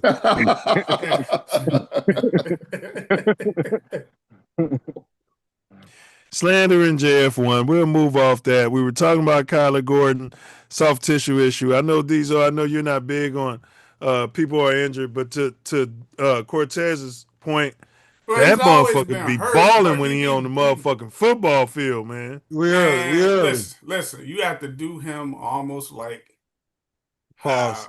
OKC does fucking that motherfucker who didn't do shit when he What was is here 'cause that? he was always hurt. What's that? What's his that- name? that- Did train or they don't? did Perkins called the greatest 6-man ever, which was a fucking hypocrisy. In I itself. know. Perkins every day he talking about somebody's the what's greatest old boy ever. who played for the Harden. Bulls? No, the white boy who played for the Bulls. Ace Caruso.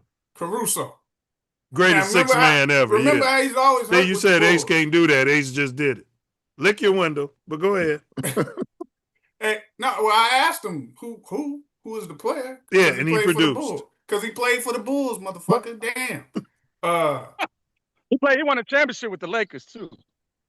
Damn right. Yeah, but Thank you. Thank you, Tez. he didn't play hardly none of the fucking season. Missed like all the games. You got to have depth. Bubble. And he plays only in the playoffs. Okay, I see your point. He's hurt a lot, but when he's there, he's valuable. Yeah, as long as he ain't playing until the playoffs. Is that Is that load management? What's that about? I Is don't that know like, what it is. No, he Some plays. He Players just just hurt. have a He just gets proclivity for hurt. injuries. He just get hurt diving, any and that's little the thing. same thing with Brisker. Brisker was like Bro, that I used too. to dive, take charges, all that shit. I never got hurt. Knock on wood. It was just Jalen Brunson leads the league in charges. He yeah, ain't never really hurt yeah. from those charges. Some players just I don't know. They just get hurt more. He's a stud. Yeah. That's why I was like, is it training? Is it off season? Like cats ain't working out or doing what they supposed to do. It just be. And You for the know, record, Jalen Brunson never won shit in high school. I mean, it's till a brutal Jabari sport. Parker It's a brutal graduated. sport. It's a brutal Simeon sport. whooped their ass every year till he graduated. who gives a This shit? This guy talking about the Simeon. Yeah, I I thought you bring were it going up. to talk Y'all about talking that when about you the pulled up. They took shots at Jabari Parker and shit. Well, I gotta bring it up. He won like 4 straight state titles in Illinois. That's fucking hard to do, bro. How many impossible to do. NCAA championships did Jabari Parker He win? only played 1 year as a freshman at Duke. So how many? That's zero. Yeah. No, he didn't win at Duke. He didn't win at Duke. They didn't have no And full he roster. didn't win in the NBA either. So No. Yeah. He didn't win in the NBA. Hurt his leg. Yeah. Both of them. Hurt his knee one year. Hurt the other knee the other year. So And how then many? 2 years What later, other hurt the damn other. bullshit ass stat you want to bring up? So he sounded like a real Al Oh, I'm Bundy. sorry. I don't recall Leo He's a beating fucking Al Al Bundy Bundy. talking about his high school proclivities. Jabari Parker threw Hey. 4 touchdowns for Simeon in Hey, Leo on the in come the up, state baby. championship game. Who you comparing him to? Hold Leo on. on Let the me come ask, up right now. let me Hey, ask Leo you, on the who you major trying come to- up. Who you Major trying to come up. compare him to? We covered Leo on this show. Yeah, Yeah, who you trying Leo to on the compare come him up. to? No, I'm asking Ace. Who you trying to compare Jabari Parker to? You just said. I Antoine said Walker. Jalen Brunson, motherfucker. Yeah, Damn. Jalen Brunson won 2 NCAA championships, and he's on the way to try and win a damn NBA championship. Look at his team in college. And he was balling at Dallas. Look at his team Ball. in Antoine college. Walker. He reminds me Jabari of was Antoine balling Walker. in Milwaukee till he Tez, hurt his knee. Brunson He had game a remind me of young, Torrey. he had a young Giannis on Torrey, that yeah, team. Yeah, So nobody you saying expects him to get all so that you shit saying done. Brunson had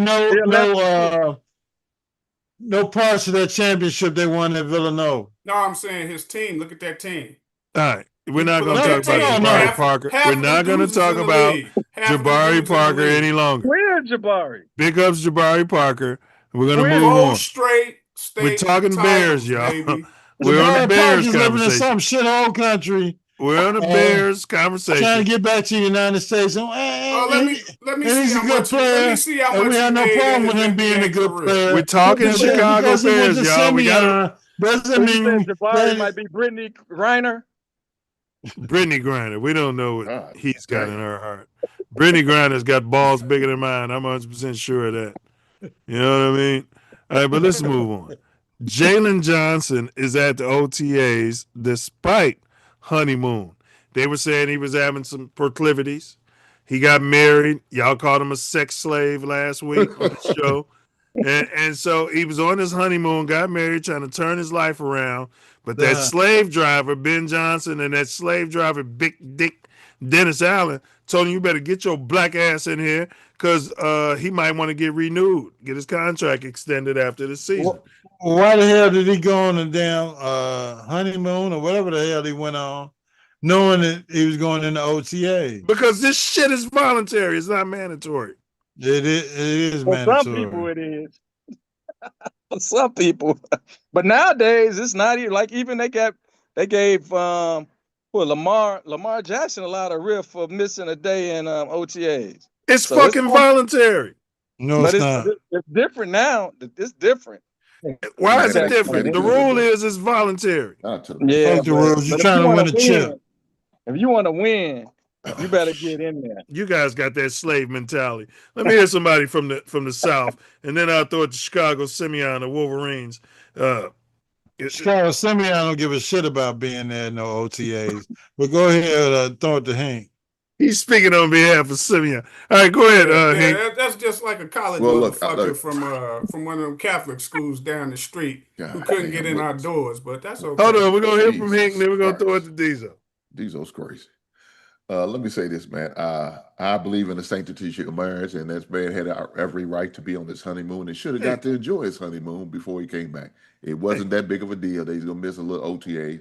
Ain't like they hitting. They just walk around with t-shirts and shorts on. Sure. All fucking day. Who cares? Thank you. And Jalen Johnson is my pick for MVP outside of Iceman. But he knows the timing of everything. His agent, his people, everything. It's voluntary. Man, get I say this. Different climate. the man was hurt last year. Look, pay the fine and enjoy yourself. On There your is no vacation. fine. It's fucking voluntary. Look here, I'll see y'all when I come back. But me, as a guy that works Shit, I'll see 9 you to when I get 5 back. every day, I'll see you when I why get back. can't you come to OTA? I'll see you when I It's get back. violent. All right, go ahead, Diesel. We're gonna throw I it to don't have Diesel. a voluntary days at my job. But they had, if you had voluntary days, I'm gonna give it a if you deuces. had I'll see you when I come voluntary back. days, you don't have to be there. It's voluntary, but it ain't voluntary. right. I And he's got looking you. for a new contract. I'll see you when I come back. Yeah, OTAs they're not obligated to be there. So I'll see you when I come back. I'll see you when I see you. Fuck this. Now, if your I think team, OTAs is if you trying to win a position. If you trying to fight for a position, Well, and he's you trying not. to He's start, good. then you need to. You need to. Diesel has the floor. Let him have the floor. if your team has like Go ahead, some go ahead, other window liquor. if they got a different understanding as far as what the rules are, then yeah, but OTAs, it's not like when you was how them SEC schools had you playing in 100 fucking-degree weather and you about to hyperventilate This is some bullshit. with water and shit. This is Yeah, some SEC bullshit. schools. Wouldn't give you no water and No shit. water. Run your black ass out there in that sun until you're No, done. this is some bullshit, Right? boy. 2 a day. 2 a day. How did we get Three a caught up in day. this? 3 a day. 3 a day. How did the 3 brother days from till SEC your get ass caught up in this faint. bullshit? Till they faint. Till you shouldn't call me a window licker, motherfucker. That's right. Now, That shoe fits OTAs boy. are voluntary. If you want to make them voluntary, you got to do that when you do the collective bargaining agreement. Facts. So I ain't got no problem with it. Can I say something, Mills? Yeah, go ahead. I mean, he had the floor. Now you have the floor. Yeah, it's a mindset. It's if you want to be there, you want to show to your team you here for the grind. Some sacrifices got to be made. If you want to come in, it's like the guy that played. He went to practice, but then there was a guy who stayed after practice and shot extra bags. You don't have to stay after practice and work out, but you did it because you want to win a position. You want to win It's a a championship. fucking guilt trip though, Tez. That they negotiated this shit. This shit is extra. OTAs is for motherfuckers like Diesel or somebody just said. You might have said it, Tez. You trying to make the team. You might be a rookie and all of that. The guy who just broke the sack record, he's not there. I wouldn't expect Jerry Rice to be there. I wouldn't give a fuck if Walter Payton won at fucking OTAs. I wouldn't give two like shits. Jim Harbaugh How many players we got on the Bears? Somebody like Jim Harbaugh have his damn players at OTAs, knowing that shit they don't all have to be there mandatory. Force But it's coaches like that who will have that shit. Now, I'll tell you what though, when I was at Eisenhower, they held it against you. But it wasn't voluntary. I would be at basketball camp, Tez. I'd be playing in tournaments and shit. And there's some bitches, you wasn't at camp. They got me all the way down the fucking depth chart. Yeah, it's a culture. That's how they somebody. Yeah, but it wasn't like I was smoking pot on 127 to Halsted. You know what I'm saying? Well, I might have been smoking weed. But I went on 100. Hold on a minute. Allegedly. But I went on 127 Halsted. I was hooping. You know what I'm saying? Right. The fuck? But yeah, it's the culture. It's a different climate. Like back in the day, it was like no big deal. But like I'm saying, I'm out here in the East Coast. They gave Lamar Jackson a bunch of grief. This is a MVP, 2-time winner MVP. I mean, he's they black gave him though, so much because he ain't because listening to Declan Doyle. He's colored. Because Declan Doyle, the offensive coordinator from the Bears, is there instilling a new system, and his black ass ain't there. Yeah, but he was there. Patrick Mahomes was at OTA. He's colored. He's mulatto, rather. I just think it's wrong to judge people who aren't at OTAs if this shit is voluntary. It's a slave fucking mentality. It is, but a lot of them coaches, low key, they judging that shit. Yeah. Even though they should be I'd sue the shit out there.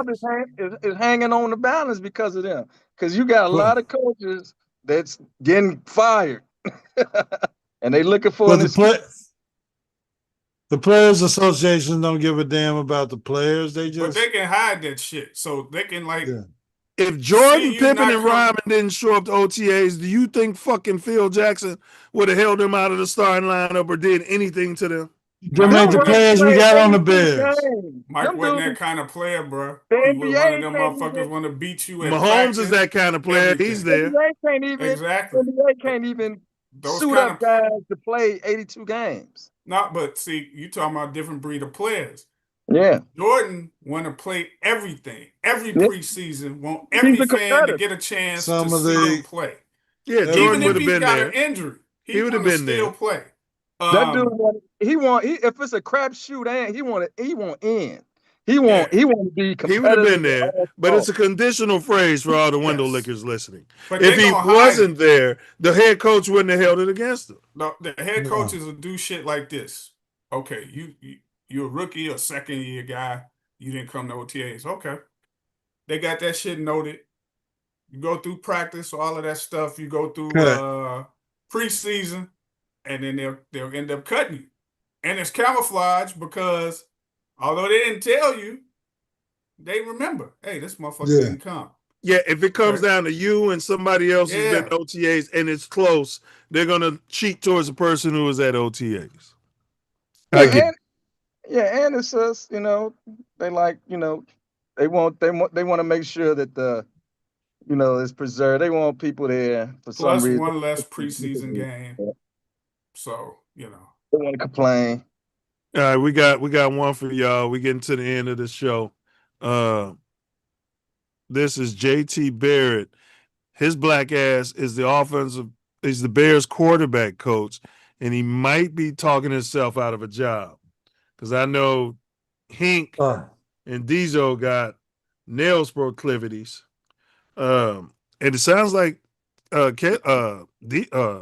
Cortez might have it. Caleb Williams proclivities. Paint their nails on game day and shit. Carrying a purse to the game. Tying their Bears jersey into a knot. Exposing their back and shit. And these young kids, man, that's what they into now. Gives a shit with these young there too. Exactly. What the Oh shit. Well, you gotta understand with Caleb, he from out this way. His mother is a nail Yeah, tech. he's from DC. Yeah. Yeah. So his mother's a nail tech. So he says he's, giving her image by doing that. Oh, I didn't know his mother was a nail tech. Yeah, his mother was a nail tech. We've covered that on the show. I So never his mother heard was a jersey prostitute between his taking it in legs, the ass. He'd say, "Oh, that's why I take it in the ass too." Right? See, there you go. Seriously, look at Diesel. Diesel was about to sign off on it. Did you hear him? No, I didn't know his mother was a nail tech. That's why I pay my nails now too. I'm gonna pay him now. It makes sense. But I guess grooming is important to him. So he was groomed. We can't all use right. that word. We can't use that word. Yeah, he was groomed all right to be a little fucking autosexual is what he calls himself. They talk Ace and Mills Look at nut to SGA. butt at Illinois. Who groomed you into that? Nut to butt at Illinois. You and Ace. Oh my God. All right, here we go. Who taught you that? This is the colored They don't wanna talk quarterback about coach, that. JT Barrett. Probably the communication and This guy likes to you've seen this spring that's been his proclivities. Let's take it Like back. he smoked more weed than Mills. What's this? This is JT Barrett. No, he has some edibles. All right, you guys listen to JT Barrett, and then we'll comment. and the huddle is something that you've seen this spring that's been amazing. Then also just the ability to accept criticism.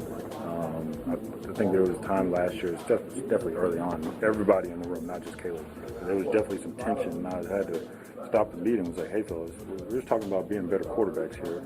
Nobody's a bad person. We're all good. And then looking around, and it was like, yeah, we're all right, then cool. And like I said, that was everybody in the room. But with that, I think he's just realizing where he has so much potential and he could do so much. With that, we're just scratching the surface and some of this stuff.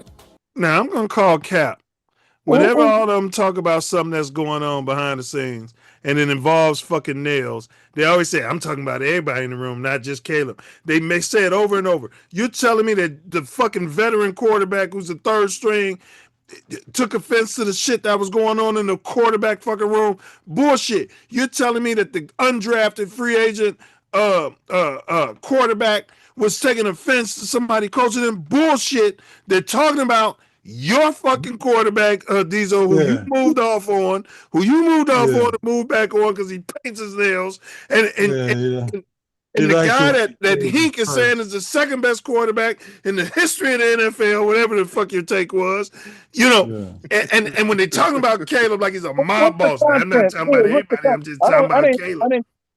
I didn't get the content of it. He didn't really say much.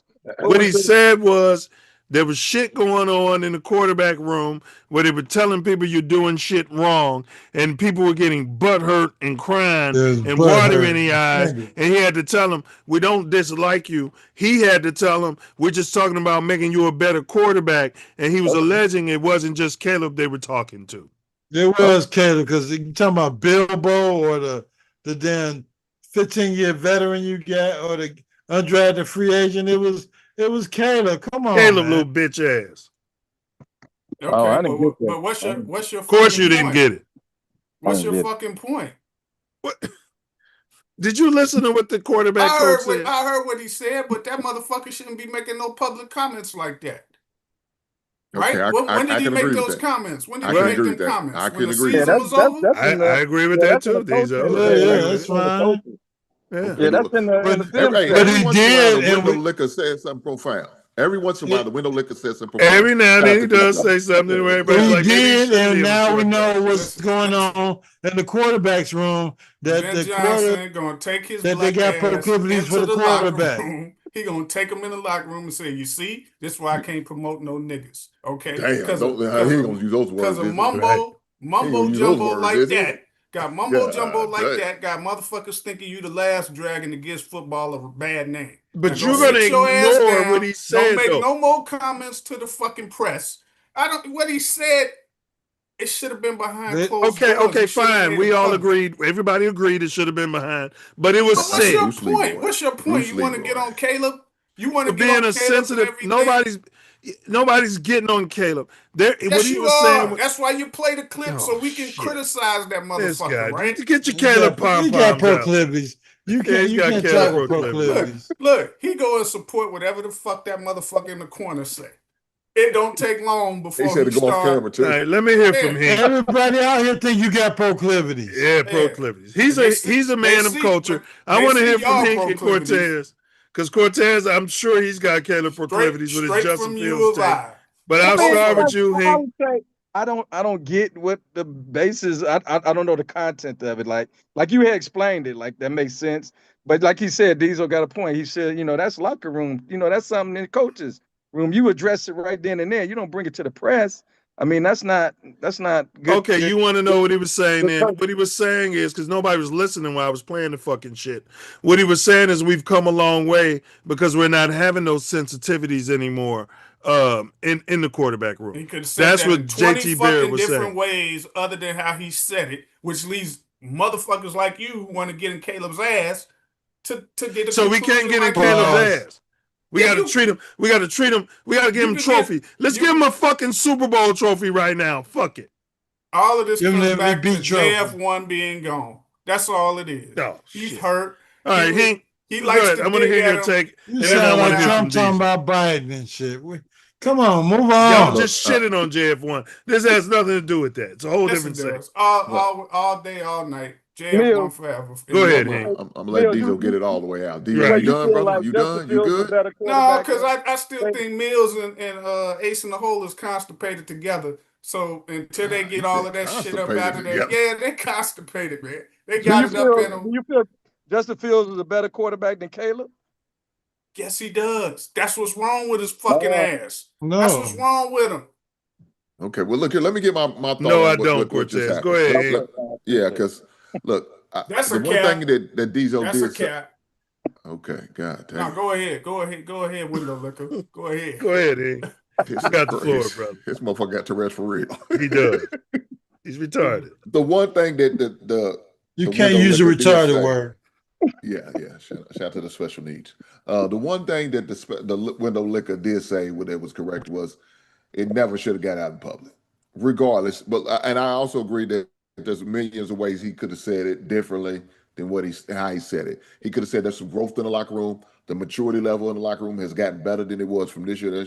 Anything. But when you do stuff like that, I do feel like you're taking some slight shots. It was definitely unnecessary. And maybe that's the lack of experience as him as a quarterback coach. You know what I'm saying? He's got some growth that he needs to be making within his career. So I don't mind honesty, at the same time, but there's certain things, the words is what it just needs to be a different set of words to describe that situation. Keep it in house. And the window liquor is going to pretend like when I posted this on the thread we got that I didn't literally say what his take was. Do you understand what I'm saying? Yeah, I literally said that his black ass is going to fuck around and lose his job for not keeping shit in house. But since it is out there, we're commenting on what's out there. Go ahead, Tez. Yeah, and I think that if you listen to what he was saying, he really didn't sound too confident in expressing what he was saying. I wouldn't sound say like he was high. He looked like he was high. It would sound like he was like he wasn't prepared to the question. He was just rumbling or mumbling through some stuff. But it'd be interesting how, if he's prepared to answer a question, how he will respond. So let's babysit Caleb. Go ahead, Ace. You get the last word on this. We're all going to fucking babysit fucking Caleb, which is not what Ben Johnson is doing. If you think Ben Johnson had a problem with him saying that shit, though, I think they're in alignment on their messaging. I promise you that. Go ahead, Ace. He's strategic. He knows, but when he came into the season last year, he was getting on Caleb by being not correct because the last coaches was babysitting his ass. He has to be a leader. He has to show some promise. And it was in Justin Fields' ass. Go ahead, Ace. They didn't babysit Justin. See, that's what hurts him. It's a message. It's a message to all rooms, and all rooms are required to compete on a playoff championship level. You damn now, right. If y'all want to keep talking about Justin Fields and Biden, bringing him up every show, Hillary Clinton, and all this shit. Hillary fucking Clinton. What the fuck? It's Obama's fault. Go ahead, Ace. Ace got the floor. Let him finish. Yeah, of course he does, because that's your boy. And we're trying to win some damn football games. And you got to win football games with the players that are on the team now. So you're mentioning all the shit that went on 1 year, 2 years ago, bad coaching 1, 2, 3 years ago, and that's all over with. It's a new team. You got multiple players of talent in different rooms, tight end, quarterback, wide receiver that Justin didn't have. And Justin's been gone for years. Justin's been gone for years. Caleb is our quarterback. Ace says it every show. Go ahead, Ace. So let it go. This is the 2026 Chicago Bears, and we're trying to win with who we got now.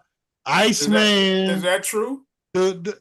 So tell your boy to quit doing a segment on Fields every fucking week, even though he been gone. Now, let that fucking go. You be kissing his ass every kissing his ass. I don't like that motherfucker.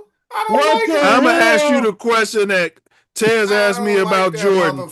What negative? Is there anything negative Y'all about? bring him up every week and you do comparisons. This guy moved off Caleb. He moved off Caleb Williams. Hank in the middle of last season. And you bum about Justin Fields. Correct. Fuck both of y'all. Yeah. Like I said, I haven't followed. And now you waving his pom poms like it's nothing wrong with it. No, like he won you 6 championships and got 6 MVPs of the Super Bowl. You mad because I support Caleb and I don't support that motherfucker. I'm not mad You at didn't him. support Caleb until you started moved off of him and became an Iceman, and then you jumped on his bandwagon and jumped on his nuts. And now you like paint the your rest of these fingernails people and tying that your wanted to Caleb tear a jersey into a knot and walk around with your belly showing with your belly ring. wearing a Got your back cut out. because he was winning like a little games. bitch. in the playoffs like a little bitch. They act like they Like a little bitch. Hey, And big ups to all the little bitches out there. We hey, don't they want no problems. auditioning. They auditioning. We love y'all like everybody else. Hey, they No auditioning beef with for the the bitches. Yeah, Hey, no they beef with the little auditioning for the bitches. village people. I'm Both of 5'1". them. Look All at right, them. bitch. You know what Look I at mean? them. Both of them. One of them want to sing lead Okay, for the this village is what I got to people. deal Both with of every them. Sunday. Every Sunday. He got no. Because they know I'm gonna get in your ass when Pray you for talk me. about Pray for your JF1, boy. man. You do them Pray low for your key boy. comparisons. But you won't say I'm not FGB. having it. But I'm not Taz came having in it. here off the He street. got nothing. He got No. nothing against those comments about him. Nothing against that. Hey, Yeah. Ace, which games you going to travel to this year? I'm looking Don't at bet on no game that he goes to. Atlanta, Miami, None. and Like a black cat. that's all I got About the North on the Carolina agenda game. now. I was thinking about going to That's North first Carolina. game of the year. Now I'm probably be at U of I. Oh, is that See during the same homecoming? Is that homecoming week? U of I is playing UAB, their first game of the season, and That ain't homecoming. Nah. yeah, nephew will be down there playing for UAB. So I wanna go check Anything it out. else about OTAs of the Bears y'all want to cover? This is the final segment, so we can close it out. The Well, longer the show goes on, the more tipsy I get. They said that he's throwing the best, like 60 Which is a yards. bad thing for Ace. The Milz, they saying that his ball is looking good coming off his hand. Oh yeah, they said he was on the move doing that magic, and he threw a ball to Rome, 70 yards in the air, in the wind, and Rome still caught it on his body. Yeah, I'm concerned These are- about Rome. These I want to talk about JF1 throwing the ball to Rome. Oh, Rome wasn't there. To No, Andy Rome wasn't Reid. To Andy Reid while he's on the bench warming up. Is that who gonna be throwing the ball? He's playing behind Pat Mahomes. Fuck wrong with you?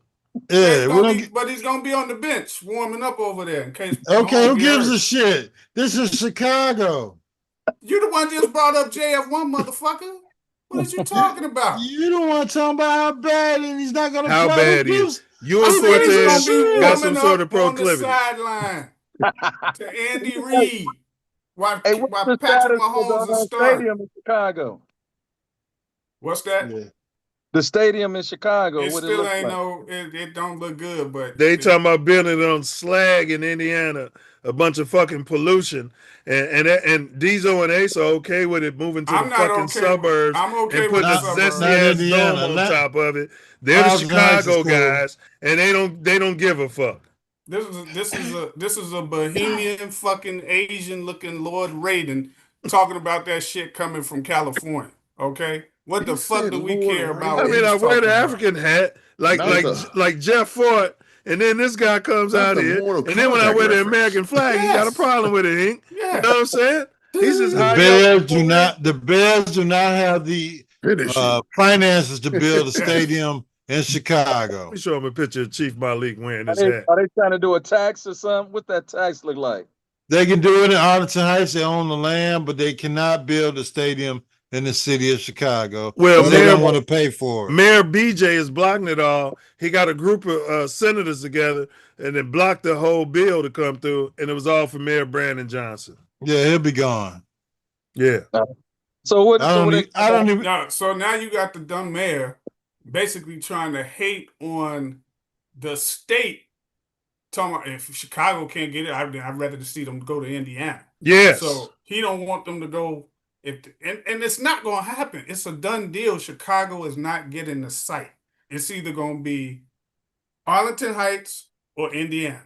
So it's going to be Arlington Heights. He needs to quit Arlington fucking Heights. hating because it's over with. You had your chance. You blew it. You had Y'all plenty of voted that time. motherfucker in, man. We They didn't vote voted that him in, Hank, cocksucker in, and they man. voted him in, and they okay with the Bears leaving the city of Chicago, Hank. He's a one-term Yes. mayor. I mean, the true, Yes, Hank. the true reality, the true solution is for the Bears to sell McCaskey to sell the team. No, that ain't Somebody that can pay for a stadium. Yeah, that ain't happening. Hold on, That's I the want to show this truth. to Zizo. You want to call him Asian? You want to call the great Chief Malik Jeff Ford Asian? That's what you want to do? No, that's Huh? You want to show up to him face to face and say he looked like an Asian bohemian? Yeah, I bet you wouldn't do it. I bet you wouldn't do it. I'm calling you one. Now what? Yeah, now, that you was ain't not him. the point. You ain't him. Right. That's Take not the your point. Inglewood ass I on. bet you all wouldn't. right? I bet you wouldn't. I bet you wouldn't. All right, go ahead, Ace. Y'all was saying something. Yeah, I mean, come on. The true solution is for the Chicago, the McCaskey family, sell the team, cash out, let whoever's going to buy the team build a new stadium, because you're not going to make money off of the stadium bill, I don't believe. So let the new ownership take over the team, sell the stadium, and I mean, Papa Bear is going to be rolling over in his grave, but he's rolling over. And Ben Johnson said there's land in Chicago that they offered to them. Why won't they build there? Yeah, it's the same land that's in Indiana. Brandon Johnson, my fault. No, this land is it's supposed to have slag under it. He took too long when they were first coming out saying, "Hey, look, we need to do X, Y, Z." So you don't like his black ass? No, he's a one-term mayor. He's dark skinned. He's a one-term mayor, bro. Oh, I thought he was a little bit above. I thought he was like a little. The position was a little bit more for him. As far as like, you don't think he had the mental capacities to have the position? He's dark skinned. Nah, man. Light skinned people don't like him. He didn't have the Chicago. No, he didn't have He's from Chicago. He's a West Side. But Uncle Remus over Harold's Chicken. Yeah, it's a little different in Chicago politics. First thing he's from Chi. First thing he do when he get in office. This is all the white excuses he's going to give. Go ahead, Diesel. He discontinued Shot Spot. You know how many crimes Shot Spotter was helping in this? None. Yeah, he went on this rant, Ace. You wasn't here last week, so I'm glad you're here for it. And we're wrapping it up. We're going to get to final words. He But also go ahead. tried This is to, guy's you know, last he's little part of that bullshit about that defunding other police shit. Yeah, defund the police. He was part of that fucking making this city the Chicago of a safe place for the only reason sanctuary city. Sanctuary city. He liked the teens jumping on people's cars and shit. He didn't have no problem with the YNs coming through turning the YNs. Only reason we got cops sanctuary on the trains city. Now. He enjoyed the money. He just didn't enjoy the problems. The feds was gonna pull the funding unless they came up with a new comprehensive plan to fight crime on the public trains and buses. So now you see officers. He said, "What crime?" They got rid of them fucking that motherfucker. Them little security guards, unarmed guards. The ambassadors that walk around nobody respect. Yeah. It was because the feds was gonna pull the money. Hell. They were like, "No, unless you come up with this." Trump and them told them they had to come up with a new plan. So you're a Trump guy. The Cook County Sheriff was on the train. That has nothing to do with the feds. And stop making shit up that these crackers keep telling y'all. What the fuck? It's the Cook County Sheriff. Trump guy. It's the sheriff on the damn trains. Those are cops. It's county sheriff. That's the Cook County Sheriff that you pay taxes for. They were not on there before. That's my point. They're on there now. Why, motherfucker? What did I just tell you? Because Donald Trump, they were gonna pull the funding. Donald Trump said we need the Cook County Sheriff on the damn train. No, because we needed security, and we don't have enough Chicago police officers. Oh my God, this motherfucker, man, go take a shit. Get that. So you think we got enough police officers in the city of Chicago to patrol the damn trains? You still don't, but you. The Cook County Sheriff don't do shit. So they're on the trains, arresting these cocksuckers that are smoking and stabbing people, and they're ending the violence on the train. That's the Cook County. You pay taxes for that shit. All right, Plus they charge you $15 for all day pass. That's not $15. Is that the case where the taxes are they trying to make the people pay for the stadium as far as raising taxes? Yeah, they want to give them property tax breaks. They want to give them property tax for X number of years. Not for Arlington Heights. Yeah, and they want the infrastructure. They want the infrastructure, like the roads coming into it, the sewerage, and all of that. They want guarantees on that. That happens with every stadium. Yeah. I would love to. I mean, it would be interesting. I haven't been there. I don't recall being in. Yeah, you're not going to go out there. Building on Michael Reese campus. Why won't they do that? They said they can't use that property for whatever reason. Yeah. All right. It's too late. That mayor waited too fucking long. It was good enough for the Black Olympics, ass. but it's not good enough for the Bears. So, you know. Well, Hink and Diesel have agreed on something. Mayor BJ is too black for the job. He's too This black. Dumbass don't know what he's doing. And he's the reason for the crime in Chicago that's been going on since fucking Al Capone. All right. Hink. Did he go to Simeon? No, he couldn't have went to Simeon because Diesel would be swinging from his Johnson if he did. And if he went to the SEC school, Hink would be supporting him like crazy. All right, Hink, go ahead. Give me any comments and give me your final words. Karen, I want to see his big lips as we go through this. So, yeah, give him his big lips as he's shocking Mayor Michelin BJ. lips on the screen. Yeah. Well, I got no problem with Mayor Yeah, BJ. talking about my Jeff Ford hat because he went to Simeon where all the brothers was. Shout out to the brothers, man, for Simeon. Yeah. Let me say this, man. What was you saying? Well, if you had any further commentary on the mayor thing, if not, just go into your final words. And we lost A.R. Leak, man, the son of Leak Funeral Spencer Home. Leak. Yeah, Spencer Leak. Yeah, he's one of my frat brothers, man. We lost him, bro. It was sudden. Don't really know what happened. But Ace was saying in the pregame discussion, he should have been listening to us talk about getting your CA1s taken and your 6.7s. You know what I mean? And getting the fingers in your bum. God damn, we need to stop this, man. We need to stop making fun of this. This is real shit. But my final thing about the mayor, man. Look, like I said, I think he just need to move on. I hope he don't get reelected. I don't even live in y'all city, and to see what's going on there and how things are panning out, it's just not good. It's not good, man, and I hate it for the people of the city of Chicago because they definitely deserve better. Especially you had Lightfoot, then his sorry ass. I mean, back-to-back assholes. Yeah, it doesn't make us look good at all when we got that. But that's a different conversation. I'm gonna move on from that. Because they were black. Well, you said it, not me. My final thought is my final thought for the day, man, is Monday, June the 1st. Is Men Mental Health Month. I don't give a shit about fucking Gay Pride Day, Gay Month. Nothing against Juneteenth. I don't give a shit about that either.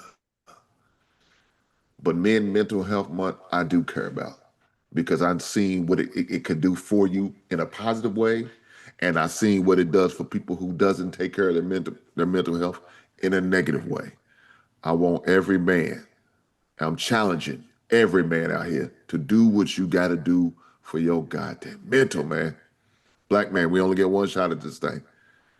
So protect yourself at all costs. You know what I'm saying? Whether you got to get on somebody's goddamn couch or somebody's goddamn Zoom meet, get your mental right. If you got a group of brothers, man, that you trust and believe in, that you can rely on, and it's going to hold whatever you share with them close to the vest, then you share it with them brothers, man. You have the conversation. It doesn't always have to be professional for you to get to some mental health therapy. You understand? If you're a man of a certain religion and you believe in the Most High, hey, man, pray to your good God, man, if that's what you got to do.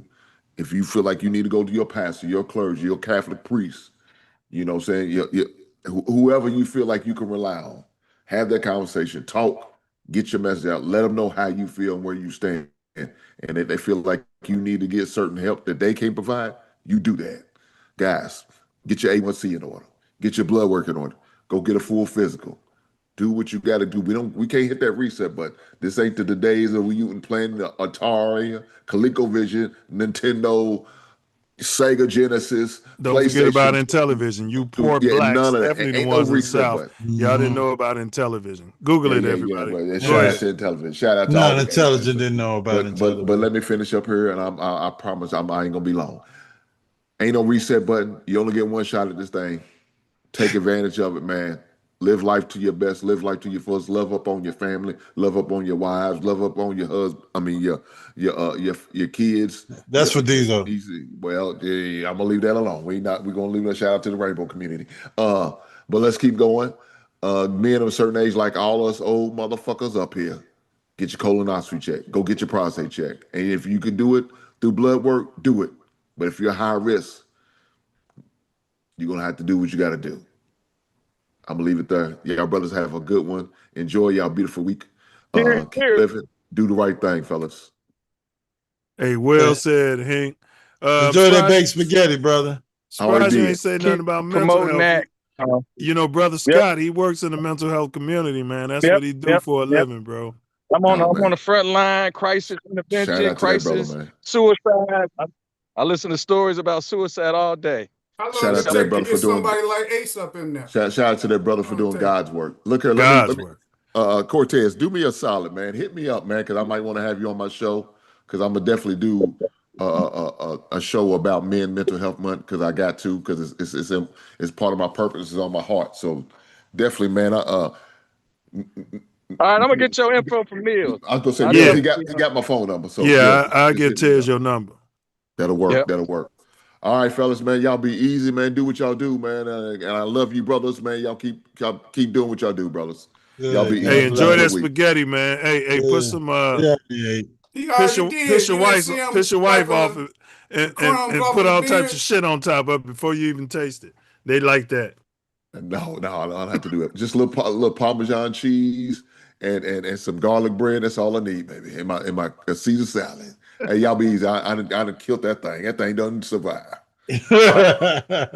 One love, my brother. Yes, sir. All right, Tez, we're gonna hear from you, and get your camera on for your final words, brother, if you can. Otherwise, because they want to see your big Michelin lips as we go through this, and then we'll throw it to Diesel for his final words out there. I don't know if Tez is. What's going on with Tez? He must be caught up. All right, outside smoking a I think he's stick. running around in his Scottie Pippen jersey and nothing else. Nah, I'm here, but I can't his get my pink video. Pippen jersey. I can't get my video to work for some reason. All right, well that's weird. And let's see. Let's see. It might be too dark, and you might be out of power. I got the power. Ask him to start video. Don't worry about it, bro. We're gonna go to a different view so you can get your final words and it ain't just empty on the screen. Go ahead with your final words, Tez. Well, yeah, the caveat, brother. Mental health. I just got my colonoscopy done, so Yeah, fingers up your ass too, huh? Yeah, it was. I was That's the camera. It was 9 people in the room when I was getting it done, so who knows what was happening. They telling you brought all of this from It was a lot of Chicago. anesthesia. There was a lot of anesthesia involved, so I don't recall. They So, took advantage of you. but definitely, I just heard the news about Spencer Link. Man, it's, cats, man, we not promised today, tomorrow. It's all we got is our what we leave here on the earth, what we go through every day, and we resilient. It's being a black male in this society and this time is tough, and just shows the strength, the strongness that we have. Yes, sir. And keep leaning on that. Keep leaning towards that as part of our strength, because we are an endangered species. So definitely keep that in mind. Definitely bring up the youngins, because they need the guidance. They need, our culture needed to flourish. So, stay strong. And, support is nothing. You can't do nothing in this world by yourself. It takes others. It takes support. It takes, a village. So, yes, sir. Of that, and I'm promised, or I feel like I've been through so much, and every day I keep thriving, I keep pushing, because it's bigger than me. It's bigger than me. So, so I want to just share that piece, enjoy, the time I share with you guys, because, y'all bring me to the essence, who I am. So, because you are who I am. So I look upon everybody else to see the reflection. So appreciate that, and appreciate you all. Hey, we appreciate you pulling up, Tez. Don't let it be another year before we see you. Great hearing from you, man. Sure. We know I they did a know. lot of experimenting on you in that colonoscopy, but you can't let that be a deciding factor. Hey, look, they was like, "Why your heart rate so high? Calm down." I said, It's 9 of y'all in here, and this motherfucker in a I got me skirt. on my side talking about I'm about to go to sleep. What the hell are you talking about? Yeah, talking about lean over and poke your butt out. Yeah. I got my ass out. This motherfucker over here touching itself. That's why my heart rate is up. Fuck around with y'all. Oh man, that's funny. Hey, Tez. Hey, I appreciate you, Noop, and RIP Spencer Leak, man. I love to you, bro. Be safe. All right, that's Tez. And you were saying something, Diesel. Go ahead with your final words. I think you was gonna say something to what's his name? Hink, but we couldn't get it in there. But final words, brother. Well, first let me get on Brandon Johnson. So not only did I feel he was, I just feel he wasn't he ran at the right time when there was really no other good opponents, and he happened to slide out with more votes than anybody.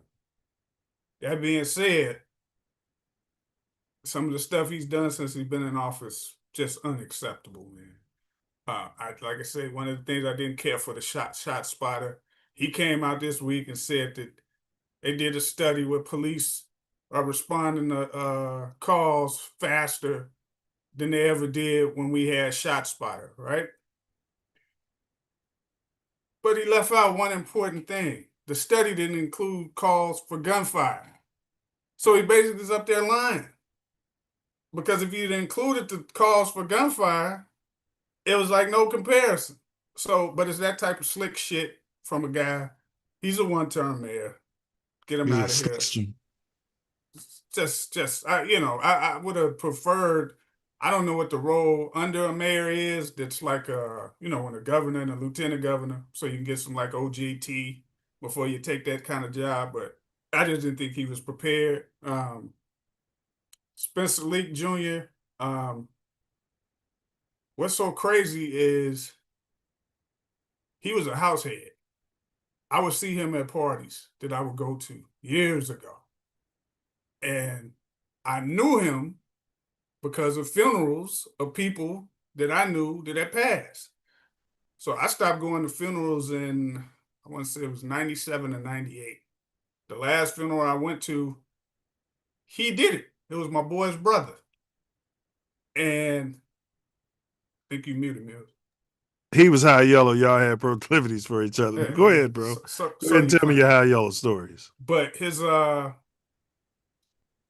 don't know if it's his dad or his granddad, right? My grandmother and my mother told me this today. She was like, yeah, he used to come over my grandmother's house on Tuesdays, and she would cook, and certain people in the neighborhood would come by or whatever. So the family knew like his grandfather and father. I knew him from seeing him, I would see him in the clubs, plus I'd see him at, different funerals he did for friends that you knew. So when they said, when I heard pass, I was like, well, it's probably, and I get confused sometimes with the grandfather, the father, and him. So I was like, man, maybe it was his father or something, not thinking it was him.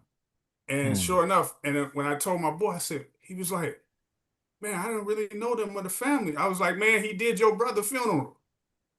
And he was like, but that was like 20, 30 years ago. So he's like, yeah. I was like, don't worry about it. So when I sent him a picture, he was like, damn, yeah, he sure did. And I was like, man, I think he's like our age.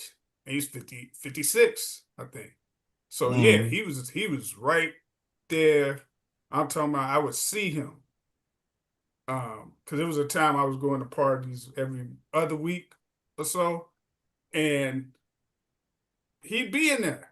He might stop through for a quick hot minute, but I'd see him there, whatever, be like, what's up? But it'd be like anybody else that I would see on a regular at a party, whatever. Not like I knew him, But to hear him pass, and then he just had a son that I think graduated from Michigan State.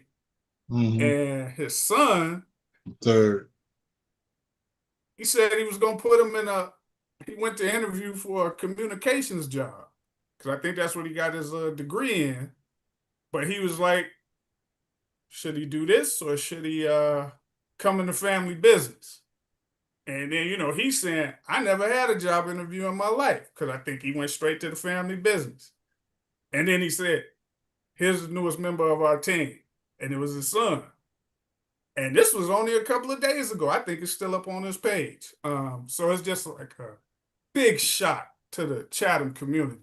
And I know they got like 3 funeral homes in the area. One in the south suburbs, the one on Cottage. I think they got one on the west side, right? Do they got one on the Two west in the south suburbs, one in Madison, one in Country Club Hills, and one on Cottage Grove. Okay. And one of the big things about their funeral home, a lot of the YNs that's been getting killed the last 15, 20, they were only one of the funeral homes that would keep taking the younger people who would get killed. Because a lot of these funeral places don't want them because they come shootouts. Yeah, they shoot up the funeral. Yeah. So, but big staple in my community in Chatham. Probably way outside of Chatham, but that's where I knew him from. And like I say, my grandmother knew his father, grandfather. Just a shock, bro. Big shock. So what Hank always say, we don't know what caused him to go. He did post a picture on May 29th in the hospital getting an IV saying, overworked. From, that. I mean, man, his hair was brighter. I remember him from back when I would see him at parties. His hair was still black for the most part. His hair was whiter than his grandfather. And that's the kind of stress you could get from that type of, because it's never ending. That shit's every day. Like Obama hair turned white. Hereditary. And he was pretty much running it. Because whoever the president is, if that was his father, you figure he's older, one step from retirement. So he was running that stuff, as far as I know, back years ago, which is a testament to how good he was because he was like my age. I'm like, damn. So just a big shock to the community, man. And like Hank always say, check your stuff out because no day is promised to you tomorrow. So yeah, you remember Will came on the show, part of the house music series, bro. That's his line brother. They play us together. So he had told me about it like, man, early this morning and shit. I'd see him at different parties. Yeah, they was into he from the south side like everybody else. And some of them, I'd go to what we would consider like a grimy house party to get the real good music. Yeah. But a lot of times we go into the ones that wasn't super grimy, but somewhat bougie, Hyde Park type bougie type shit, right? Yeah, you get off Hyde Park, bro. You know what I mean? I'm giving them a prop. You ain't got to be a hater your whole life. I'm giving them a prop, bro. Right. Like, you know what I'm talking about. But I see him at these parties, bro. Like, so I was like, man, dude, the house head. I knew. When I seen him at like 3 different parties, I was like, oh yeah, he a house head. I said, yeah, I know he do the funeral stuff, but that dude the house head. So it's just real unfortunate, man. Yeah, it is, man. And he did a lot of charity, man. And like he would help people who couldn't pay for it. You know what I'm saying? Like he would come out there he paid and for pay the for chick funerals. for the baseball. Ace. Oh God. If you remember the team, the Jackie Robinson team, I think they got messed over. Yeah. I think he paid for one of the guys on the team's parent for like a year. Paid their rent or something. Oh yeah. I'm pretty sure he did. Now that I think about it. Yeah, so, back when one of the kids turned out to be homeless. Yeah. After they won the championship and the Pinks came in and said that these kids don't live on the same block, so we got to take away their championship. It was discovered that one of the kids was on hard times, which, you know, a lot of them are. A lot of them are. Yeah, and you know, well, that's pretty much the mission of Jackie Robinson, to save kids. But the fact that you know, they played a team from Korea in the World Championship, that they got 3 6-foot+ Koreans, left-handers, leading off their batting order, that supposedly live in the same neighborhood, I guess, versus you know, our kids. But I digress.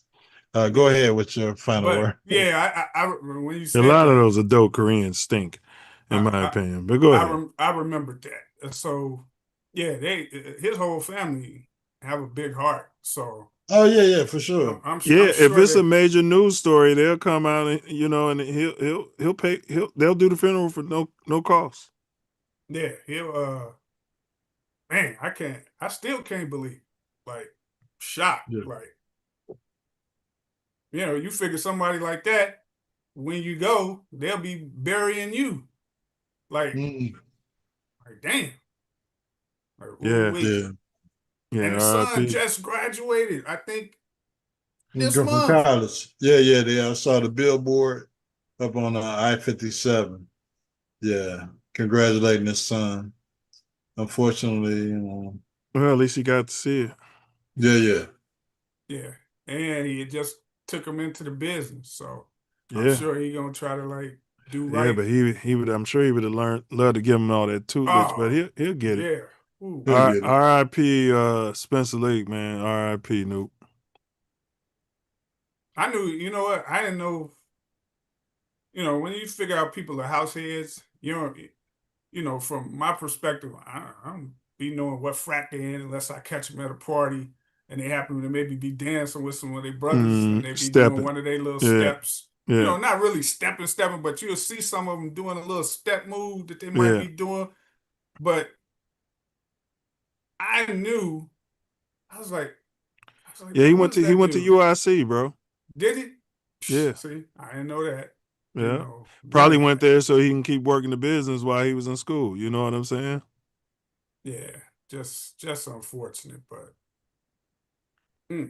yeah. Well, he in a better place. You got anything else? Your final words there, fella? No. I just wish I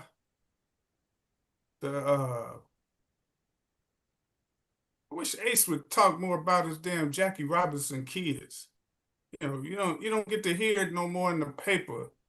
You know, even before that scandal, you know, 80s and stuff, pre-scandal and all of that stuff. It seemed like it was a bigger buzz about it. There was a scandal in the 80s? No. I said before that scandal with when they Before won the it Pinks all. took their championship away. Okay, yeah. Evergreen Park hated on them. 55 years. Jackie Robinson been saving lives, saving kids. You got athletes that been through that league, like Antoine Walker went to Jackie Robinson, and the originator of the league bought him shoes, and you don't talk about that. My entire Simeon baseball team. So, you know, when you a freshman, sophomore coming to high school, I never really paid attention to the colors because they got the same colors as Simeon, and blue and gold. But I'd always see the baseball guys, they'd either have on a Simeon baseball or them Jackie Robinson baseball, Jackie Robinson West or whatever. Yeah. And I never really paid attention to it, right? So then one day one of my guys told me, he said, it's like, man, Hardy, man, how come you ain't play baseball, man? You pretty good. I was like, man, I didn't even know who to really, like, coming from grammar school, who you go talk to, blah, blah, blah, to get on the baseball team. So by then it was like too late. But all of them was like Jackie Robinson West. Like, you know, it might have been a handful that wasn't, but most of them came from Jackie Robinson West. So Yeah, there was other leagues. I mean, we're not I gonna was sit like, here I was like, and paint the damn. whole city. And look, big ups to Jackie Robinson West. But Yeah, but I mean, I'm just seriously. saying, I want. Don't start hating, coach. I I like to mean, hear no, Ace. seriously. I mean, big ups to Jackie Robinson West. I love what they're doing. They did everything, but it was other leagues, man. That was, hey, man, Jackie Not Robinson disputing ain't that. playing against himself in a goddamn vacuum. You know what I mean? Bruh, all I'm saying is I like to hear Ace. Do you still coach them? No, I'm No? driving my son around. I'll be back in a couple years. Hey, his Once, son, like, damn near the man at Lindblom. He a freshman. He on the bump. once, Hey, that little brother hitting. He doing his thing, man. My senior year, we went downstate in baseball. Mm. Now, you know how hard it was to go downstate in baseball back in 80s into the 90s. Yeah. And we won a game, and then I think we lost. I can't remember the team we lost to. But the baseball team ended up making it back for the prom. And we was like, man, what y'all doing here? It's like, oh, well, we won, but then we lost. So we was able to make it back in time for prom. But yeah, I just remember like all them dudes, they was Jackie Robinson West. Was they wearing those big bozo shoes? No. No, not back then. All right, man. You got anything else, bro? I got the Nope. producers in my ear. No. Hey, before you go, Dante Purifier was asking me to so much misinformation on this podcast. 9, can you drop the link? The link's been pinned in the chat the whole time. That's how Diesel got in here and everybody else. Then I dropped the link again. I said, that's the link, Dante. And then we ain't heard from him. Misinformation. I think when y'all was going in on BJ, I think that's the mayor BJ, that's when he was misinformation. He must be a supporter, but no. I mean, I don't know. I wish he would have pulled up. Well, he's a black man supporter. He doesn't like me going in on polls. No, he don't like that at all. Polls some kind of mulatto with a pink wife. Well, it had to be the mayor because we ain't talk about polls at all today. No, we didn't talk. It had to be the mayor. Yeah, it had to be the when mayor. he was on previously, this is what he said. Yeah. But now y'all talking about the BJ. mayor. Yeah, I don't know. We'll see. We'll have an opportunity next week. Yeah, pull up next week. We want to hear what the misinformation was, Purify. Yeah, but I'll holler at you guys. I'm out. All right. I think we did. Yeah, we did that. All right, Diesel. I appreciate you pulling up, bro. Be safe. Have a great week. All right, Ace, go ahead with them final words, bro. Hey, my final words was gonna be short and simple. See your doctor. Our final words every week are our final words every week. Don't let our final words be your final word. And our final words is get your A1C check, get your colonoscopy check, go see your doctor regularly.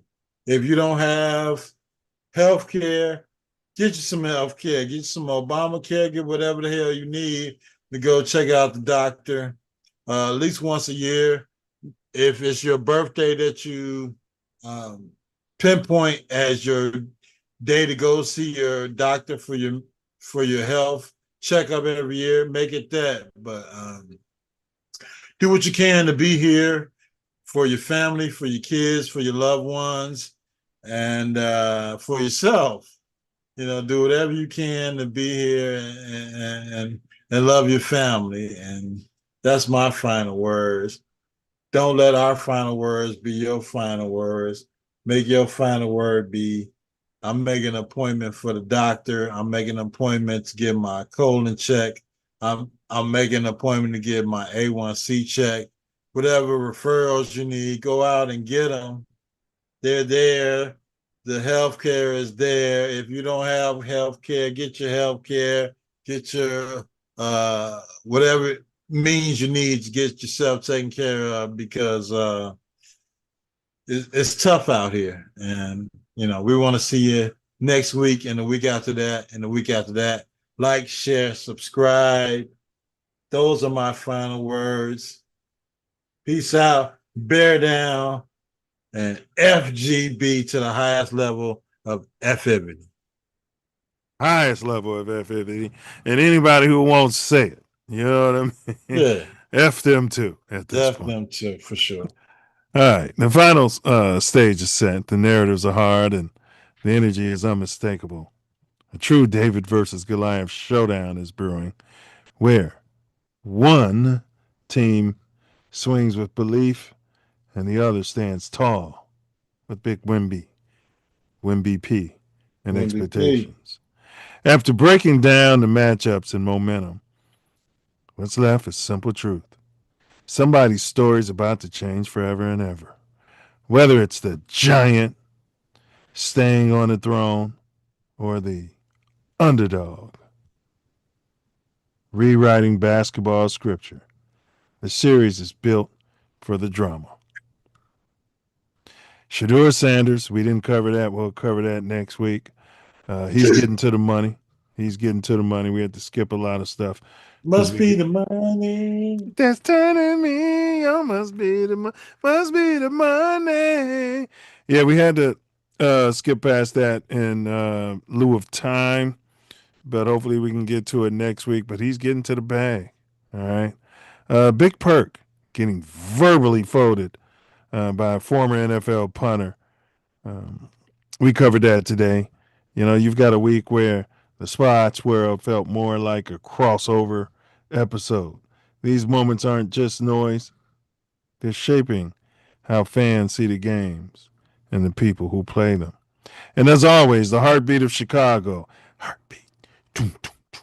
Heartbeat. Dun, dun, dun, dun, dun, dun, dun, dun, dun, dun, dun, dun, dun, dun, dun. Dun, dun, dun, dun, dun, dun, dun, dun, dun, dun, dun. Heartbeat, you make me feel so weak. It all around, from my head to the ground. Hey, you know what I'm talking about. The heartbeat of Chiran keeps thumping through Bears OTAs, where every rap, every whisper, every early standout hints at what this season could become.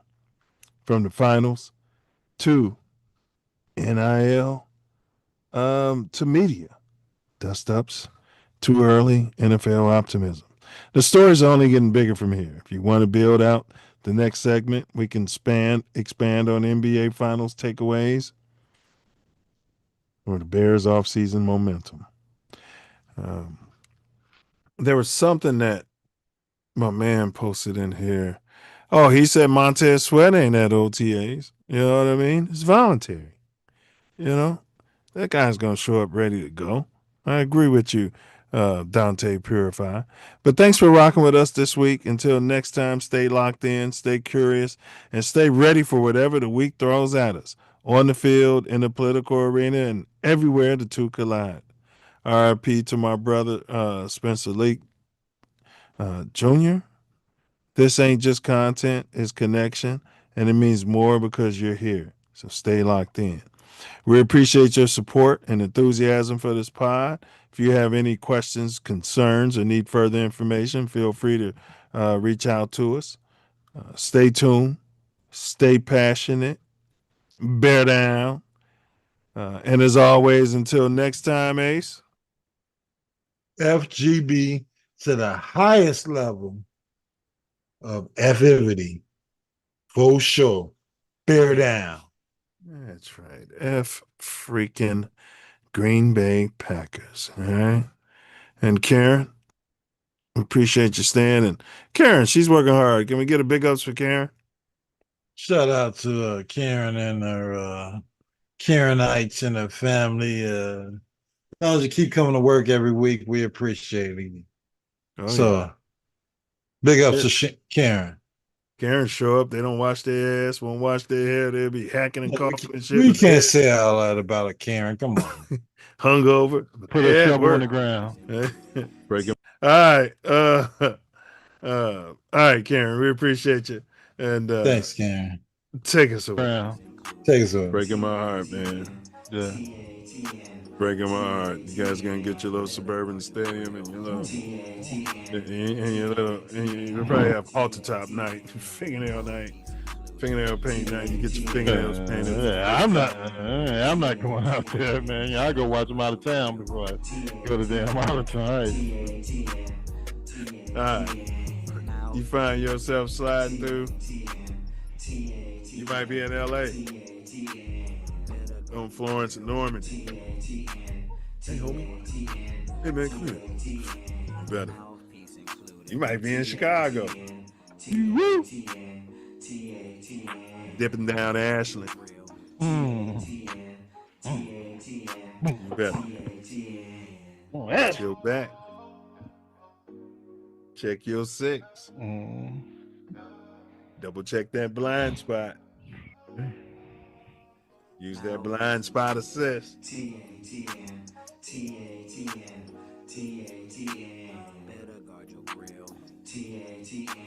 Guard your grill.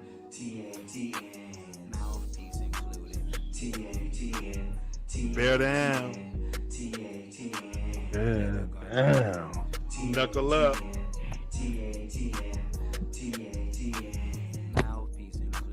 And don't forget it, baby.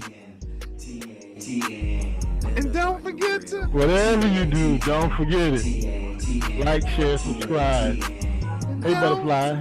Forget to bring your mouthpiece. Sure. Don't forget it. TATN.